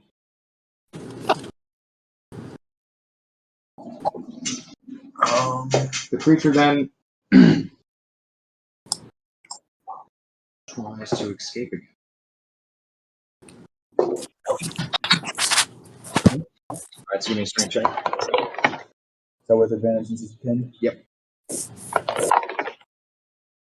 At 24. Okay.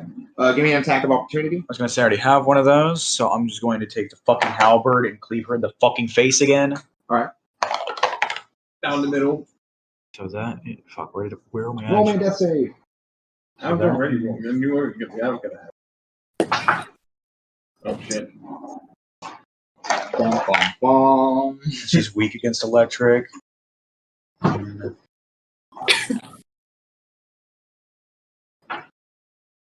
36. Alrighty. You cleave her in the back. She then falls on her stomach. Your halberd stuck in her spine. Give me a strength check to pull back out. Alright. Fucking nat 24 again. You just... and you see a few ribs are literally filleted out of her back. Neat. Neat. Okay. And it's for the second one.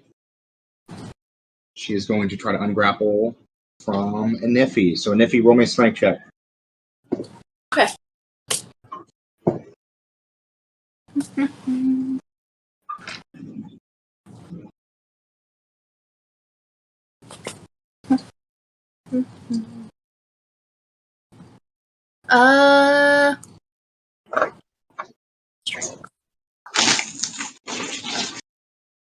Uh, 15.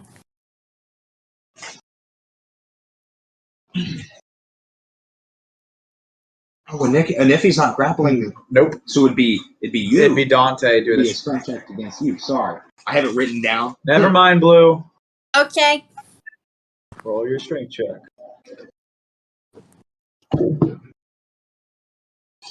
Yeah, I gotta pull my shit back up again. 17. Scary face. At a feat of strength, the hag just throws herself up, Oh, pushing you to the ground. You fall flat on your butt, nice. but you pick yourself up, so you're good. Okay. Then she makes a break for Vasu and attacks, clawing violently with her eyeballs melting out of her head as she's. Since you just broke poison. What being your actions?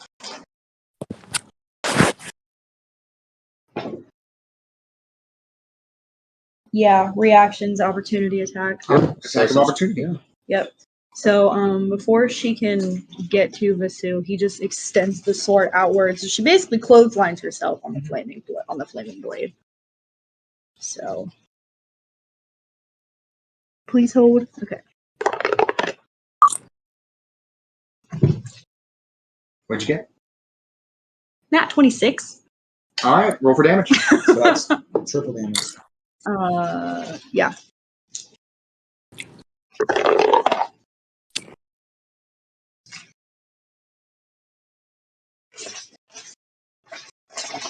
$15. Fucking God. You're making a lot of noise. 15. You cut off one of her arms as she gets up and starts flailing around violently. The green goo is now creating a trail. She gets up and leaps at Vasu, even though you just cut her arm off. Oh, well, that's right, I guess. Vasu does a 17 hit. It does.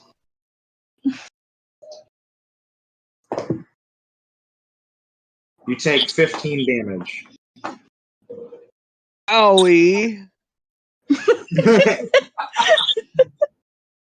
She slices across your chest. A plume of feathers is sprawled out into the air. You can see chunks of flesh and feathers sticking out of her fingernails.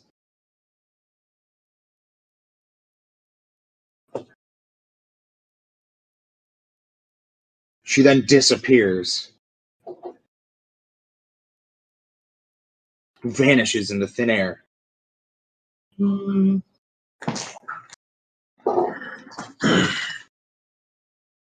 It is now Vasu's turn. All right. Do I see anything that I can attack? No. Oh boy. So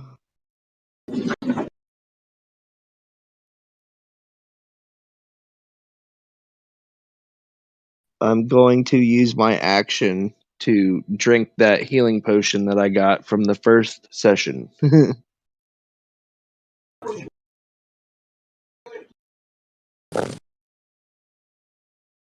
What'd you say, Vasu? Drinking his health potion. All right, cool. And that would end my turn. Let me do this here. This should give you shit, what? backed up too far. Lesser is what? 2d4 plus 2? Yeah. Is that healing potion? Yeah.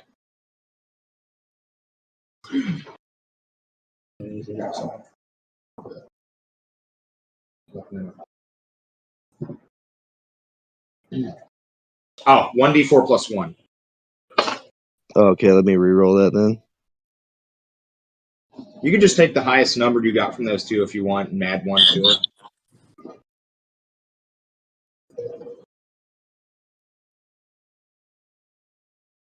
I was thinking of a regular healing potion.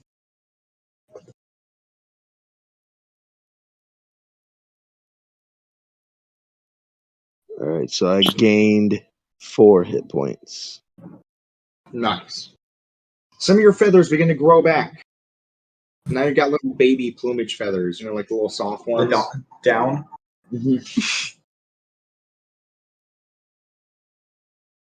And then yeah, that's my turn. I'll hold an action, or I guess no, I don't have one. Then no, just defensive stance, I guess. All right, so you're gonna take a dodge action. Remind me of that if you get attacked. All right. Whew. It is now Rainer's turn. I'm assuming the one that who's insides have become outsides. Yeah, she is just trying to crawl away with one arm. Like, I'm gonna flip my halberd around so that spike's pointing out. I'm just gonna ice pick the back of her fucking skull. all right.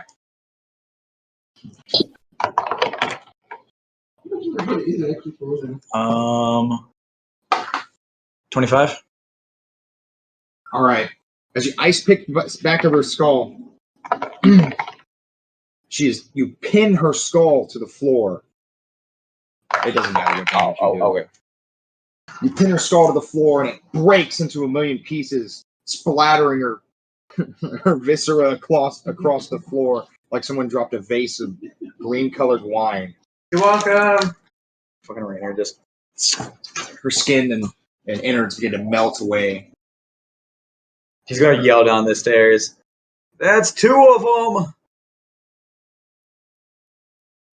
Yeah, we're still dealing with the third, but she disappeared. Oh, great. I know. With that knowledge, Rainer is gonna take a dodge action. Okay. But she's missing an arm.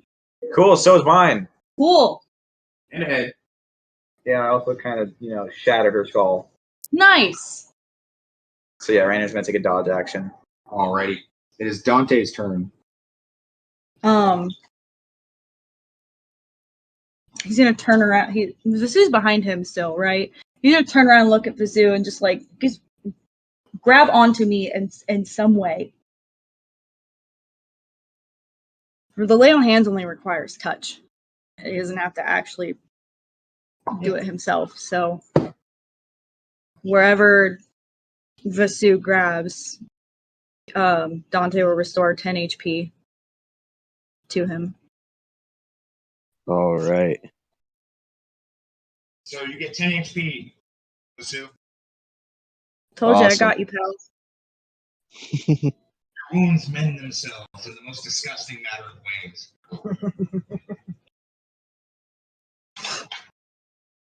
What else do you do, Dante? Well, the hag's not around, so just gonna take a defensive stance. Okay, dodge action. Yeah. It's now Nifty's turn. Okay. The head all but disappeared. Oh. Oh,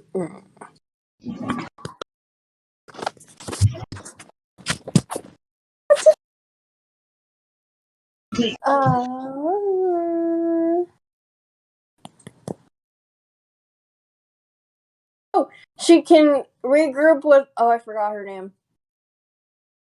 Irina? Scarlet? Yes. Well, Scarlet to you. Make sure that she's okay. As you go outside, you can see that she's up against the wall, still in the fetal position, Oh, Lord. but she's comforted by your presence. Aww. You can see tears kind of running down her face. Ew. She looks terrified. Oh. Okay. All she can hear is, think of all what she's hearing. literally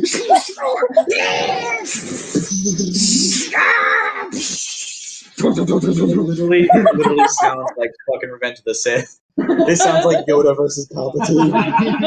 Because you gotta think every round's only 6 seconds, and it's only been 40 seconds.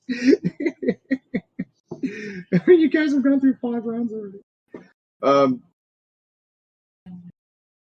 Literally. Full pun intended. It's now Gregor's turn. What do you do, Gregor? Give me a death saving throw. That's what she can do for him. Because Rainer was right there, and he could have been I had to finish her. I don't know what fucking Hags can do. Sure. Get up and fucking turn into a snake or some shit. What? The 10? Ooh, 11 and up. It's DM's roll. It's 10 and up is good. Or, sorry, 11 up is good. It's right there, 10 to 1 is splitting the bad. difference. So that's a fail. Yeah. Do you have another character? I'm kidding. Wait, was that already 3? There was 2. Oh. He has until his next turn. Oh, don't do that to me. Fucking Madame Ava was foreshadowing a little too soon. Too soon. Manifesting. No, that'd be helpful.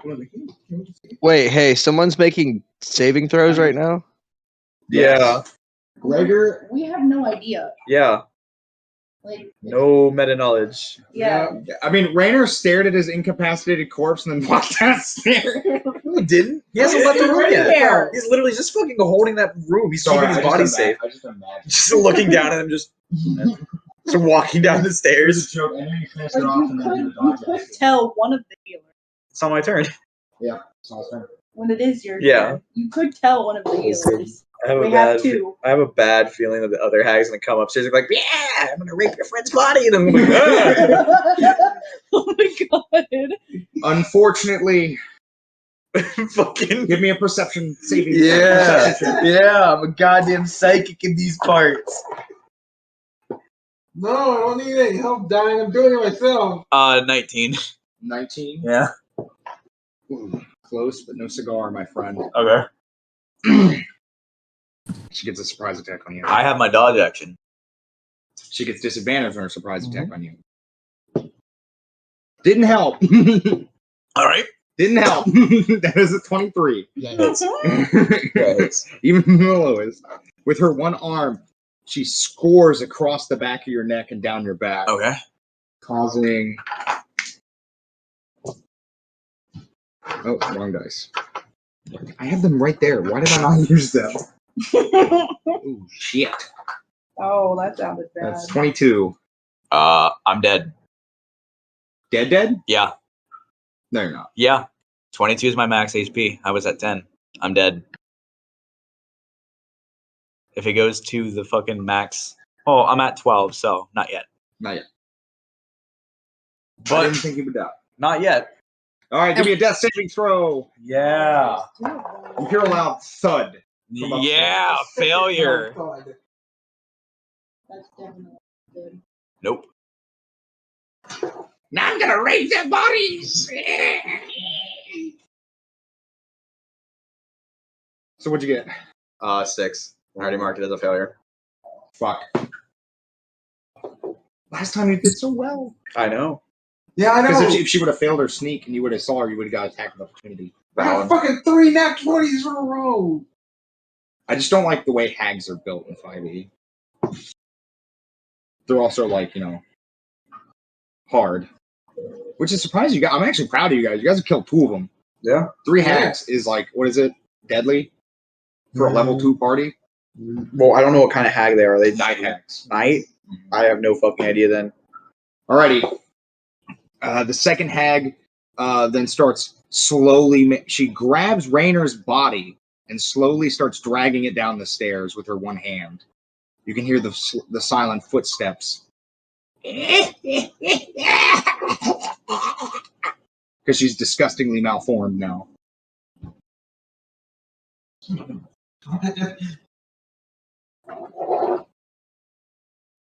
What? When did someone end the fucking combat? Yeah. Literally. She is bloodied beyond repair. That's all I'll say. Been trying to. It is now Vasu's turn. All right. Do I see this hag coming down the stairs? Yes. She's staring all of you directly in the face. Okay, so first directly off, in the I'm eye. running up the stairs, pulling out my mace, and gonna try and hit her with it. All right, give me an attack roll.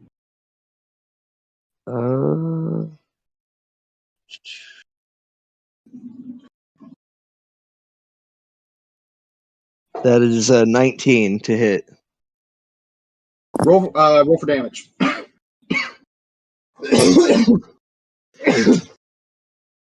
7 points of bludgeoning damage. And who's doing the death saving throws? Both Rainer and Gregor. No, Gregor's a little worse for you. What's it called? Can I see Gregor? No, Gregor's still upstairs. Yeah. Okay, then I'll go. I don't want opportunity of attack though. Fuck it. I'm gonna try and go around her to get upstairs to Gregor. All right, so she gets an opportunity of attack on you. All right. She drops Rainer's lifeless corpse. Yeah. The Niffy, you can see Reiner's corpse. Oh As it no. starts to- As she drops it, it begins to tumble down the stairs. She's simply going to abandon the child once more and run to Rainer's body. She slashes at you, Vasu, dealing 9 damage. Damn it. Because she got a 19. Yep, that definitely hit. All right, I can see Gregor now. Yes. I believe Gregor was on his last saving throw, right? Yes. Well, I'm going to cast Spare the Dying, which stabilizes him, does not bring him back, but he does not have to make death saving throws anymore. Sweet. You're stabilized, Gregor. You see he begins to cough up a little bit of blood when you do that.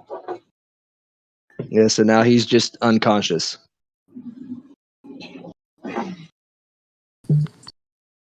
And then that's the end of my turn. Okay. It is Dante's turn. How close is Rainer to me?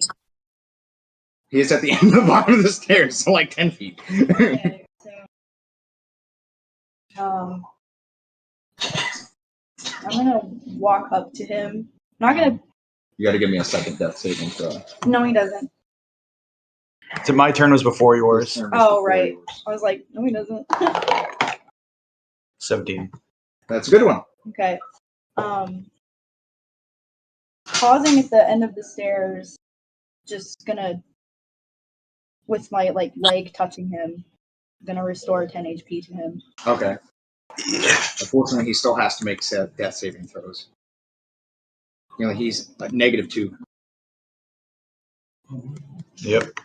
Not until he's Oh, stabilized. you're still negative? Yeah, I got 22 Oh, hit oh. points, so I'm still in the negatives, yeah. He's got to get below half. So one more point of damage, and he would have been like KO'd. Yep. Like Smash Bros. Off off the precipice KO.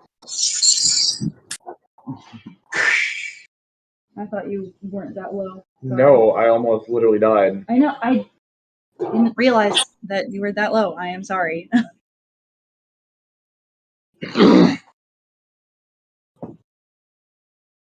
Okay. And then, hang on. Hag So, is stumbling towards you at this point. great. Where is Vasu in vicinity to her? Upstairs. Upstairs. Oh, he's upstairs You'd have to now? go past the hag. I don't know. I was asking where he was because this is the next move. He's going to hurl the sword into her chest. Okay, so instead of a strength, that would be a dex because you're throwing the sword. That's Yeah. also disadvantage because you can't throw long swords. You can't throw a great sword? You can throw it, You'll but get it's not the way the disadvantage. weapon it's supposed to be. Oh, used. then never mind. It's just something you see in movies that kind of cool. That's why I did it, but never mind.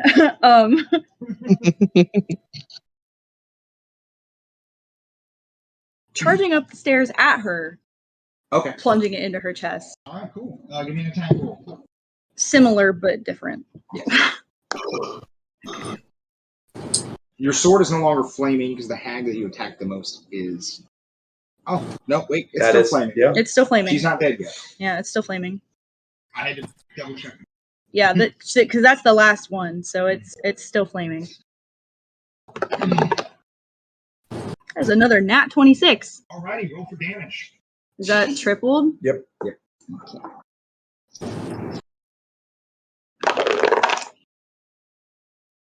That's another 15.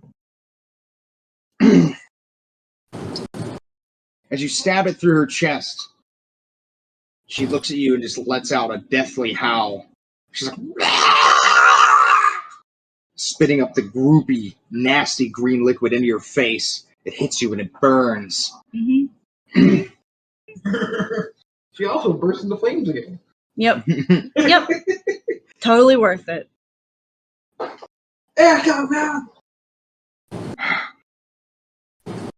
She's now burning and stuck and grappled to you. Give me a strength check to pull your sword out, or you're grappled.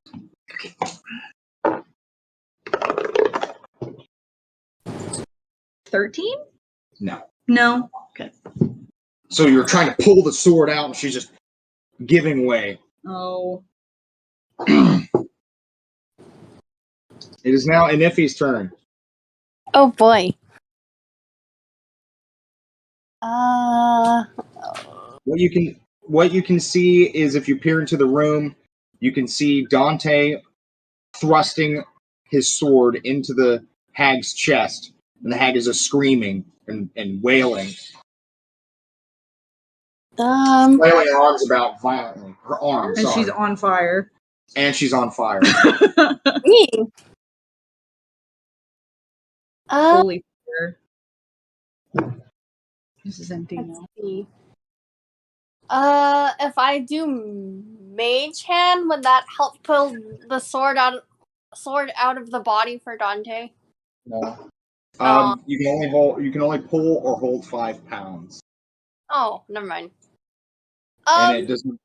I appreciate the thought. I'd try. I appreciate the thought. It's already on fire. Why not? More on fire. Oh, then I will cast. Oh gosh, I could do firebolt again. That or control flames. I would do fire. Yeah. I will do firebolt then. Alrighty, give me an attack roll. I'm getting up. Wait, that's what the regular dice, right? Yeah. Exact sound the hag made.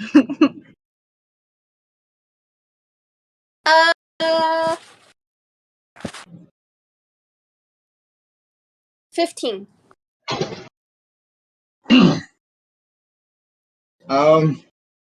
It is not hit. Aw. It just bursts the stairs into flames behind you. Now there's flames behind you, Dante. It's not appreciated at this time. I'm so. Oh, well. The flames dwindle down because the stairs are made of stone. Okay, that's the least of my worries then. They're also flame resistant. Yeah. Like, it's the least of my worries Yeah. then. You still have your movement, Nefi, or unless you have any other bonus actions you'd like to use. Drag Rainer's body as far as I could away from the chaos. Okay, so you pull Rainer's body outside. Yes.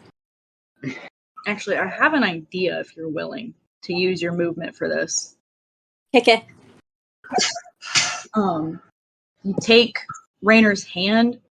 I'm assuming that I only have one leg on one step, one leg on the other step. If you take Rainer's hand, if you can get him above the dwindled flames and put his hand to my Do you calf. have any more spell slots? I have the lay on hands pool. I have 10 slots for that.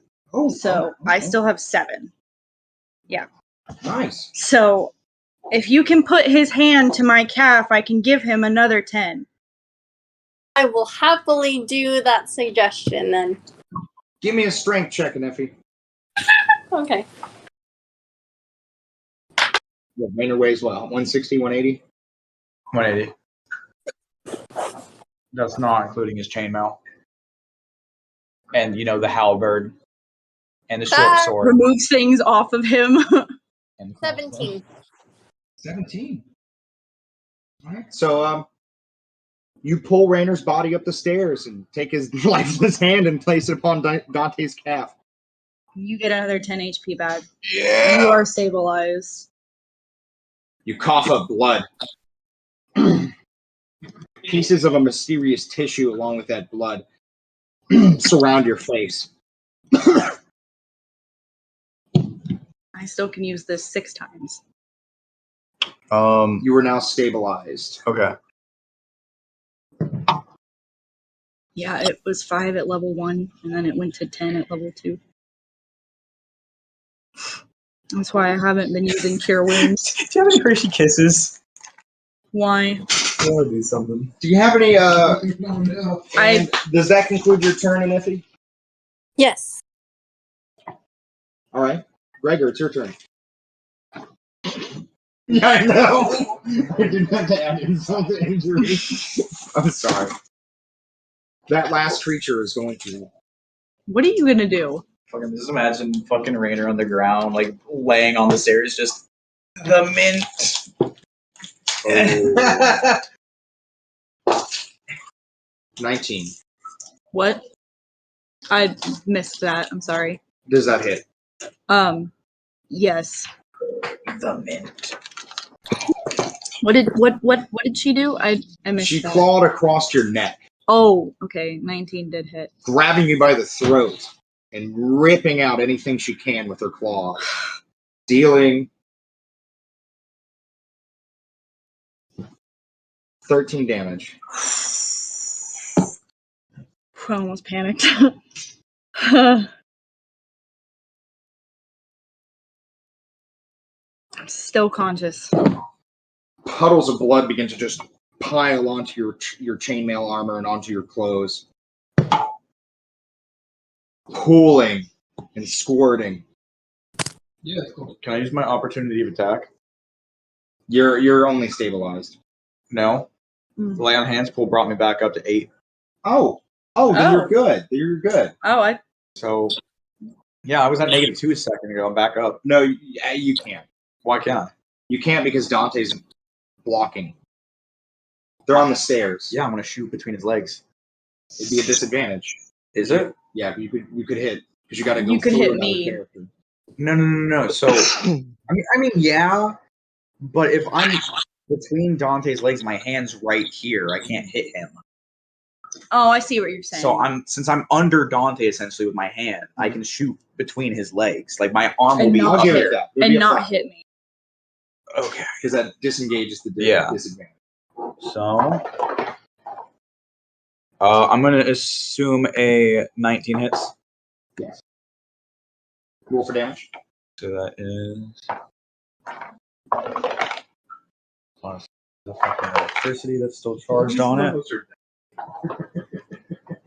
You just jinxed it, my guy. 18. 18. You shoot her directly in the stomach, and an electric charge flows through her body, and her head explodes. Bitch. Her body falls limp to the ground and starts to melt into the stone staircase. I'm assuming she just slid off the sword. Yeah. All right, now that all 3 of them are dead, Combat's over. combat's over, and the spell ends. Bitch. Thanks. Thanks for not hitting me too. Rainer's gonna eat his mint now. As is the +5 Yeah. HP candy. as is Dante. Meanwhile, Gregor up there is laying up. And those are Laying those there are like temp, a- right? Family Guy. What? Those are knockout code. temporary, or If if you're already wounded, it's it just gives you Just 5. gives you 5. It's 5 temporary HP. If you're at your max. full health. If you're at full health for 24. Okay. Vasu walks down the stairs holding Gregor's unconscious body. I just imagine this scene from Saving Private Ryan when the German's walking down the stairs and Upham has his hand on his rifle and he's like covered in blood from his compatriot that he just killed, and and the suit just walking down holding Gregor just covered in blood. All of you look worn for wear except for Anifi and Vasu, who have both been healed. Everybody's covered in their own blood. Everybody's got scars across Also various covered in parts of their the body. hags. All 3 of the hags' blood. All three of them.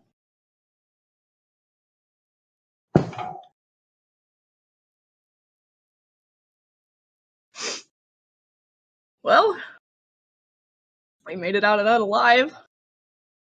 Barely. Everybody gets 1,080 HP apiece. XP. Yeah. XP. Sorry, not HP. You guys would be I'll gods. take the HP. Say 1,080. 1,080 XP apiece. Level 3. Level 3. Halfway to level 4. Insane. I'm gonna open 4. Level 3. Now I gotta figure out where is there. 1,080.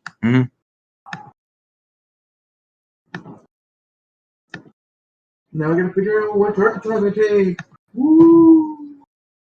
Halfway to level 4. So, did you look over the other oath that I sent you? I like the first one you picked more. The exorcism one? Yeah, I not yet. I was busy. I gotta do that. It just depends on what your flavor is, but I like the flavor of the first one. I do too. I just thought the other one was interesting, and it specifically mentioned Kellenbor, so I was like, It aligns with your background much preferably. The first one. Oh, okay. I'll have to add that later.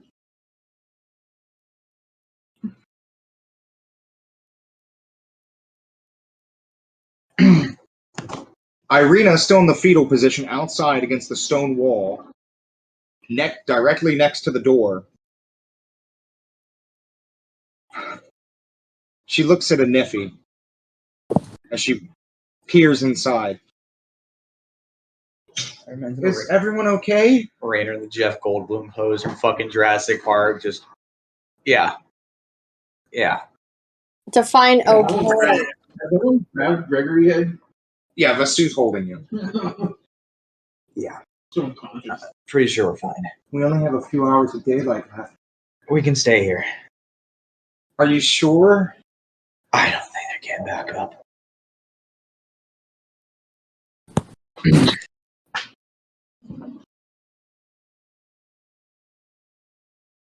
Not after the holy shit show we just went through. Rainer's gonna fucking pick himself up and just walk over to NFE. He's gonna give her a big old smooch. Yeah. Yay. And And that's not the worst thing my characters have done, and you know it. Covered With your mysterious viscera that expelled from the hag's bodies. NFE, can you use your prestidigitation to make her clothes clean?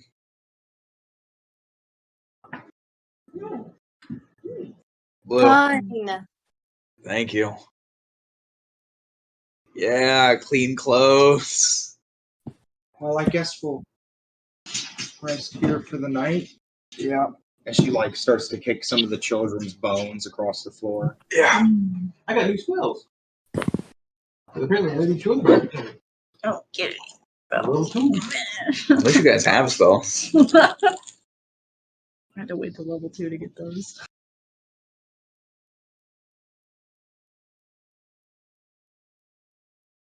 So does this count as like a long rest?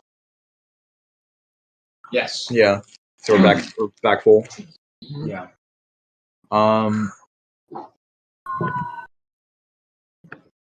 Rainer is going to go back up into the tower and try to find some tomes. Okay. Regardless of whether they're, magic or not. Give me an investigation check.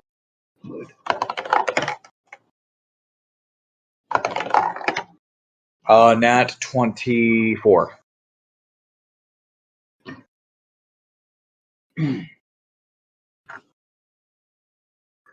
So you've seen the other room, which had nothing of value in it. Like the grinding room. Yeah. And as you go up to the third room, where the stairs continue up, you're met with a bedroom. In the rotting wooden closet, there are 3 crates stacked on top of another, with small doors set into them. Next to the closet is a heap of discarded, bloody clothing. Rainer's going to check out those crates. It is just filled to the brim with child's bones. Oh, I'm also assuming like one of the healers also healed his hands. You His face. you also see a ladder that climbs to a wooden trapdoor in the ceiling, and a moldy bed with tattered canopy stands nearby. He's gonna climb up that ladder. Just like what? As you're searching, Yeah. you find the bed looks oddly suspicious. Like Oh. it's never been slept in. Mhm. And you check that. You find 6 pieces of cheap jewelry Yeah, cheap jewelry. and a small sack of gold coin. How many? 6. I'll take it. So you say 6 pieces of cheap jewelry? Each, yes, each gold coin has except for the one that looks like a gold coin from Waterdeep, Yeah. bearing the Empyrean's name on it. You see the 5 other coins have a very handsome profile of a man you've seen before No, the vampire. that you saw outside the Burgomeister's mansion. Okay. Nothing else of interest in the room. Then he's going to check out that hatch that leads up. Okay. You've reached the windmill's peak, a domed chamber filled with old machinery. There's not much in the room to move around. Light slips to the attic through small holes in it. As you search this room, you find nothing but birds' nests Just in the birds' rafters nests. of the ceiling. Can I do a investigation check to see if there are any compartments or if there's anything hidden within the bird's nests? Yes.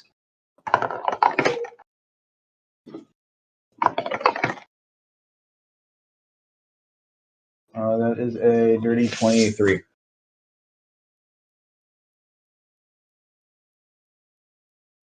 You find nothing except eggshells. Eggshells?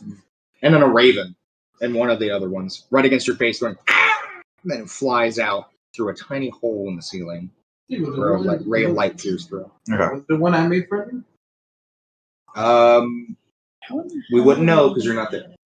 I was curious.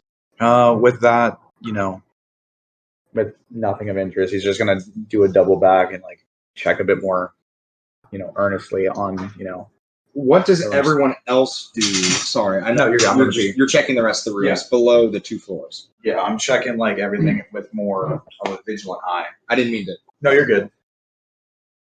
What does everyone else do? This means Basu or Dante already healed like his hand. I would hold back on that. Save your spell slots. Or you could heal him, but when you No, take a I'm- long rest, No, I'm saying you get all that no, stuff I'm back saying that's what anyway. happened during the long rest. I can I was use- asking you that. Did that happen? Was that something that happened during the long rest? It's just paying attention. Well, you can choose to sleep, which is more than likely what you should do. Or you can just heal up. Because a long rest is whatever you make it, but long rest includes sleep. A short rest does not. No, I'm saying during like the whole long rest Yeah, that so that possibly happened. If it did. if you get healed up, Yeah, that's up to your healers. We're gonna take a long rest anyway, right? Yeah. Okay. I'll just use cure wounds on him.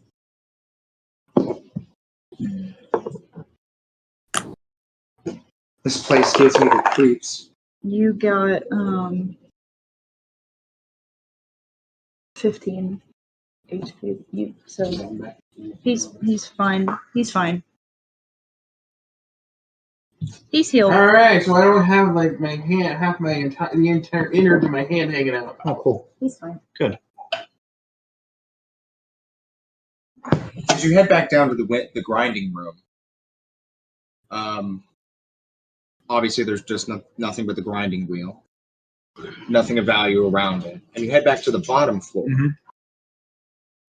and you can hear this light coming from crates in the corner. I'm gonna go examine the crates. As you go and examine the crate, There's 2 empty ones and one that is sealed shut with rusty nails. I'm gonna take the crowbar that I borrowed from NFE and crack it open. As you crack it open, the same child that you saw that was taken. From Phandalin? No. Oh, Barovia. From Barovia. the girl. No, it's a little boy. Oh. Alec. Oh, no. Little girl. He's crying violently. Rainer's gonna crouch down. You can see he's completely bare naked, covered in muck and dirt. Are you okay? You can see his fingernails have almost peeled off, where you can see the scratch marks where he was clawing at the top of the crate. Can Everyone's in the bottom 2 floors, so Okay. yeah, everyone can hear the crying. I? So Dante comes over too, Yeah, Gregor's gotta check out and see what's going on. and You can see Raynor staring over a crate with a small naked boy in it, only 7 years old, crying profusely, naked, dirty. His fingernails are almost completely gone, this wasted away from his finger. his cloak's a little bloodied, but he's still gonna use it to, cover the kid. It's a The little, kid's crying. it's a little bloodied, but yeah. Is he reacting to us as if he's as if he's scared of us? Yes, he's scared of everything. Okay.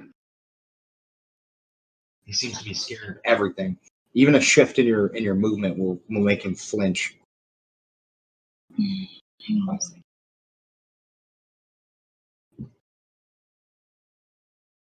Vasu, don't you have something that can help calm someone down? I do not. Words of encouragement.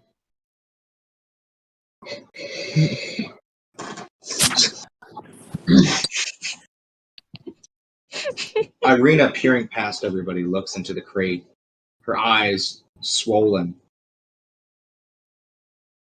What? Oh my god. By the morning, Lord. This is awful. Rainer's gonna keep, knelt down in front of the kid. I'm assuming he's bony. Strong. Rainer's gonna pull out one of his rations and hand it to the kid. The kid tears into the bag, stuffing it into his mouth, ignoring the blood that's just pooling out of his fingers from where his fingernails used to be. None of us are gonna hurt you. Will you give me your hands? As he's like holding his out to the kid. Give me a charisma check with disadvantage. Or with advantage. Oh, okay. Since Rainer just fed the kid. Yeah. I don't know why I said this. Slip of the tongue. It's a nat 24. 24. Yeah. The kid continuing to eat, finishes food in seconds. He then crawls to the side where you are, Dante. And he just crawls out, like partially out of the crate, and he's just lifting his feeble hands up. Dante gently takes the kid's hands and restores the fingernails so they're not bleeding anymore. Okay. You can see his wounds begin to shy away, replenishing his skin. His fingernails grow back.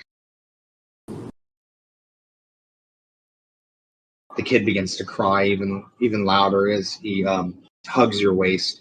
You're all right. And then The kid starts bawling, tears running down his face, and starts making wet marks into your clothes on your thigh. it's okay.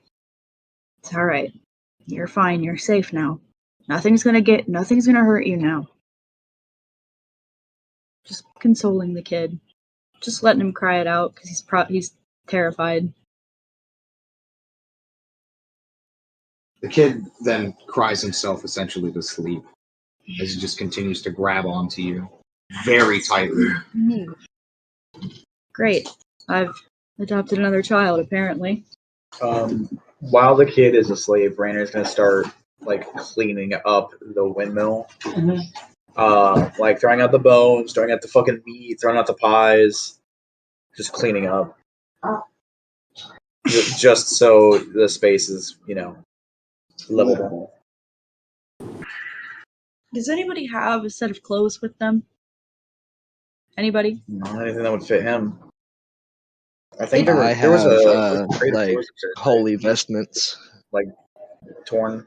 And there were some clothes that might fit him upstairs. They're Right. bloodied, but Dante like tightly wraps the cloak around the kid before taking him up the stairs.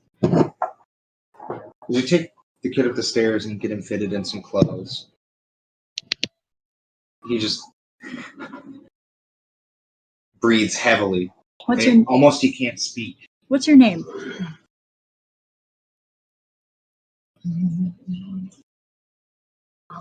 My name's Dante. You can tell me yours when you're ready, okay? How did you get here? He just stares just blankly into the distance. We'll talk more when you're ready. Do you want something else to eat? Okay. He nods feebly. Yes. Dante gives him two more rations. He sits on the floor like crisscross applesauce with his super baggy clothes on. And his hair's all messy and gross, and he's still covered in dirt and muck. And he's just shoveling the food into his face. Slow down.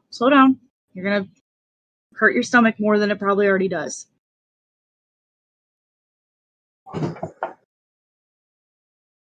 He begins to eat like a normal person now. As he has stuffed himself beyond compare. This is probably the most. It seems like this is the most he's ever eaten in a while. Yeah, it seems to be that way for a lot of these kids, unfortunately. You can see the wrappers of all the rations scattered around him as he huddles in a corner, like carrying whatever's left of the rations with him, like cradling it in his chest, and he just lays down. Before the kid lays down, he gives the kid the water skin and lets him drink. He empties your water skin. Yeah, I saw that coming. It's fine. Everything's fine. And then he lays out like the sleeping bag, the bedroll for the kid to sleep on.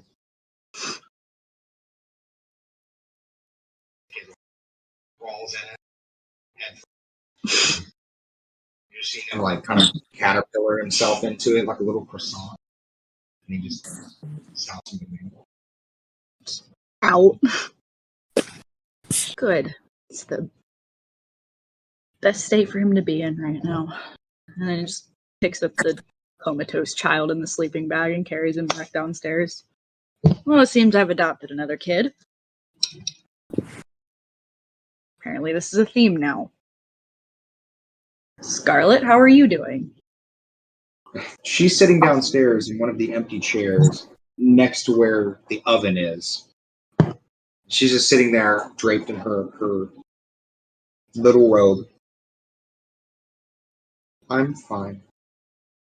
Dante comes and sits next to her after placing the child in a corner, like a clean corner for him to sleep in. Are you sure about that? I don't think I'm gonna sleep well tonight. I don't think any of us are. But it looks like the sun is setting. Right. I think I'll watch. We'll take turns. You don't have to stay up all night. I'm not going to sleep. You at least need to try. I've seen horrible things, but this? Rainer dragging the fucking hag bodies down the stairs, just Bad time. walking outside a bit faster. Bad time. Gregor also following it too with the last body. Well, You could look on the bright side. It's 3 less hags the world has to deal with. No, let's go. But we can't go into Valiki looking like she looks the party up and down. Rainer and Inafi, the only 2 people with clean clothes. No, I have clothes in my bag. I just haven't changed yet. I think I saw a water trough upstairs. No, it's down here. It's over there. She says, pointing in the corner of the room. Hey, there's no more hags. Not here. We're fine. Fine here. You don't know that. We just dragged 2 of them outside. Do you have anything with fire? Calls outside. Looking at Inafi. No, I have no idea. Not in the I didn't slightest. know she was with you. I didn't know she was with you. Sorry. Can you burn the corpses? There's Inafi. Outside with I Rainer. want to talk to Outside with Rainer, dealing with the corpses. I don't think you want to go out there. Rainer's going full grave robber on the fucking dead hags. Oh no. their belongings melted with their bodies. Ew. Yeah. Except for a few coins sticking into the mess of what used to be their flesh. That's fine. You find 7. Yeah. Yeah, more money.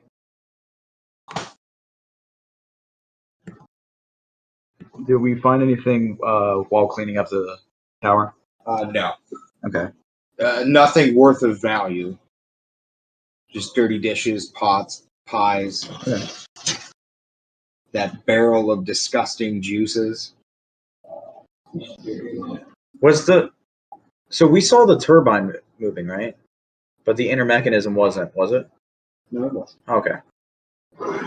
Another fire school. So it could be Mm-hmm. That's a good one. another. That was automatically added. Yeah. Another fire spell. So once the corpses are taken care of, Rainer's going to go back inside. Do you want the hag fingers? Yeah. If you're a monster hunter? I'm also an alchemist, so yeah. Okay, you got hag fingers now. You got as many as you want from 3 of them. 15. Yeah. You took all 15. All 20. 2, Wait. 5, 10, 15, 20, 25, I got a 30. bag of hag fingers for you. 30 fingers. Wait a minute, can I use those for jewelry? Yeah, essentially. I think I would eat them. Dante's job is just consoling children now. Irina sits quietly staring out the dirty window into the Salage Woods.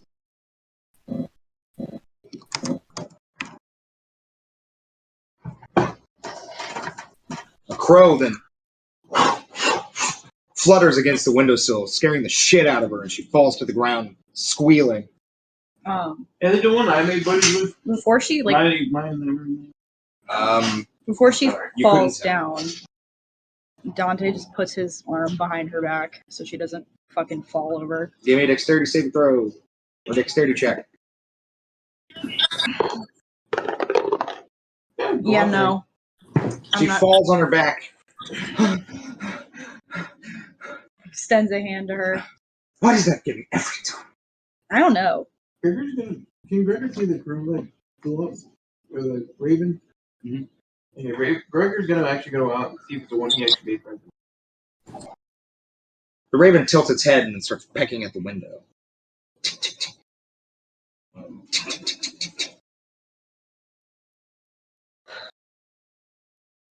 Same expression as one's in Barovia. Same pattern from the Burgermeister's house is what he means. Yes. Oh no. Are you sure you don't have any friends that are ravens? No. That's And number yes, 2. it is the same one you made friends with. That's number 2 tapping on the window while you're around. I don't know they do that. They typically don't, No, they really don't. especially ones that are, the eyes and ears of Barovia. Can it? Or it doesn't know how to speak. Does it? I know they can only two speaks, like parrots. It's crows. Oh, so it's only crows? I thought it was both crows and ravens. It's crows. Okay. Never mind then. And theirs is more limited. Make it go away. Gregor is like, alright. No. Time to go. It goes. Flutters off. No, he's like, it's time to go. Please. Please. Please.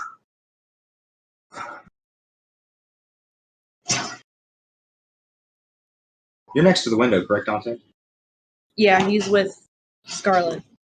Both you and Gregor give me a perception check. Oh boy.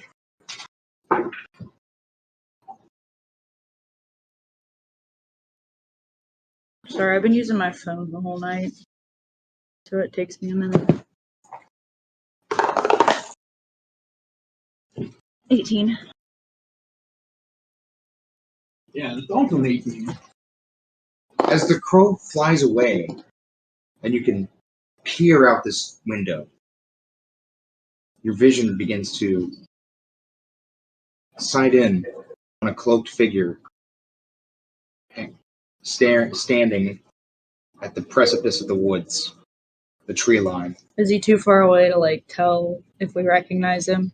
Yes, Okay. it's just a dark cloaked figure wearing a large embroidered emblem, gilded with gold. Do we recognize the emblem from before? From when From when he Devil came to, visited from when, Ismar? yeah. Yes. So it's the same. Oh no. So we've been followed. So she's been followed, more specifically.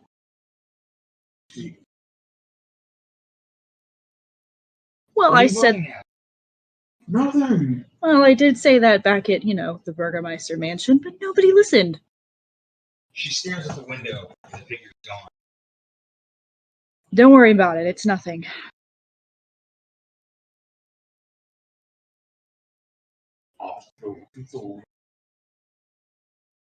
You don't worry about it. Let us deal with it. Okay? Okay.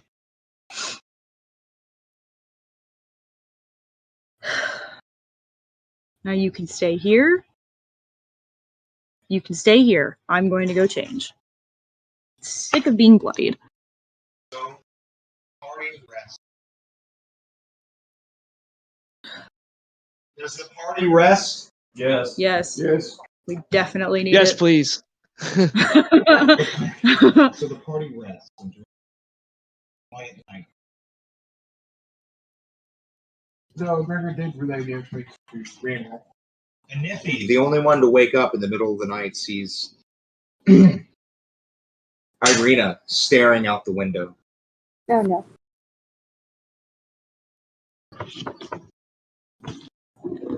What are you doing still awake? I can't sleep. I don't blame you after hearing that shit today.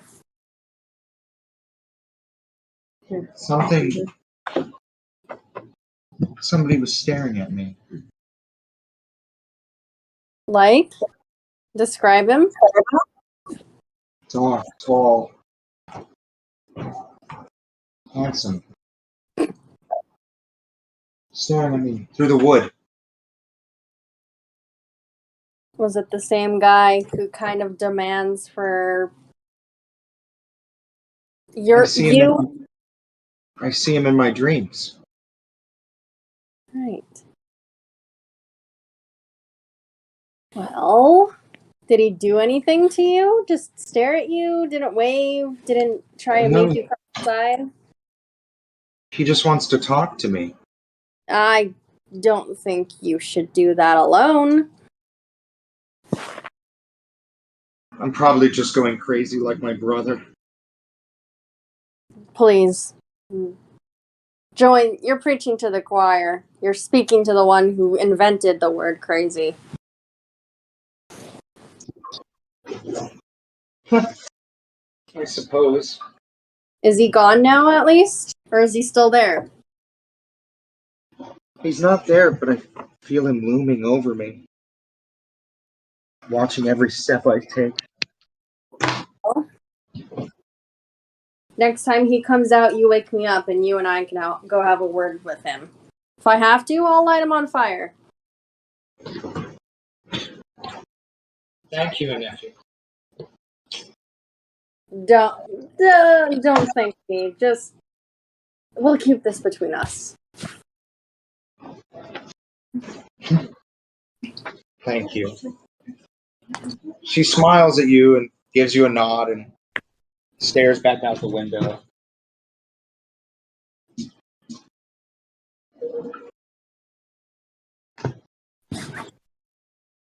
And that's where we'll leave off. Till next time.